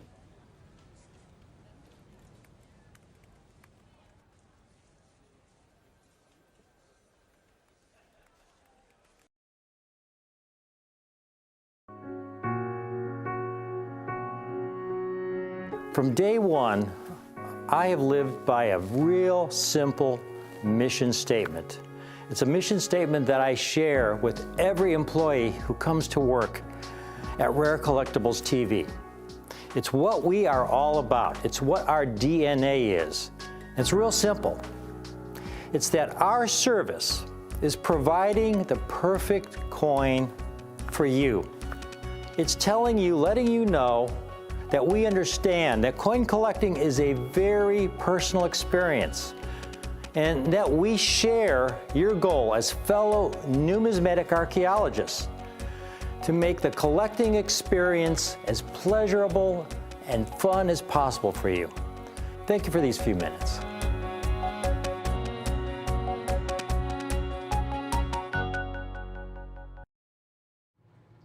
Have I got a collector special for you folks today?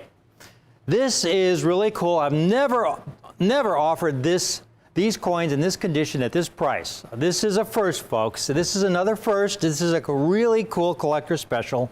I've got some of the finest surviving proof coins from a bygone era. An era where I say when proof coins were struck the old-fashioned way, struck at the old Philadelphia Mint.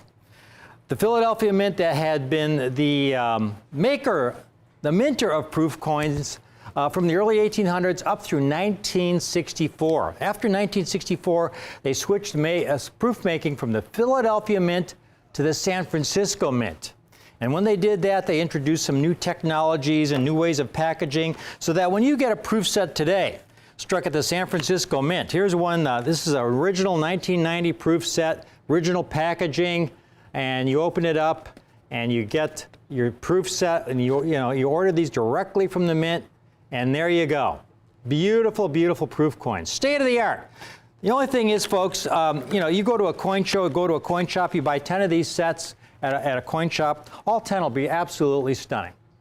Because again, the mint, the technology has improved so dramatically over the last several decades. But back in the Philadelphia Mint era, 1964 and earlier, they didn't have this technology. They didn't have this kind of packaging.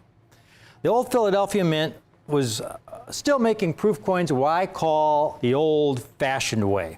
Now, for those of you who are new to collecting, proof coins are coins struck especially for collectors. They're meant to represent the state of the art, the finest possible quality the mint is able to produce given the technology of the day. So they'll take the finest dies and they'll polish them to a high degree and until they have a mirror-like finish, and they'll take the coin blanks and put them through a special polishing process as well, and then slowly feed those blanks into the die. Then they'll double strike them under higher pressure to bring out every possible detail, and then they will individually handle them so they won't abrade with other coins. Coins struck for commercial use, on the other hand, the dies don't go through any of that kind of expensive procedure. The goal of striking mint state coins is to make as many as possible, as cheaply as possible, to meet the needs of our economy. And so when you look at the Roosevelt dimes, struck for commercial use and struck for proof, you see huge differences in the quantities struck. In 1955, 378,000 proofs were struck, 44 million mint state coins. By 1956, the proof mintage had increased to 670,000, mint states over 200 million.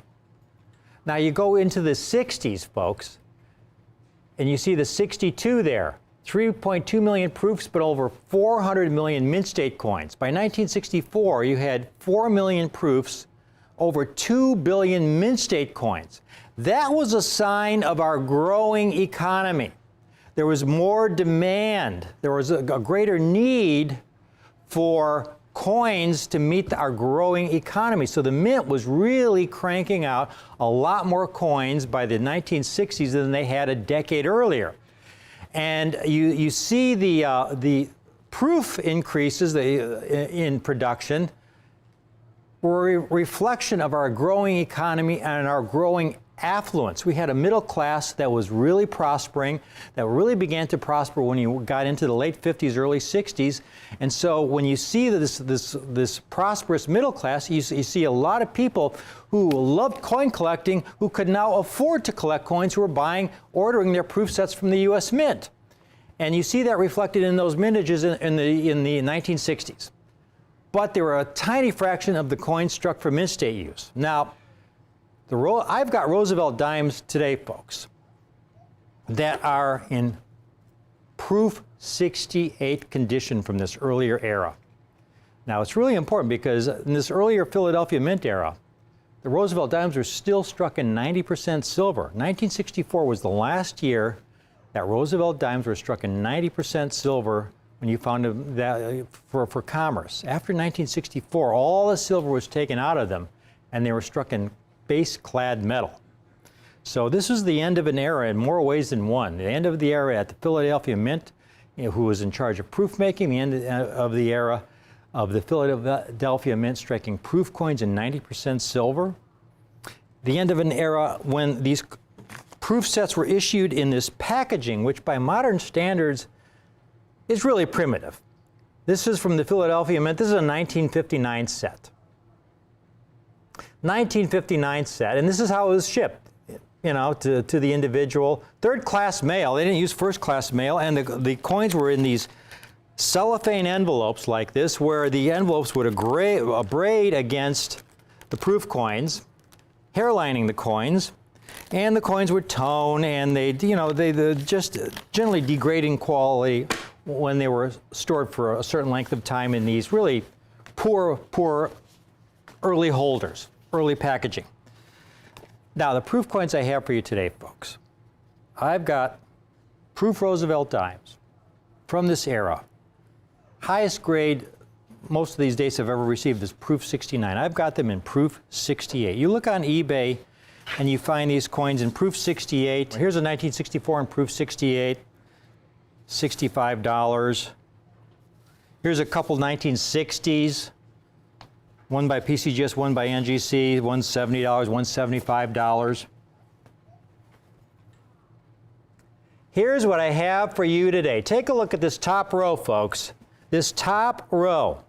Now, if you submit one of these coins for grading yourself, the grading fee alone is going to be, around $20. They're going to charge you over $20 to ship the coin back to you because they ship everything registered mail. Then you have your shipping cost to them. You've got the cost of the coin. The odds are that if you find a proof Roosevelt dime from this era, it's not going to grade proof 68, maybe proof 66 or 65 or 64. You can own take your pick, any one of these dates on top, 1960, 1961, 1962, 1963, 1964, and proof 68, not $99 or $79 or even $59 or even $49. Take your pick of dates, $29 a coin. 1960 through 1964, take your pick, $29 a coin. And if you want more than one coin, we guarantee you a different date. And that second date will also be $29. And if you want a third coin, we guarantee you a third different date for only $29. And if you want a fourth coin, we guarantee you a fourth different date for only $29. And finally, if you want that fifth date, we guarantee that date also for $29. That comes to $145 for all 5 coins in proof 68, folks. $145 in proof 68. Now, I'm not stopping there. This is where I'm really going big because I'm also going into the 1950s with these Roosevelt dimes. And this is where they start getting really, really tough. Here's a little chart I made just to show you how scarce these coins are. You look at the bottom there, 64 is the most, I would say, the easiest date to find in proof 68. They graded over 4,000 examples. But you go earlier, they get tougher. Now, the 55 has 1,500 examples graded only because there's been so much attention focused on that year because of the low mintage. Virtually every nice 55 dime has been submitted because you got a really scarce coin there with such a low mintage. But look at the 58, only 881 graded. You get into the 1950s, you get some really tough coins. Now, folks, the 1958, that key date, what makes that so tough? I have a box here. Jack calls me one day and he says, hey, Rick, I got some sealed 1958 proof sets. I've got almost 100 of them. You want to buy them? I said, well, sure, Jack, but, you know, how much do you want for them? He said, well, bid, which was fine. You know, if you ever hear somebody telling you folks that dealers will pay huge premiums for sealed proof sets from these years because they might contain a really high quality proof for a Cameo or something, don't believe it. Because there is no way I would pay a strong premium for any sealed proof set because there's so much downside when buying these sets. Because usually what you get is a disaster. And I got the batch from Jack. I opened 15 to 20 sets, and every one of the silver coins had milk spots. Milk spots are white spotting that come from incomplete cleansing of the coin blank before it goes into the die. And from 1958 to 1964, they had a real problem with this, where they were supposed to clean the coin blank in a soap solution, and then wash all that soap solution off the blank. Unfortunately, the quality control back then, again, this is the old Philadelphia Mint era, it's not what it was today. Okay, and so they didn't usually wash all that soap residue off, and any of that soap residue left on the coin when that blank went into the die, and that die came down with a couple hundred tons of pressure, the residue was struck into the coin, and it looks like a milk spot. That's why we call it a milk spot. So I've got this box of sets here. Kim, why don't you come over and grab one of these sets? You know, we've opened about 30 of them so far in previous presentations. These are the ones that open. There's one that's not open. She's going to take it over there and open it up for you folks. She's got the sealed set from 1958, over 55 years old that she's cutting out. It's hard to believe that somebody would buy a proof set and never open it, you know. But believe it or not, folks, I've had deals where people would have boxes of 1,000 sets that were sealed, never opened. 1,000 sets. So she's cutting it out.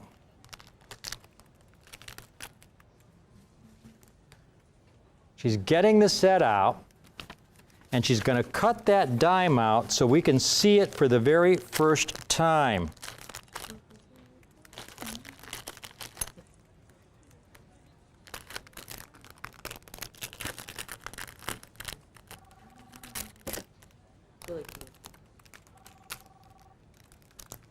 And there you could see, let's upside, right in the back of his head there. See that milk spot? And there's one on the top of his head. It's really easily visible, folks, even though it's a dime. There's a close-up. You see that milk spot there? It's about 4 o'clock on the reverse. That does not come out. That's part of the coin. Even on this small dime, you have this milk spot issue. There's some haze there, but the milk spot is the thing that will not come off the coin. And there's one in his hair there as well. The reverse looks pretty nice. Is there one on the rim there on the reverse? You know, a lot of times you have to look on it right there, right at the rim at about 8 o'clock. You could see right there. You see another spot there. And there's a tiny spot around 11 o'clock next to the torch there. So this coin is probably about a proof 64, okay? So that's why these dates in the late 50s are so difficult. Now here's what I got, folks. Here's what I got. So you got the first 5 dates, and if you buy all of them there, it's only $145. But then we have the next 4 dates, the 56 through the 59. I've got to make this fast because I have a limited number of the big sets. The 56 through the 59 issues, folks, which here's a 58 in proof 67. Somebody wants $115 for. $115 just for a proof 58 and proof 67. Just for the one coin in proof 67. I've got all 9 coins. You get the first 5 dates, all 9 coins, 1956 to 1960. It gets better and better. All 9 coins, $249. That's $27.66 a coin.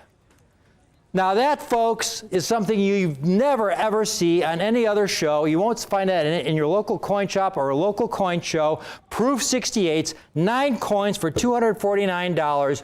But I'm not done yet. This is the cherry on top. I really went a little crazy with it when I added this last coin. And it's this last coin that really limits the number of sets I can offer, because what I have is the lowest mintage issue of all, the 1955 in proof 68. Only 300-some thousand examples were struck. I've got the 1955. Here's one on eBay for $249 for the 1955. Not only is it a low mintage issue, but half the coins came in this early box packaging. And I write about this early box packaging in all my books. This is the worst possible packaging. It used a kind of a poly bag packaging. The coins that were stored in this packaging, here's the $50 that I'll just pull out, would react chemically with the silver of the coins, and the coins would really deteriorate in tone of kind of a charcoaly gray, purple, black around the rim and on the reverse. Here you can see the toning around the perimeter of this 1955 half. You turn it over, folks, it looks like it's been in the coal bin for the last 30 years. I mean, it's awful. So the 55 is a super tough date. And including the 55, take a look at this, folks. All 10 coins. All 10 coins, limited time offer, all 10 coins, 1955 through 1964, the last 10 years of the Roosevelt Dime Series struck at the old Philadelphia Mint, and 90% silver planchets using this old technology, all 10 coins, $279, only $30 additional. $30 additional for this last toughest year. $279, that's $27.90 a coin. Get this deal while I have them, folks. I have a limited number of the 55s. I have a limited number of those 58s. Those two dates are the toughest key dates in this set, the 55s and 58s. 59 is also tough. The 60s, 61s are tough. The only date that's relatively easy to find is the 1964. And you'll see dealers asking $40, $50 for the 64. Here I've got the entire set, folks. This is my collector's special that I have for you today. I hope you take advantage of it. This is just such an exciting opportunity. If you want, you can get more than one set. Eventually, I'm going to be sold out of these. You can get more than one set, but they are $279 a set. That is the price per set. So if you get 10 sets, comes to $2,790. I should probably put a limit of 10 sets on this because let's do that. Put a limit of 10 sets. I've got roughly a little over 100 of these sets I can offer at this point in time. And we've got a lot of people calling in. It looks like almost everyone calling in is getting the complete 10-coin set. This is really, really a great value buy, folks. When I talk about offering coins that offer you the ultimate in eye appeal, quality, and rarity at a great price, this is a great roadmap for your future. A collection of early proof Roosevelt dimes in extraordinary proof 68 condition that years from now, you're going to look back on this and say, boy, these really are the good old days. There are some great opportunities in U.S. rare coins today, and this collector's special that I have for you is just Exhibit A. Here you've got 10 really extraordinary proof Roosevelt dime. The last of the proof Roosevelt struck in 90% silver at the old Philadelphia Mint, an extraordinary proof 68 condition, one grade from the highest grade ever received for these early dates. And the entire set is only $279. Again, if you submitted one of these coins yourself for grading, the grading fee is going to be around $20. They're going to charge you $21, $22 to ship it back to you registered mail. Everything is shipped registered mail. You have your submission, your shipping cost to them. The chances are you get it graded. It's not going to grade proof 68, folks. You like that 58 dime we showed you, it's going to be a proof 64, proof 63, proof 65. If you get lucky, you get a proof 67. A Proof 68 is extraordinary. And here I've got the entire set, only because I am specialized in these coins. I've specialized in them for over 30 years. I get some opportunities to acquire some sensational pieces at the best possible price. There are no middlemen. You know, we go through these coins ourselves to cherry pick the finest examples. You know, there are no middlemen who take their cut. And that's the only way I can offer this kind of set for you at this kind of price. This is something where we get a lot of dealers calling in to buy these sets, because these truly are dealer prices, below dealer prices. $279 for the entire 10-coin set. Thank you for watching this presentation. We got a lot of folks calling in on this. I'm going to call it right here, but keep calling in on this. Keep calling in. We do have sets available. We've got the best phone bank operators here at Rare Collectibles TV. They are so nice, so polite over the phone. It'll be a very, very enjoyable experience for you. Collecting is meant to be enjoyed. And we want to make the journey as pleasurable as possible for you. Great people to work with, great customer service, and the greatest coins you'll ever see anywhere on any TV show. You can't find this kind of set at your local coin shop. You can't find these kinds of coins at this price at your local coin show. Only here on Rick's U.S. Coin Show. Thank you for watching.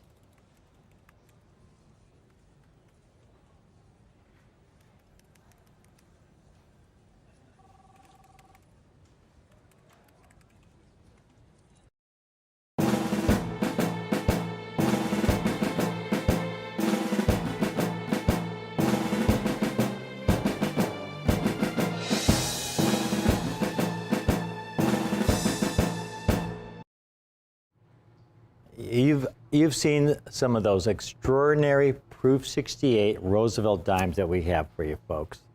1955 to 1964 in Proof 68. There are no Proof 70s from this early era in proof making at the Philadelphia Mint. They didn't have the technology. Proof 69 is the highest grade, and there are very few of those. Now, out of this incredible collection of coins, we had those beautiful Proof 68s. At a price that's absolutely the best, it's the best opportunity you'll find in Roosevelt dimes anywhere in the country. But I also then, it's taken some time, we put together a small group of these coins in Proof 69. Now Kim has a little chart to show you, just to give you the approximate rarities of all of these coins. We got the 55 to 64. You see the populations in Proof 69 for those years. You can see how rare they are. It really doesn't begin to jump up. 63, you see 744 graded, and in 1964, you see it jump to 3,300 coins. But most of these, 400 or 500 coins graded. I've got the complete set. We have a handful of these. This has got to be a short presentation because, again, I don't have very many of these sets. But every coin in the highest grade, beginning with the 1955, take a look at this set. Folks, I've got a limited number of these sets. That's the bad news, because I don't have very many. That's not so good news. But the really good news is that I have this entire set that you're looking at. The last 10 years of the Philadelphia Mint. Kim, is it this? Would you say $79.50 a coin? Is it, you know, for the highest grade? $79.50 a coin. In other words, this entire 10-coin set that you're looking at, highest grades, $795. $700. All of a sudden, we have just had what, five of our customer service people answering the phone lines on this. So again, this is going to be a short presentation. The lines have started ringing on this. $795. Kim, we need to give them just a few hand shots. They need to see the first year of the series that we have here, the 1955. I mean, only about 405 examples graded. Very, very rare coin. The 1955 alone, you see people selling them in Proof 68. In Proof 68 for $250. In Proof 68. not proof 69. $795 for the entire set. Only have a limited number of these. If you called in earlier and acquired a proof 68 set and want to upgrade to one of these proof 69 sets, call right in. We'll handle it for you, no problem. But, you know, maybe I would say it's probably a good idea to hold on to one of each. Yeah, you don't want to, I would not want to sell this 69 set at any time in the near future. You know, coins, proof coins from this early era are getting harder to find by the month. And you're talking about the early era when these coins were struck at the old Philadelphia Mint in proof condition. These are the last of the 90% silver Roosevelt dimes struck at the old Philadelphia Mint when they made proof coins what I call the old-fashioned way, where they basically used technologies that were carried over from the 1800s. And when the packaging by modern standards was really substandard. So for these to survive in this condition, most importantly, for me, you know, if I were asking $1,995, $1,995 for the entire set, it'd be a great set, but, you know, I mean, it's not something I drive across town necessarily for, but it would be certainly an ultimate set. But for $795, $79.50 a coin, this is worth going out of your way to pick up. This is not something that comes along very often. You can go to a major show, you will not find a set of Roosevelt dimes in this condition at any price, And we have them today while they last. Again, we got people calling in. I have a limited number, so I have to cut it right here. The entire set for only $795. The last of the proof Roosevelt dimes struck at 90% silver at the old Philadelphia Mint. Extraordinary collector's special to be able to offer these Roosevelt dimes in proof 69 for $79.50, folks. $795 for the complete set. You know, this is the kind of offers we have where we get so many dealers calling in to buy these sets at these prices. Because again, we buy the collections ourselves, we do all the work, we look at the thousands and thousands of coins, all the hairline coins, all the spotted coins, to cherry pick that occasional diamond in the rough, to get it graded, so we can offer you these kinds of deals. It's a lot of work, but that's what we love to do.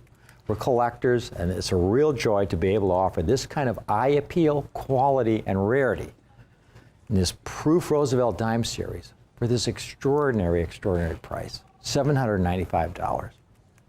Thank you for watching.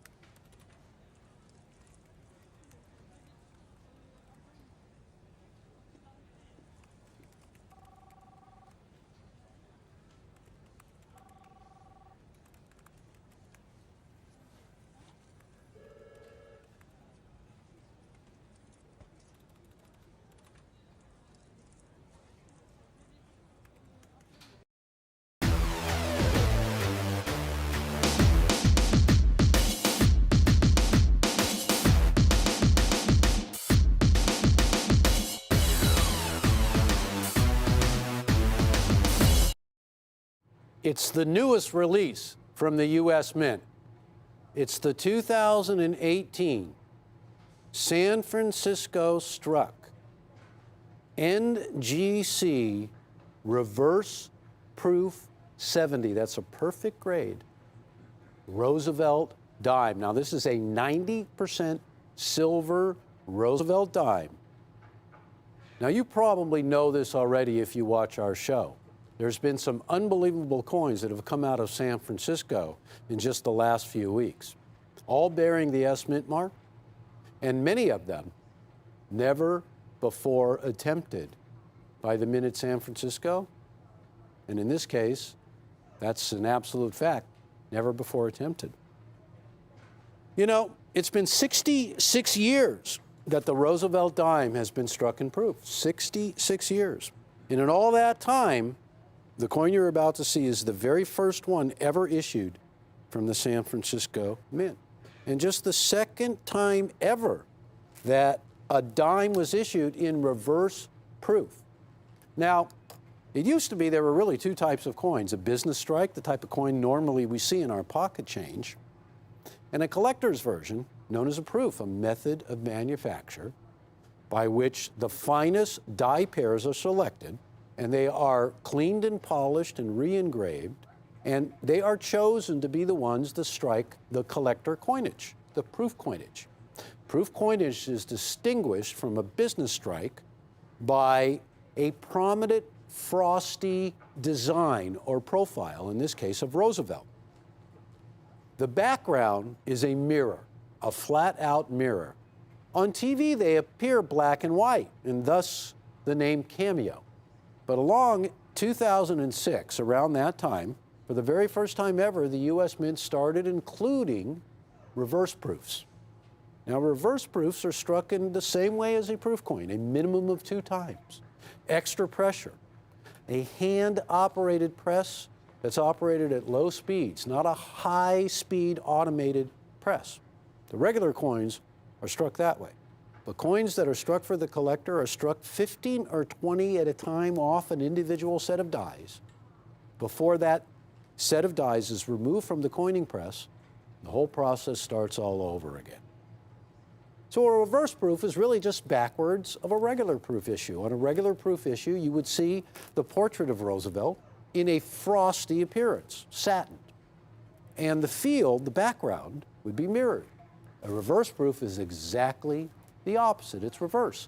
The image of Roosevelt is in mirror, and the background is in satin or frosty. So for the first time ever, 2018 saw the first ever reverse proof silver dime from San Francisco. And it was only the second time that a reverse proof dime had ever been issued. The first time was 2015. So it's the first from San Francisco, the second ever reverse proof, and it's in the top 10 of the lowest mintage of all proofs, 66 years. So you have to go through this extensive list just to come to the first ever reverse proof. But we're starting in the beginning. 1950 was when proof sets began that had the Roosevelt dime in it, because there was proof set production discontinued during World War II. So 1943, 44, 1945, all the way to 1950, no proof sets were issued. And then 1950, they started again. So you can see the low mintages. But then coin collecting was very popular at that time after World War II, almost, but not quite as popular as it is today. It's more popular than ever now. And you can see the individual mintage of these proof Roosevelt dimes. I mean, when you look at the regular issue of Roosevelt dimes, they're in the hundreds of millions, many times even the billions. So these are very, very small mintages. And again, as I said, 66 years of Roosevelt dimes and proofs, the first time ever from San Francisco that a reverse proof was issued. So you can see the mintages. They start to get pretty small as those silver coins are issued. Don't forget now, these are all proof coins, they're all collector coins. The final page, very bottom, is the 2018 San Francisco struck reverse proof. That's a silver coin, by the way, 90% silver. And don't forget that Roosevelt dimes, which first were issued in 1946, continued to the present day, were 90% silver until 1965. 1964 was the last year, and all the silver went away, except for collector's issues. The Mint announced last year that they would be issuing a special group of coins to commemorate 50 years of proof set production at the San Francisco Mint, began in 1968. It was eagerly anticipated because they announced ahead of time that there would be a maximum amount of coins issued of only 200,000. And you can see there's hardly any issues that can compete with this Roosevelt dime from the 2018 San Francisco Mint in reverse proof. Very, very little competition. One of the most exciting articles I've ever read is this one right here, because if you're a collector, this is really what you're looking for. Proof 70 grades are elusive for the set coins, the coins that came out of the 2018 reverse proof set. Elusive doesn't even really describe it. Everybody is talking about how much trouble they're having getting perfect coins graded. In fact, perfect coins are tough to get. Every coin is individually hand-struck, individually prepared. I mean, the mint is basically striking by hand each and every one of these coins. And still, only about 0.5% to maybe 1% of the entire mintage of the 200,000 coins have been certified in a high grade. Only about 10,000 coins. You know, we don't like flash in the pan. We'll generally wait and we'll let the market frenzy calm down before we get into something. We knew this was going to be a big issue, though. We positioned ourselves to get these coins in such a manner, in such a quantity. I don't think there's many people in this country that can touch our prices, and I'm here to prove it to you. In a perfect 70 grade. There's a 79S, over $400. They're tough to get, tough to get. But I have to tell you, the mintage of that 79S there, in the millions. Let's go back a little further into time. Here's a 75, a 1975S, $575.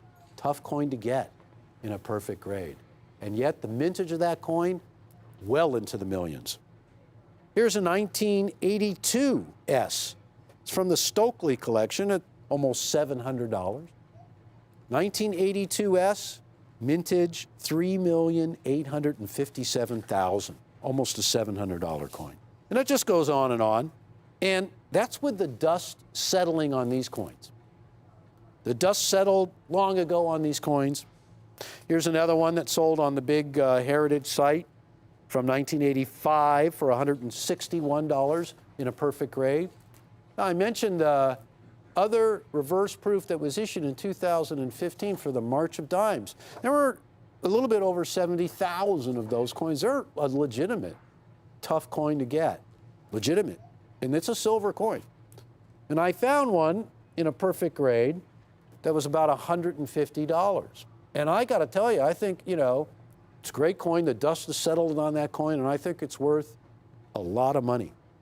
The coin that we're talking about now is the second rarest to that one, and only the second time ever a reverse proof dime was issued, and the first time one was issued from San Francisco. Here's a 2018 reverse proof Roosevelt dime, 70 grade, about $60. Great price, great price. I'll probably have to buy some of those myself. I found one in a proof 69 for $65.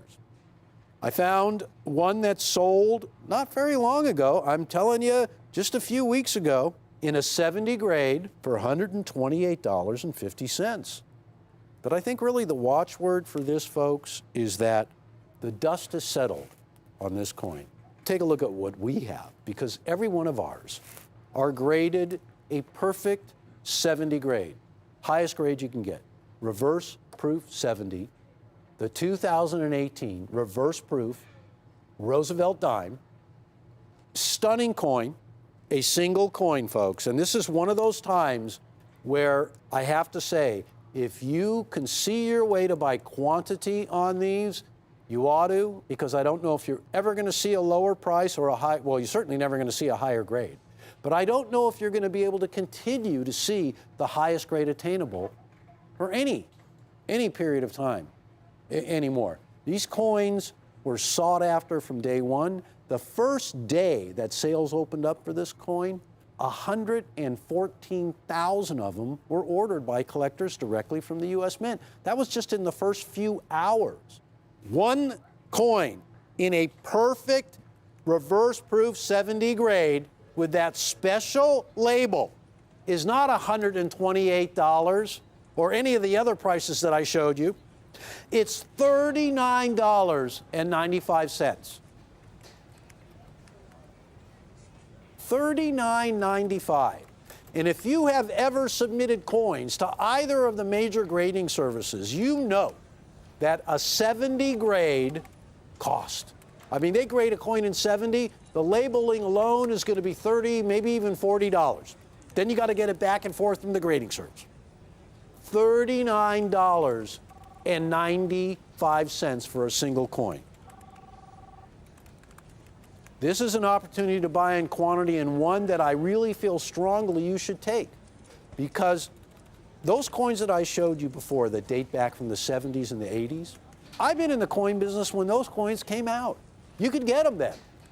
Now they've disappeared completely. And folks, their mintages are 10 to 15 times higher than this coin right here. And this coin is as unique as it can get. It's the only issue ever that San Francisco produced in a reverse proof. It's a solid silver coin. It is one wonderful collectible, and these were so tough for the U.S. Mint to strike perfectly. They all look great, but when they get to a grading service, they have not been grading as high as proofs normally do. So the highest grade has been very elusive, so much so that they're writing articles about it in coin publications, how tough it is for collectors to get that ultimate grade. This is a coin that I have to say, quoting Roosevelt, will live in infamy because it is starting now and will go on forever. It's priced so right, it's the perfect time to buy. A 10-coin lot of these coins, every one from the group that you see right there, those are actual coins that customers will get, will be in a perfect proof 70, reverse proof 70 grade. And they are $35.95 a coin, or $359.50 for 10. 5 at $37.95 a coin for $189.75. And if you just want to test the waters and you've never collected dimes before, it's going to open up a whole world, because you're going to discover from this dime and its rarity other rare coins like mercury dimes and barbers before that, and seeded material and bust material. And you're going to be on the road to a variety of coins to collect vis-a-vis this Roosevelt dime right here. So, folks, let's go over all the particulars. For the first time ever from the San Francisco Mint, after 50 years of striking proof material, they have finally issued a reverse proof silver Roosevelt dime. First time ever. Reverse proof's been done from San Francisco. They're not grading a lot in 70 these days. They're having a problem getting high grades. So few are grading. I just checked NGC's website not too long ago, and I see that across the board in all grades, there isn't even 10,000 coins that have been graded of this coin. That's not even 1% of the total mintage. It's less than 0.5%. So the coins are tough to get. As I've seen coins selling for $128, and let's just take another look here because I think this is so important. These are 2018 S reverse proof dimes that you see up here on this display. And I just want to show you what I've been finding that's been happening just in recent memory, real recent as a matter of fact. $128. There's one right there for $65. That one's a proof 69, not even a perfect grade. And then I love this coin right here. I'm tempted to go in and buy them all. $60, a little bit below $60 in a perfect 70. Well, folks, we're not even at $40 for a single coin. We're at $39.95. 5 coins are $37.95 each, and 10 are $35.95 each. It's a chance and an opportunity to really put away a special coin that is so far down on the list of low mintages, one of the lowest of all times for any dime. Hey, you know what? Let's compare it to the 1916D Mercury dime. 1916D Mercury dime. How many did they make? 284,000? I got to tell you, not many. This coin beats it in terms of mintage. It's destined for greatness. It's a perfect grade, something you could never achieve in a 16D. Now's the time to get it, fresh off the press. It's the latest issue from the U.S. Mint. It's certified by NGC, an absolute perfect 70 grade, highest grade you can get. Best price you're going to see anywhere at $39.95, or 5 coins at $37.95 each. And I want you to take one more look, and of course, a 10-coin lot at $35.95 per coin can also be yours. So that is the latest issue from the United States Mint at San Francisco, here on Rick's U.S. Coin Show at Rare Collectibles TV. Thank you for watching. Goodbye.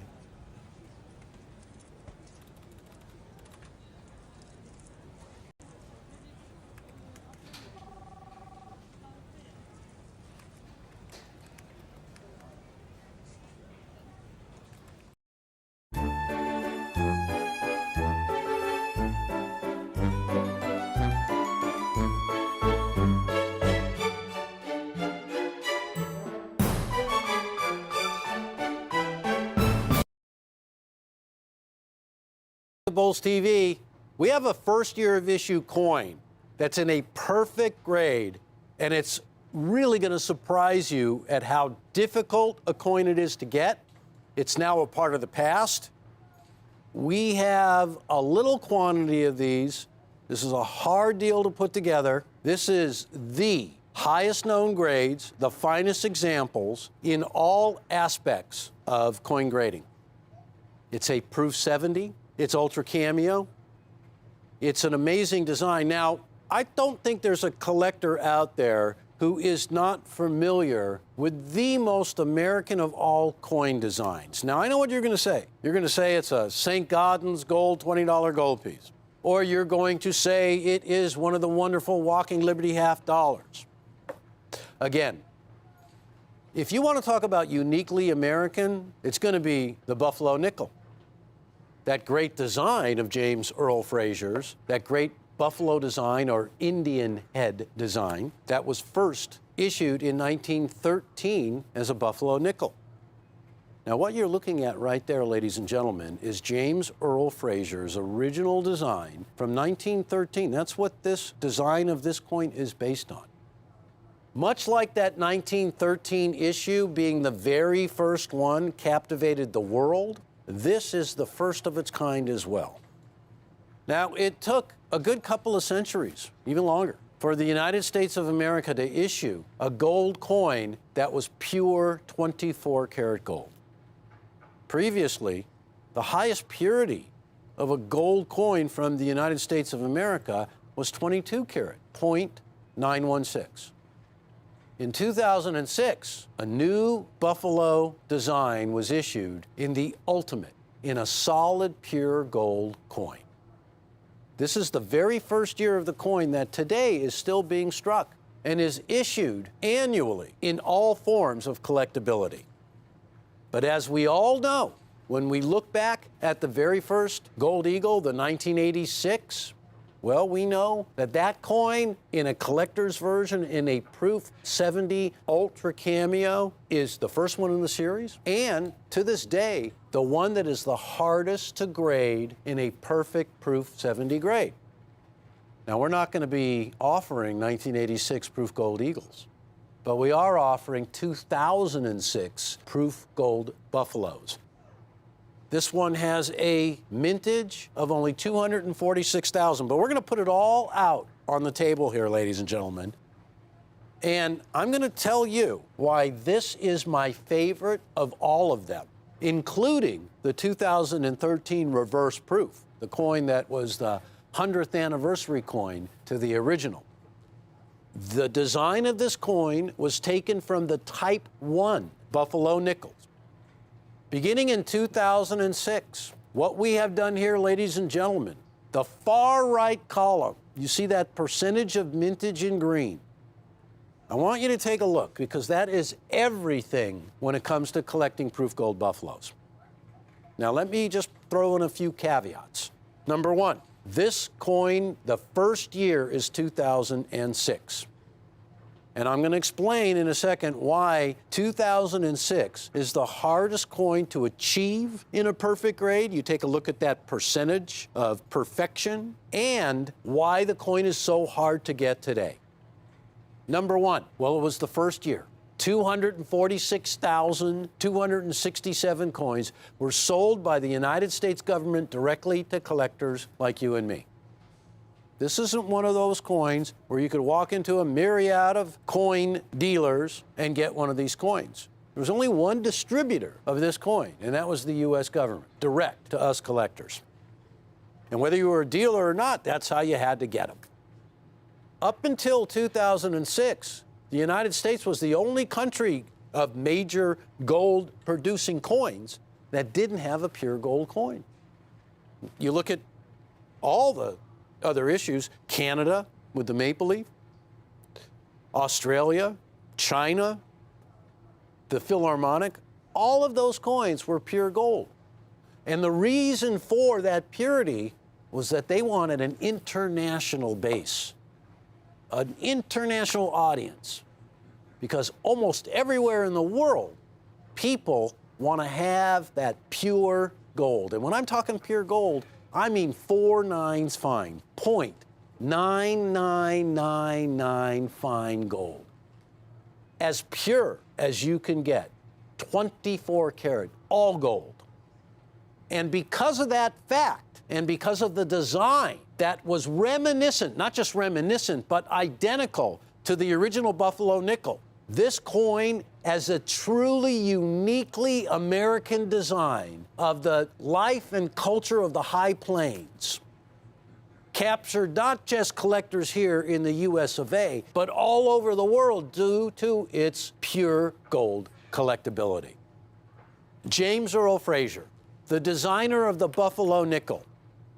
Now, James Earl Fraser, when he produced the Buffalo nickel in 1913, James Earl Fraser produced one of the last coins of the American Renaissance, the redesign of American coinage that began with Augustus St. Gaudens and President Teddy Roosevelt in 1903, when plans were laid to redesign all of our American coinage.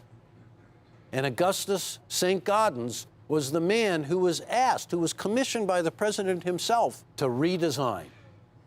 Now, you all know, if you watch this show, that Augustus St. Gaudens was only able to complete 2 designs of the redesign of the Renaissance before he passed away.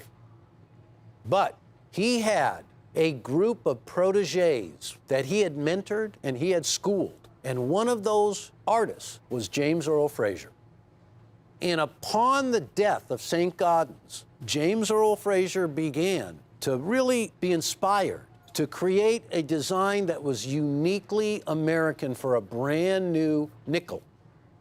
Very aggressive was James Earl Fraser.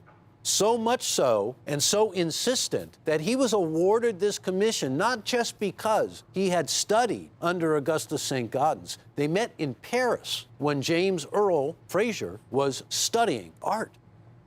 And immediately, Augustus St. Gaudens took him under his wing and employed him. They went back to the United States of America, and Augustus St. Gaudens gave him a job modeling the plasters that would become coins.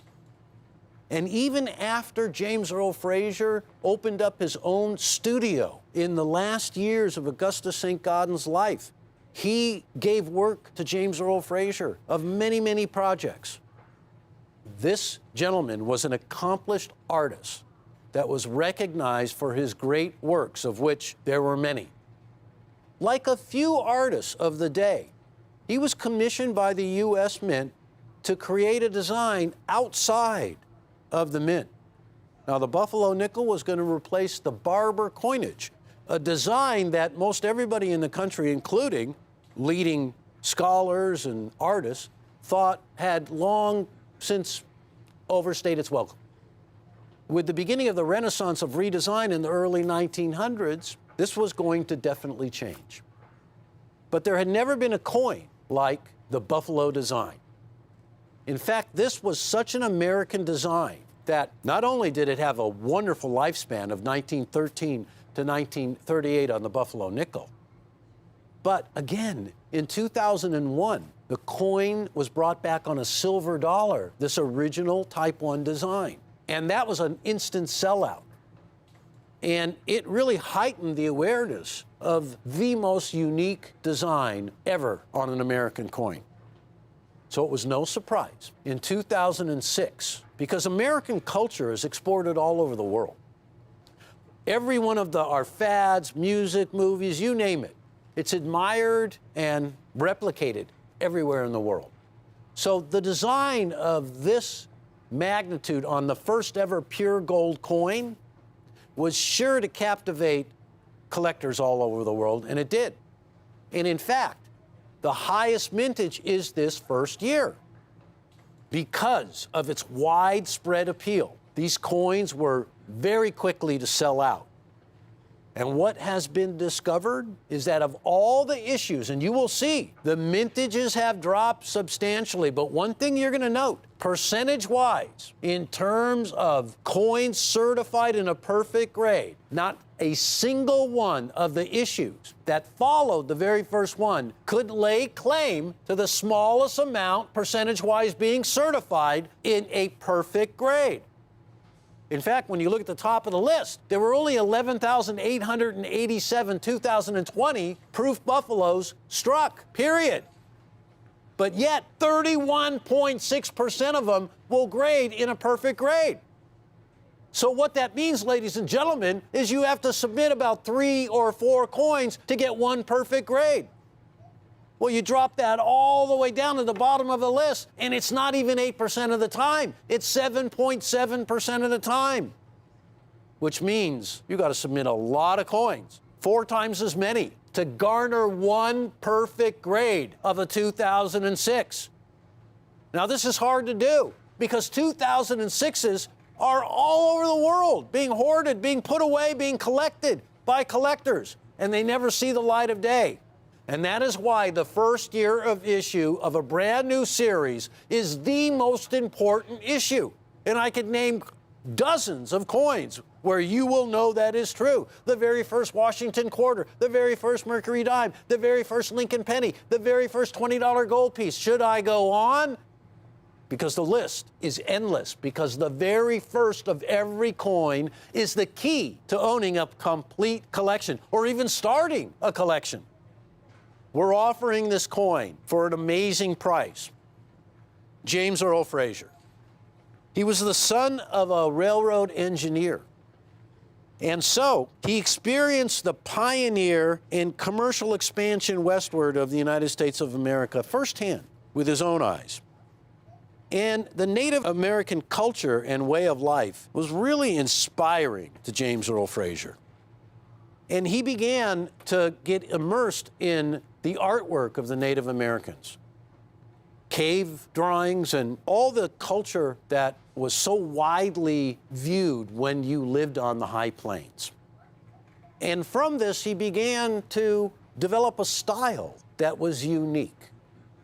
And in fact, when he began to design the Buffalo nickel, he did something that no other artist had ever done before. He actually used 3 models of Native Americans, combined them into one amazing image of a Native American. And this, unlike many of the previous coins that paid tribute to Native Americans, was not Lady Liberty on the coin. You won't see her anywhere on this coin. But an actual Native American, well, really, 3 actual Native Americans compiled into one composite. That simple profile right there has withstood the test of time, in fact, become such a symbol of why America is unique that it is the only coin that made it from a United States nickel to a U.S. silver dollar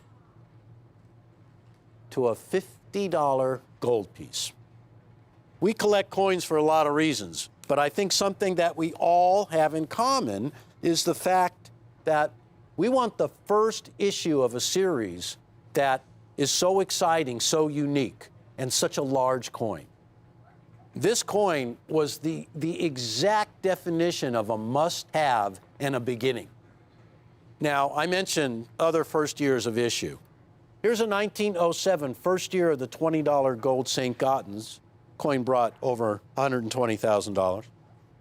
Now, I also mentioned the Buffalo nickels from the first year, 1913. Because the Buffalo design was so uniquely American, there is a Mint State 67 plus Buffalo nickel. And I want you to take a look at what it brought at auction. Almost $46,000, one nickel. Here's a 1921S. Now, that's one of the very low mintage years of the Buffalo nickel and one of the most collected and sought after dates. Over $40,000 at auction.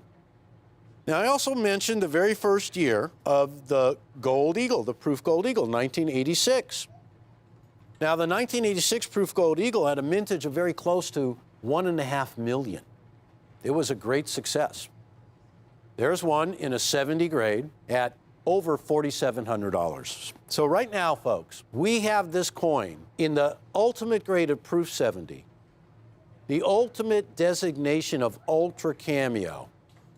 In terms of the finish of the coin, in terms of the mirrored background and the satin design of both the Buffalo and the Native American, obverse and reverse, these coins display the ultimate in cameo, the ultimate in contrast.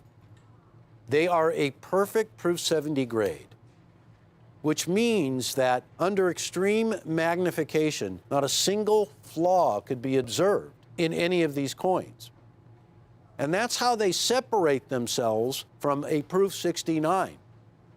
You really have to magnify that coin, get down deep to see if there are any surface anomalies that the eye doesn't pick up that would keep it from garnering a perfect grade. Every one of the coins that we have, not a single flaw, all perfect. There have been issues of the Buffalo that people talk about day and night, but what really comes back around every time is when you talk about the first of a series, and when you talk about the first ever pure gold coin. Now, again, up until then, all the $20 gold double eagles were 22 karat gold, 0.916 fine. All of the 10s, all of the 5s, all of the coins that we love that are classic American. Even the gold eagles from 1986 and beyond, a 22 karat gold coin, because that's how the U.S. always did it. But in 2006, a new purity. And in fact, today, most of the coins being issued by the U.S. Mint in silver dollars are pure. The Silver Eagle dollar and all the annual issues, pure silver. So the world demands that purity. Collectors all over the world are used to the purest of metals, the purest of gold. And I think with the U.S. adopting that pure gold standard, it has invited collectors to get in on this first year of issue. When you compare the mintage of the first year of the Gold Eagle at 1.4 million to the first year of the Gold Buffalo at 246,000, it's a night and day difference. You will find that they just do not certify in a perfect Proof 70 grade commonly. In fact, every other year beats them out. I can even recall that the 2013 reverse proof, which is not on my list because it's a reverse proof, but the mintage of that coin was about 47,000. But yet, in a perfect Proof 70 grade, it happens 13% of the time. So as this program went on and the ability to create the dies and the modeling began to improve, so did the quality of the coin. But the initial year had the lowest occurrence in Proof 70 of any year, and there hasn't been a year yet that can match it. American history has looked so favorably upon James Earl Fraser as an artist. In fact, I invite you to check out some of the great works of art that we're going to feature and point out of James Earl Fraser when you get a moment, because there are many works. James Earl Fraser designed the World War I Victory Medal. And all over this great country are monuments and sculptures and statues that were done by James Earl Fraser, which are recognized as some of the greatest works of art. But the man did only one coin, and that one coin was the Buffalo nickel. So, ladies and gentlemen, the first ever in the ultimate grade with the ultimate designation, the one that it happens to the fewest of all, the 2006 Proof 70 Ultra Cameo, $3,495. And ladies and gentlemen, there's never going to be a lot of these coins for anybody. I think we've come up with a great little quantity of them here, but please keep this in mind. 2006, when these coins were released, the sellout was quick. The demand was amazing. It was worldwide. I am so lucky, and we as a company are so lucky that we have the little cachet of these coins that we do. So I invite you to lock one up today for $1,747.50. And when we are ready to ship this coin to you in one more month's time, you put down the other $1,747.50 and this coin will come to you. And in between that time, ladies and gentlemen, you are going to find out that we'll sell out of every one of these coins, that a presentation like this will not last. The coins are in very short supply. I can get more of any of the other years, even though they have a smaller mintage most of the other years. I cannot come up with the same type of quantity for this coin because it's the first one.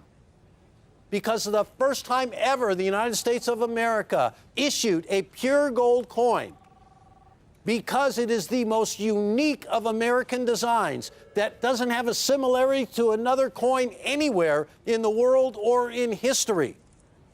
That has made the Buffalo design the most popular nickel, the most popular commemorative silver dollar, and the most popular gold issue in pure gold the U.S. has ever issued, the 2006 in a Proof 70.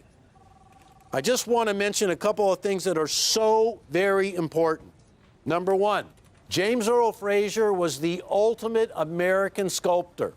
He was a protege, a student, and an employee of Augustus St. Gaudens. They met while he was in Paris, France, studying art when Augustus St. Gaudens was over there. And immediately, St. Gaudens saw something in Fraser that made him hire him and bring him to the United States of America and incorporate him into his studio. And James Earl Fraser was given many projects by Augustus St. Gaudens to complete. He was an expert sculptor. He started at a very, very young age when he lived on the high plains. He was born in South Dakota.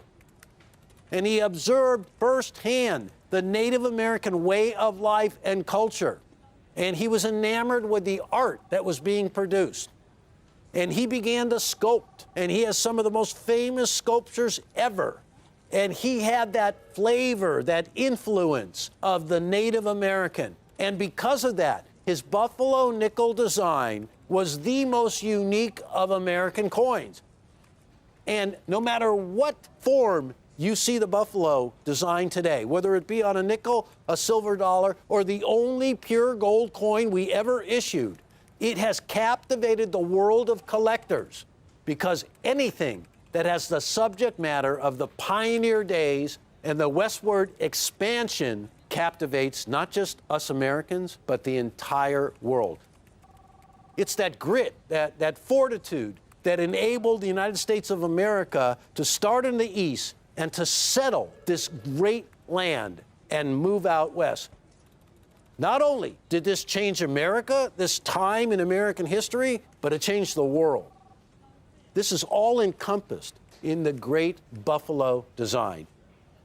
The reverse was a bison or a buffalo, if you will, who resided in the Bronx Zoo. And he was known as Black Diamond.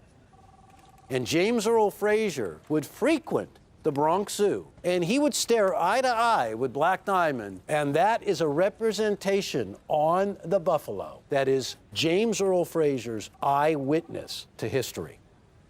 So, ladies and gentlemen, do not miss out on an opportunity to get the first one, the rarest one in 70 by percentage of all of them, and the one that's the first one, widely dispersed. And please, don't forget, this is Rare Collectibles TV, and I want to thank you so much for watching, and I'll see you.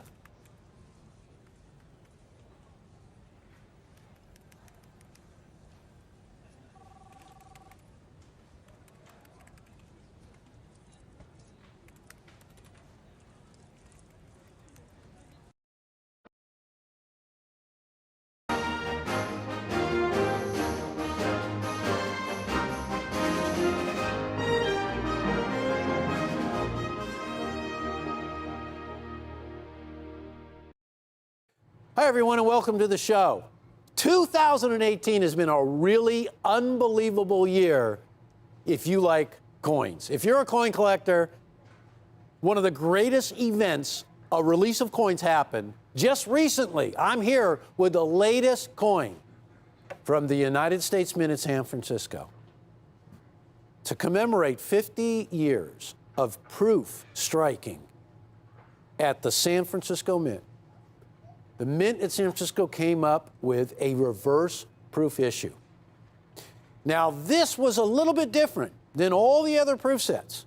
You know, that's something that the U.S. Mint didn't even attempt to strike until 2006. So there haven't been many. And as far as a reverse proof set, never been done before. The other thing that was really special about this issue was that the U.S. Mint said, we're only going to make 200,000 of these sets. And that is it. It sold out pretty darn quick. And I'm going to tell you more about that in a minute. And now you've seen various components of the 2018 reverse proof set on our show. We have featured the Kennedy half dollars, the Lincoln pennies, the Roosevelt dimes. It is now time to feature the dollar coin from that set. Coin World is a publication for coin collectors. And as soon as the issue of the 2018 reverse proofs hit the marketplace, started seeing articles. This one says that proof 70 grades are elusive for the set coins from the sets. Really hard to get. Didn't really realize how hard until we started getting figures of how few were being graded. So when you see proof 70 grades are elusive for these 2018 coins, something to really pay attention to. The coin that we're going to be featuring is often referred to as a Sacagawea dollar. But really, there's more to it than that, because the Sacagawea dollar was issued in 2000. In 2009, the Mint began to change the reverse of the coins, and where you typically had an eagle on the reverse in the earlier years. From 2009 on, it really became the Native American dollar, because each one has a reverse that celebrates or commemorates events precious to all Americans, including Native Americans. But for 2018, it's really special. Jim Thorpe, everybody's hero. Jim Thorpe was Native American. He was the first Native American to ever win a gold medal at the Summer Olympics, and that was in 1912. He was called the greatest athlete in the world because he won not just the decathlon, but the pentathlon as well. So he won the event at the Olympics that features the 10 of the hardest track and field events and the 5 of the hardest track and field events. And he was dubbed by King Gustav of Sweden in 1912 in Stockholm, the greatest athlete in the world. And you know, that's a moniker that has stuck for the winner of the gold medal in the Summer Olympics for the decathlon and the pentathlon ever since. But Jim Thorpe was an amazing athlete, a professional baseball player, a professional football player, professional basketball player. He was more than a well-rounded athlete. He might have been the greatest athlete of the 20th century. He's remembered fondly on this dollar. This is a small mintage, very, very small mintage. So the coin we're going to be featuring is the Native American dollar for 2018, struck exclusively in reverse proof. And you can see all of the Native American proof dollars that have been issued from 2000, the beginning, up to 2018. And you can see that the one in red at the very bottom, by far, is the lowest mintage of them all. And it's hard to get in a perfect grade.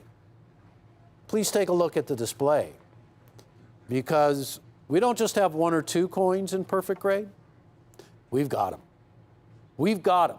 We did our homework on this deal. We prepped for about a year to position ourselves where we could get the maximum amount of these coins in the highest quality. So every one of the coins that you're looking at there are a Native American dollar in the one-time only reverse proof struck at San Francisco in the ultimate grade, a reverse proof 70, a perfect coin, absolutely highest grade, achievable. And it's really a big deal. In an absolutely perfect grade, $289.95. That's what they're being offered at. Many are selling. Look at this one, almost $450. A perfect Jim Thorpe Native American dollar. Absolutely flawless. Almost $450. Yeah, I found one that was the deal of a lifetime. Didn't last long. About $120. That is a heck of a deal. This is a magical moment for this coin, because everybody's talking about how few of every one of these coins out of the 2018 reverse proof set. You know, the Mint are really good at striking coins, but they haven't been striking the reverse proofs for that long. And let's face it, try as they might, each one of these coins is struck on a hand-operated press, struck a minimum amount of 2 times to bring out all the detail. They're inspected at every step of the striking process. The dies are inspected in every step of the process of preparation to strike these coins. And still, it's a very low rate of perfect coins being generated by the grading services. Every coin that we have in this deal is a perfect proof 70. So, you know, once again, folks, you can find them at a bargain price. Scooping them up is a major, major part of the deal, because look at this one right here is another, like I was saying, this one, $450. And when these coins first hit, just literally, I mean, we are talking weeks ago, the world was on fire. Everybody was talking about it. 114,000 of these were sold in one day at the U.S. Mint. 114,000. And all 200,000 were gobbled up. Not too much time after that. The Mint was even limiting 1 to a customer in the very beginning. 1 to a customer. I mean, there were so many people who wanted in on this deal. People were asking everywhere, why all of a sudden, when mintages of 500,000, 600,000 were considered really low, why only 200,000? How many collectors of coins like these who've been collecting from the very beginning are not going to get one? So when you see $450 for a perfect specimen, it was pretty incredible. You pay $449, then one comes along, it's about $290, and you're like, wow. And then all of a sudden, you turn our show on, and we have those coins graded in a proof 70. Are you ready? Folks, $450, $290, or even $120. Amazing. $99 for our coin puts everybody to shame. $99 for a coin that is the highest grade you can get. A coin that is not grading in abundance in these perfect grades. You can't count on it. $99. Look, $20, we're beating the lowest price I've ever seen. But they're not $99, folks. The next stop, $89 a coin. Now, at $89 a coin, the phones are ringing off the hook. $89, you couldn't buy them, buy enough to submit to get them graded in a perfect grade at the rate they're grading, like 20%, and get it encapsulated? You wouldn't even be able to come close to $300, $400 a coin. So $89, yeah, you bet people are going to be buying 2, 3, 4, and 5 of them. But they're not. They're not 99, they're not 89, not even $79. This coin is in perfect proof 70, reverse proof 70. This coin has the lowest mintage of any one of the Sacagawea or Native American dollars at 200,000. And again, It's not $79, $69.95. That's right. $69. Now, I don't mean to yell. I'm sorry. I have to get control. But $69.95. All graded in a perfect proof 70 reverse proof mintage of 200,000. In fact, actually, I checked the mintage. It actually came in a little bit under that. So it's not even 200,000. You know, the thing about it, when you have a coin that has such a low mintage, and I could name them, you know, I could just go on and on. The very first Lincoln penny, the 09 SVDB. Well, that coin had a mintage almost 500,000. And they're impossible to get today. You could never get one in this high grade. But coins in heavily circulated condition are almost impossible to find.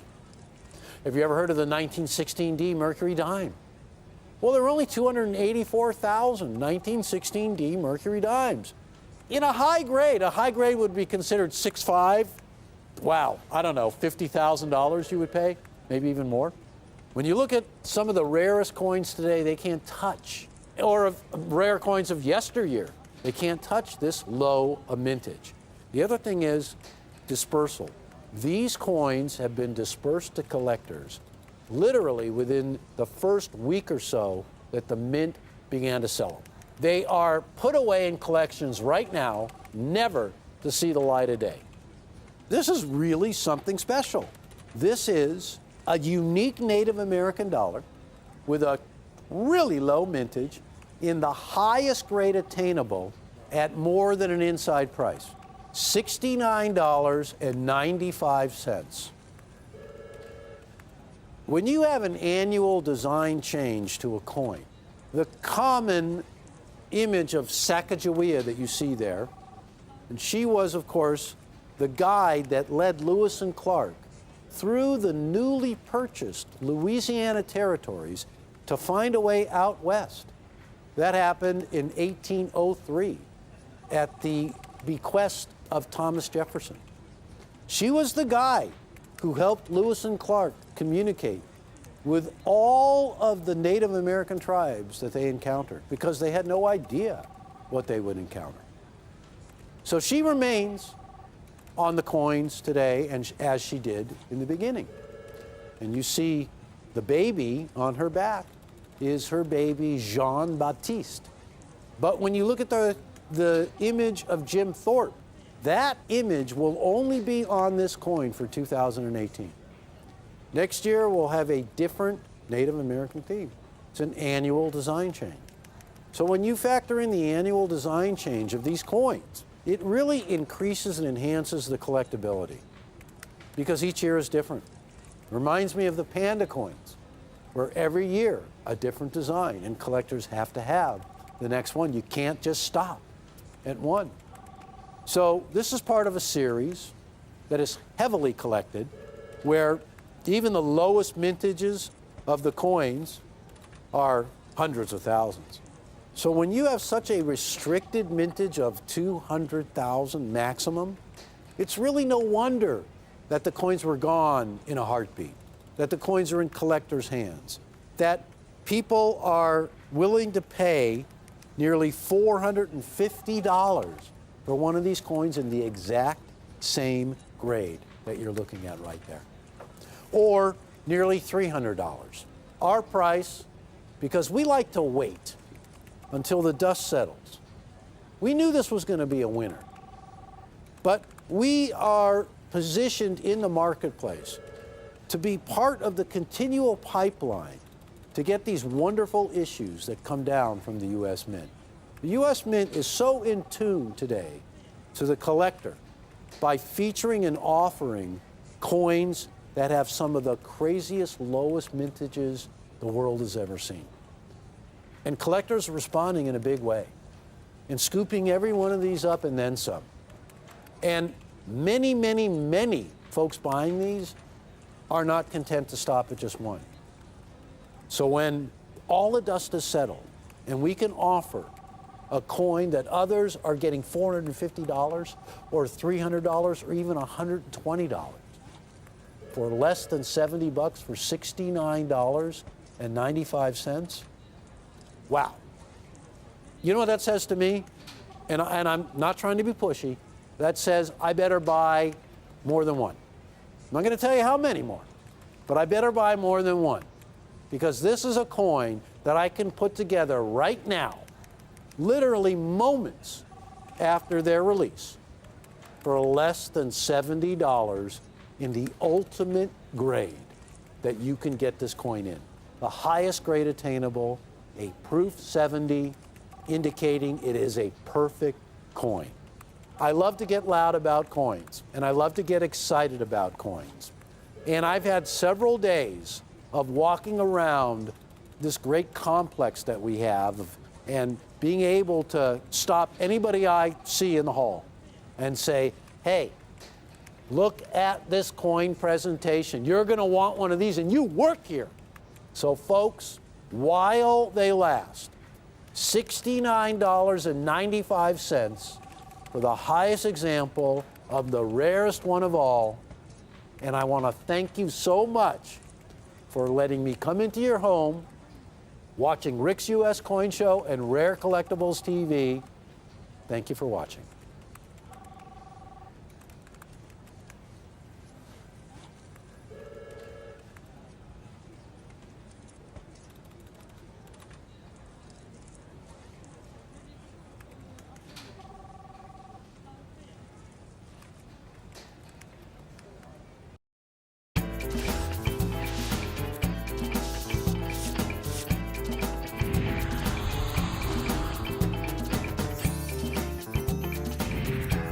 Thanks for joining us here on Rare Collectibles TV. Hi, I'm Rick Tamaska, and this is Rick's U.S. Coin Show. Rick's U.S. Coin Show is a brand new show that brings you rare, high quality, and unique coins at the most affordable prices on TV. My name's Jack McNamara, and I love coins. We're the Tamaska girls, Kim And Caitlin. Here at Rare Collectibles TV, we know what kind of coins you want, because we're collectors ourselves. I've been collecting coins for over 40 years. I love finding coins all across the country and bringing them to you. Whether you're new to coin collecting or an old pro, we've got the coins you're looking for. After my first book, dealers began calling me the Cameo King. Coin rarity and quality are what matter most to me. Now that's eye appeal. I do love Franklin's and Kennedy's. Rare unique coins. At the most affordable prices. Coins are in my blood. Now that's a beauty. My goal is to bring you the ultimate in superb rare coins. Do you want the best?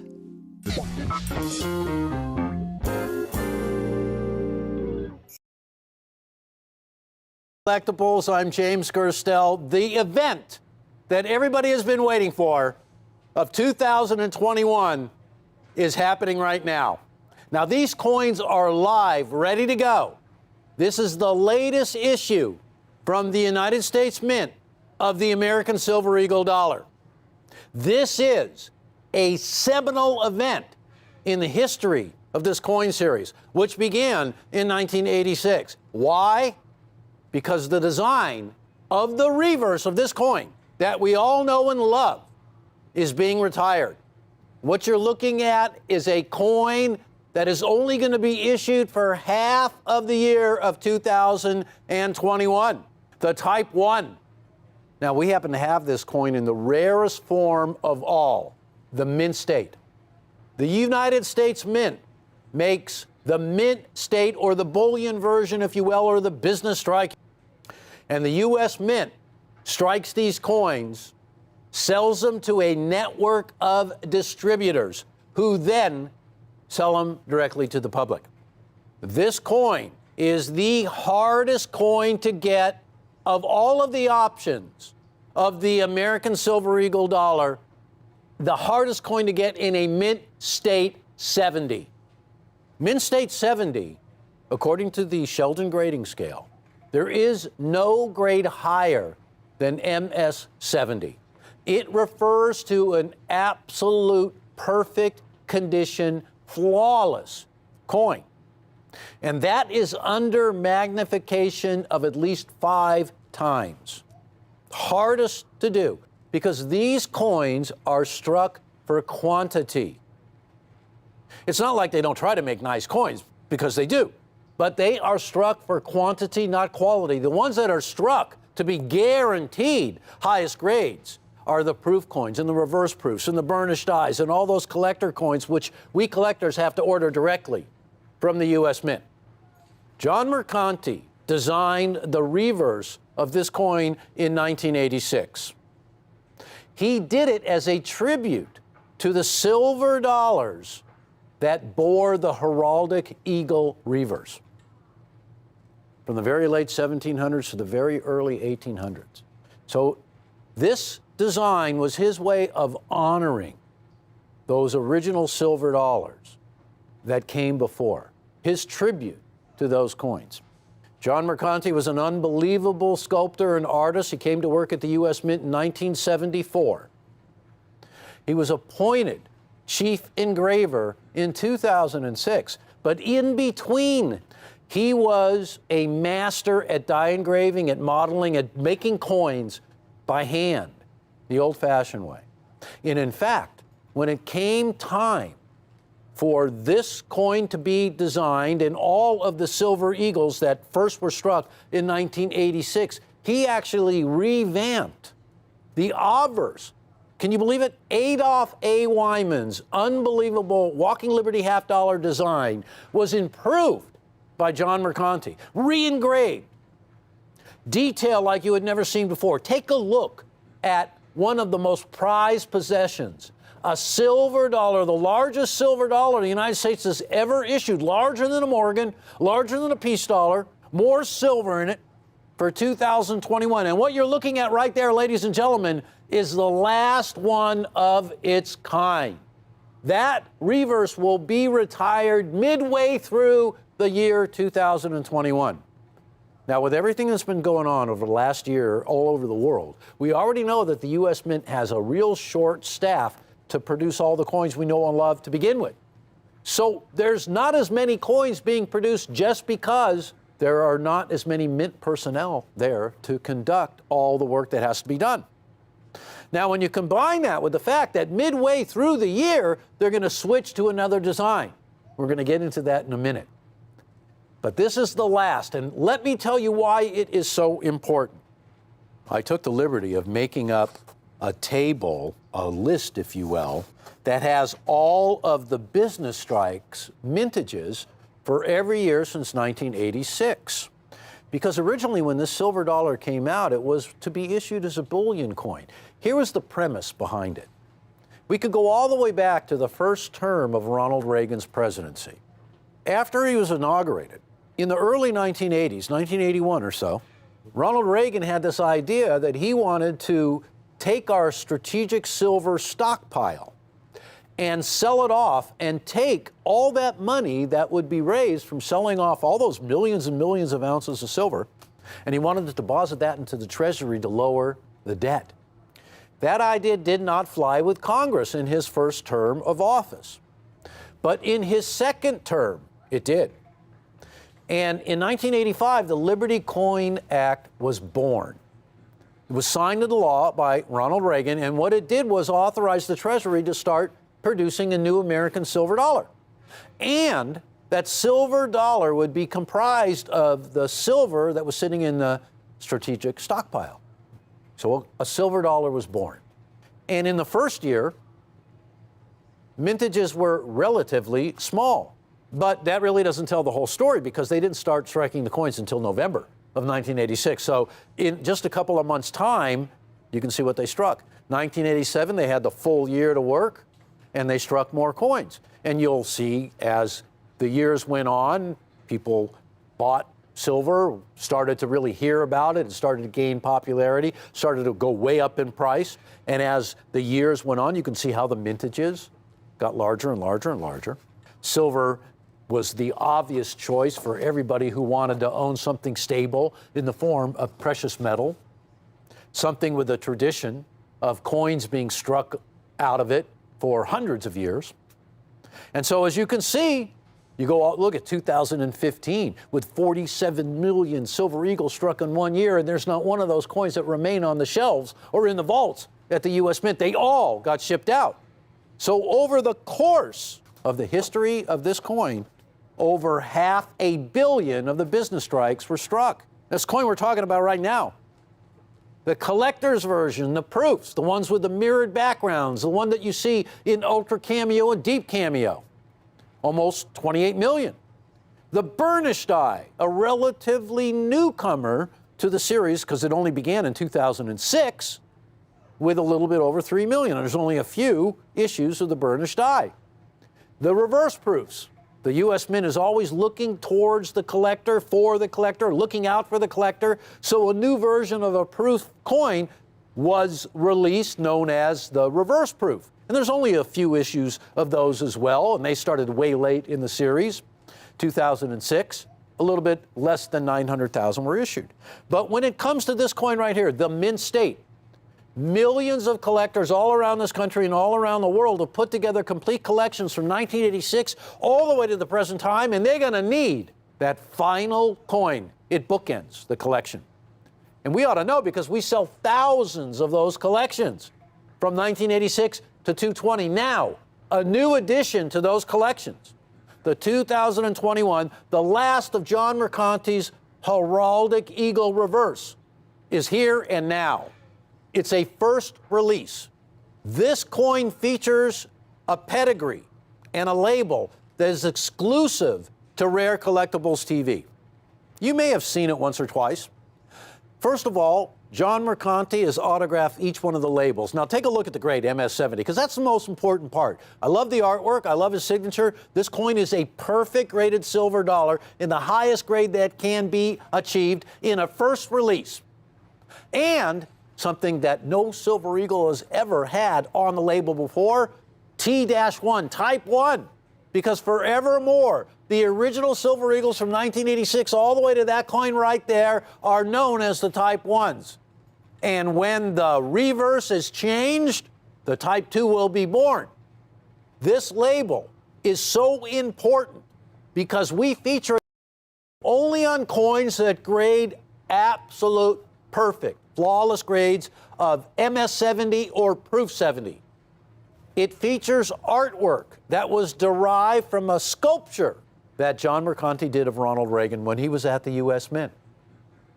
And it's kind of got those 4 panels, there it is right there, of Reagan's profile. It's kind of like an Andy Warhol 1960 piece of artwork. But it is so important because when you own a Reagan Mercanti autographed label that's exclusive to Rare Collectibles TV, you get the rarest label that NGC produces. And it's exclusive to this company. And I'll tell you why I'm mentioning it so much, because hardly any of them exist. Now, it's a transition year. And there have been a few coins, I really should say, over the course of the history of numismatics that have been transitions. Well, the 1907 $20 Gold Liberty transitioned to the 1907 St. Gaudens, the 1909 Indian Head penny to the Lincoln penny. So there's a few coins that transitioned where mid-year the design was changed to another. And that always amounts to a lot of collectability. It also amounts to a very small mintage for each one of those coins because they were only produced for half the year. But I have never seen a response like the response that has been given to the last of these Heraldic Eagle reverse designs. You know, recently the U.S. Mint issued the last of the proofs, and it was a record-breaking event where literally, ladies and gentlemen, in 5 minutes' time, over 325,000 coins were sold, and the issue sold out like that. This coin is tougher to get in a perfect grade than that one. Tougher to get because this coin is not struck twice, not struck under extra pressure, struck on a high-speed press, struck for quantity. So those few coins that end up in absolute perfect grade, well, those are the ones everybody wants, and those are the ones we have. Let me tell you, we have a special deal going here, and I want everybody to know this is not a pre-sale. These coins are live and ready to go. We have them live on the set. An individual coin, one is $129. First release, perfect grade. You have the opportunity here to buy 5 coins for $620. That's $124 each. Keep in mind that it cost over $50 just to certify one of these coins. And they're hot. Everybody wants them. They're the last of their kind. You can buy 10 for $119 each, $1,190. And in that deal, folks, you can split the payments up into 2 payments of $595. The silver dollars today are so popular. This is the most popular of all the silver dollars out there. Even more popular, I know this sounds like, it sounds shameful to say, more popular than Morgan dollars, more popular than peace dollars. This silver dollar has become the most popular issue in a silver dollar of the U.S. ever struck. Well, take a look. The whole world knows it. Everybody wants them. There's one right there for $250, ladies and gentlemen.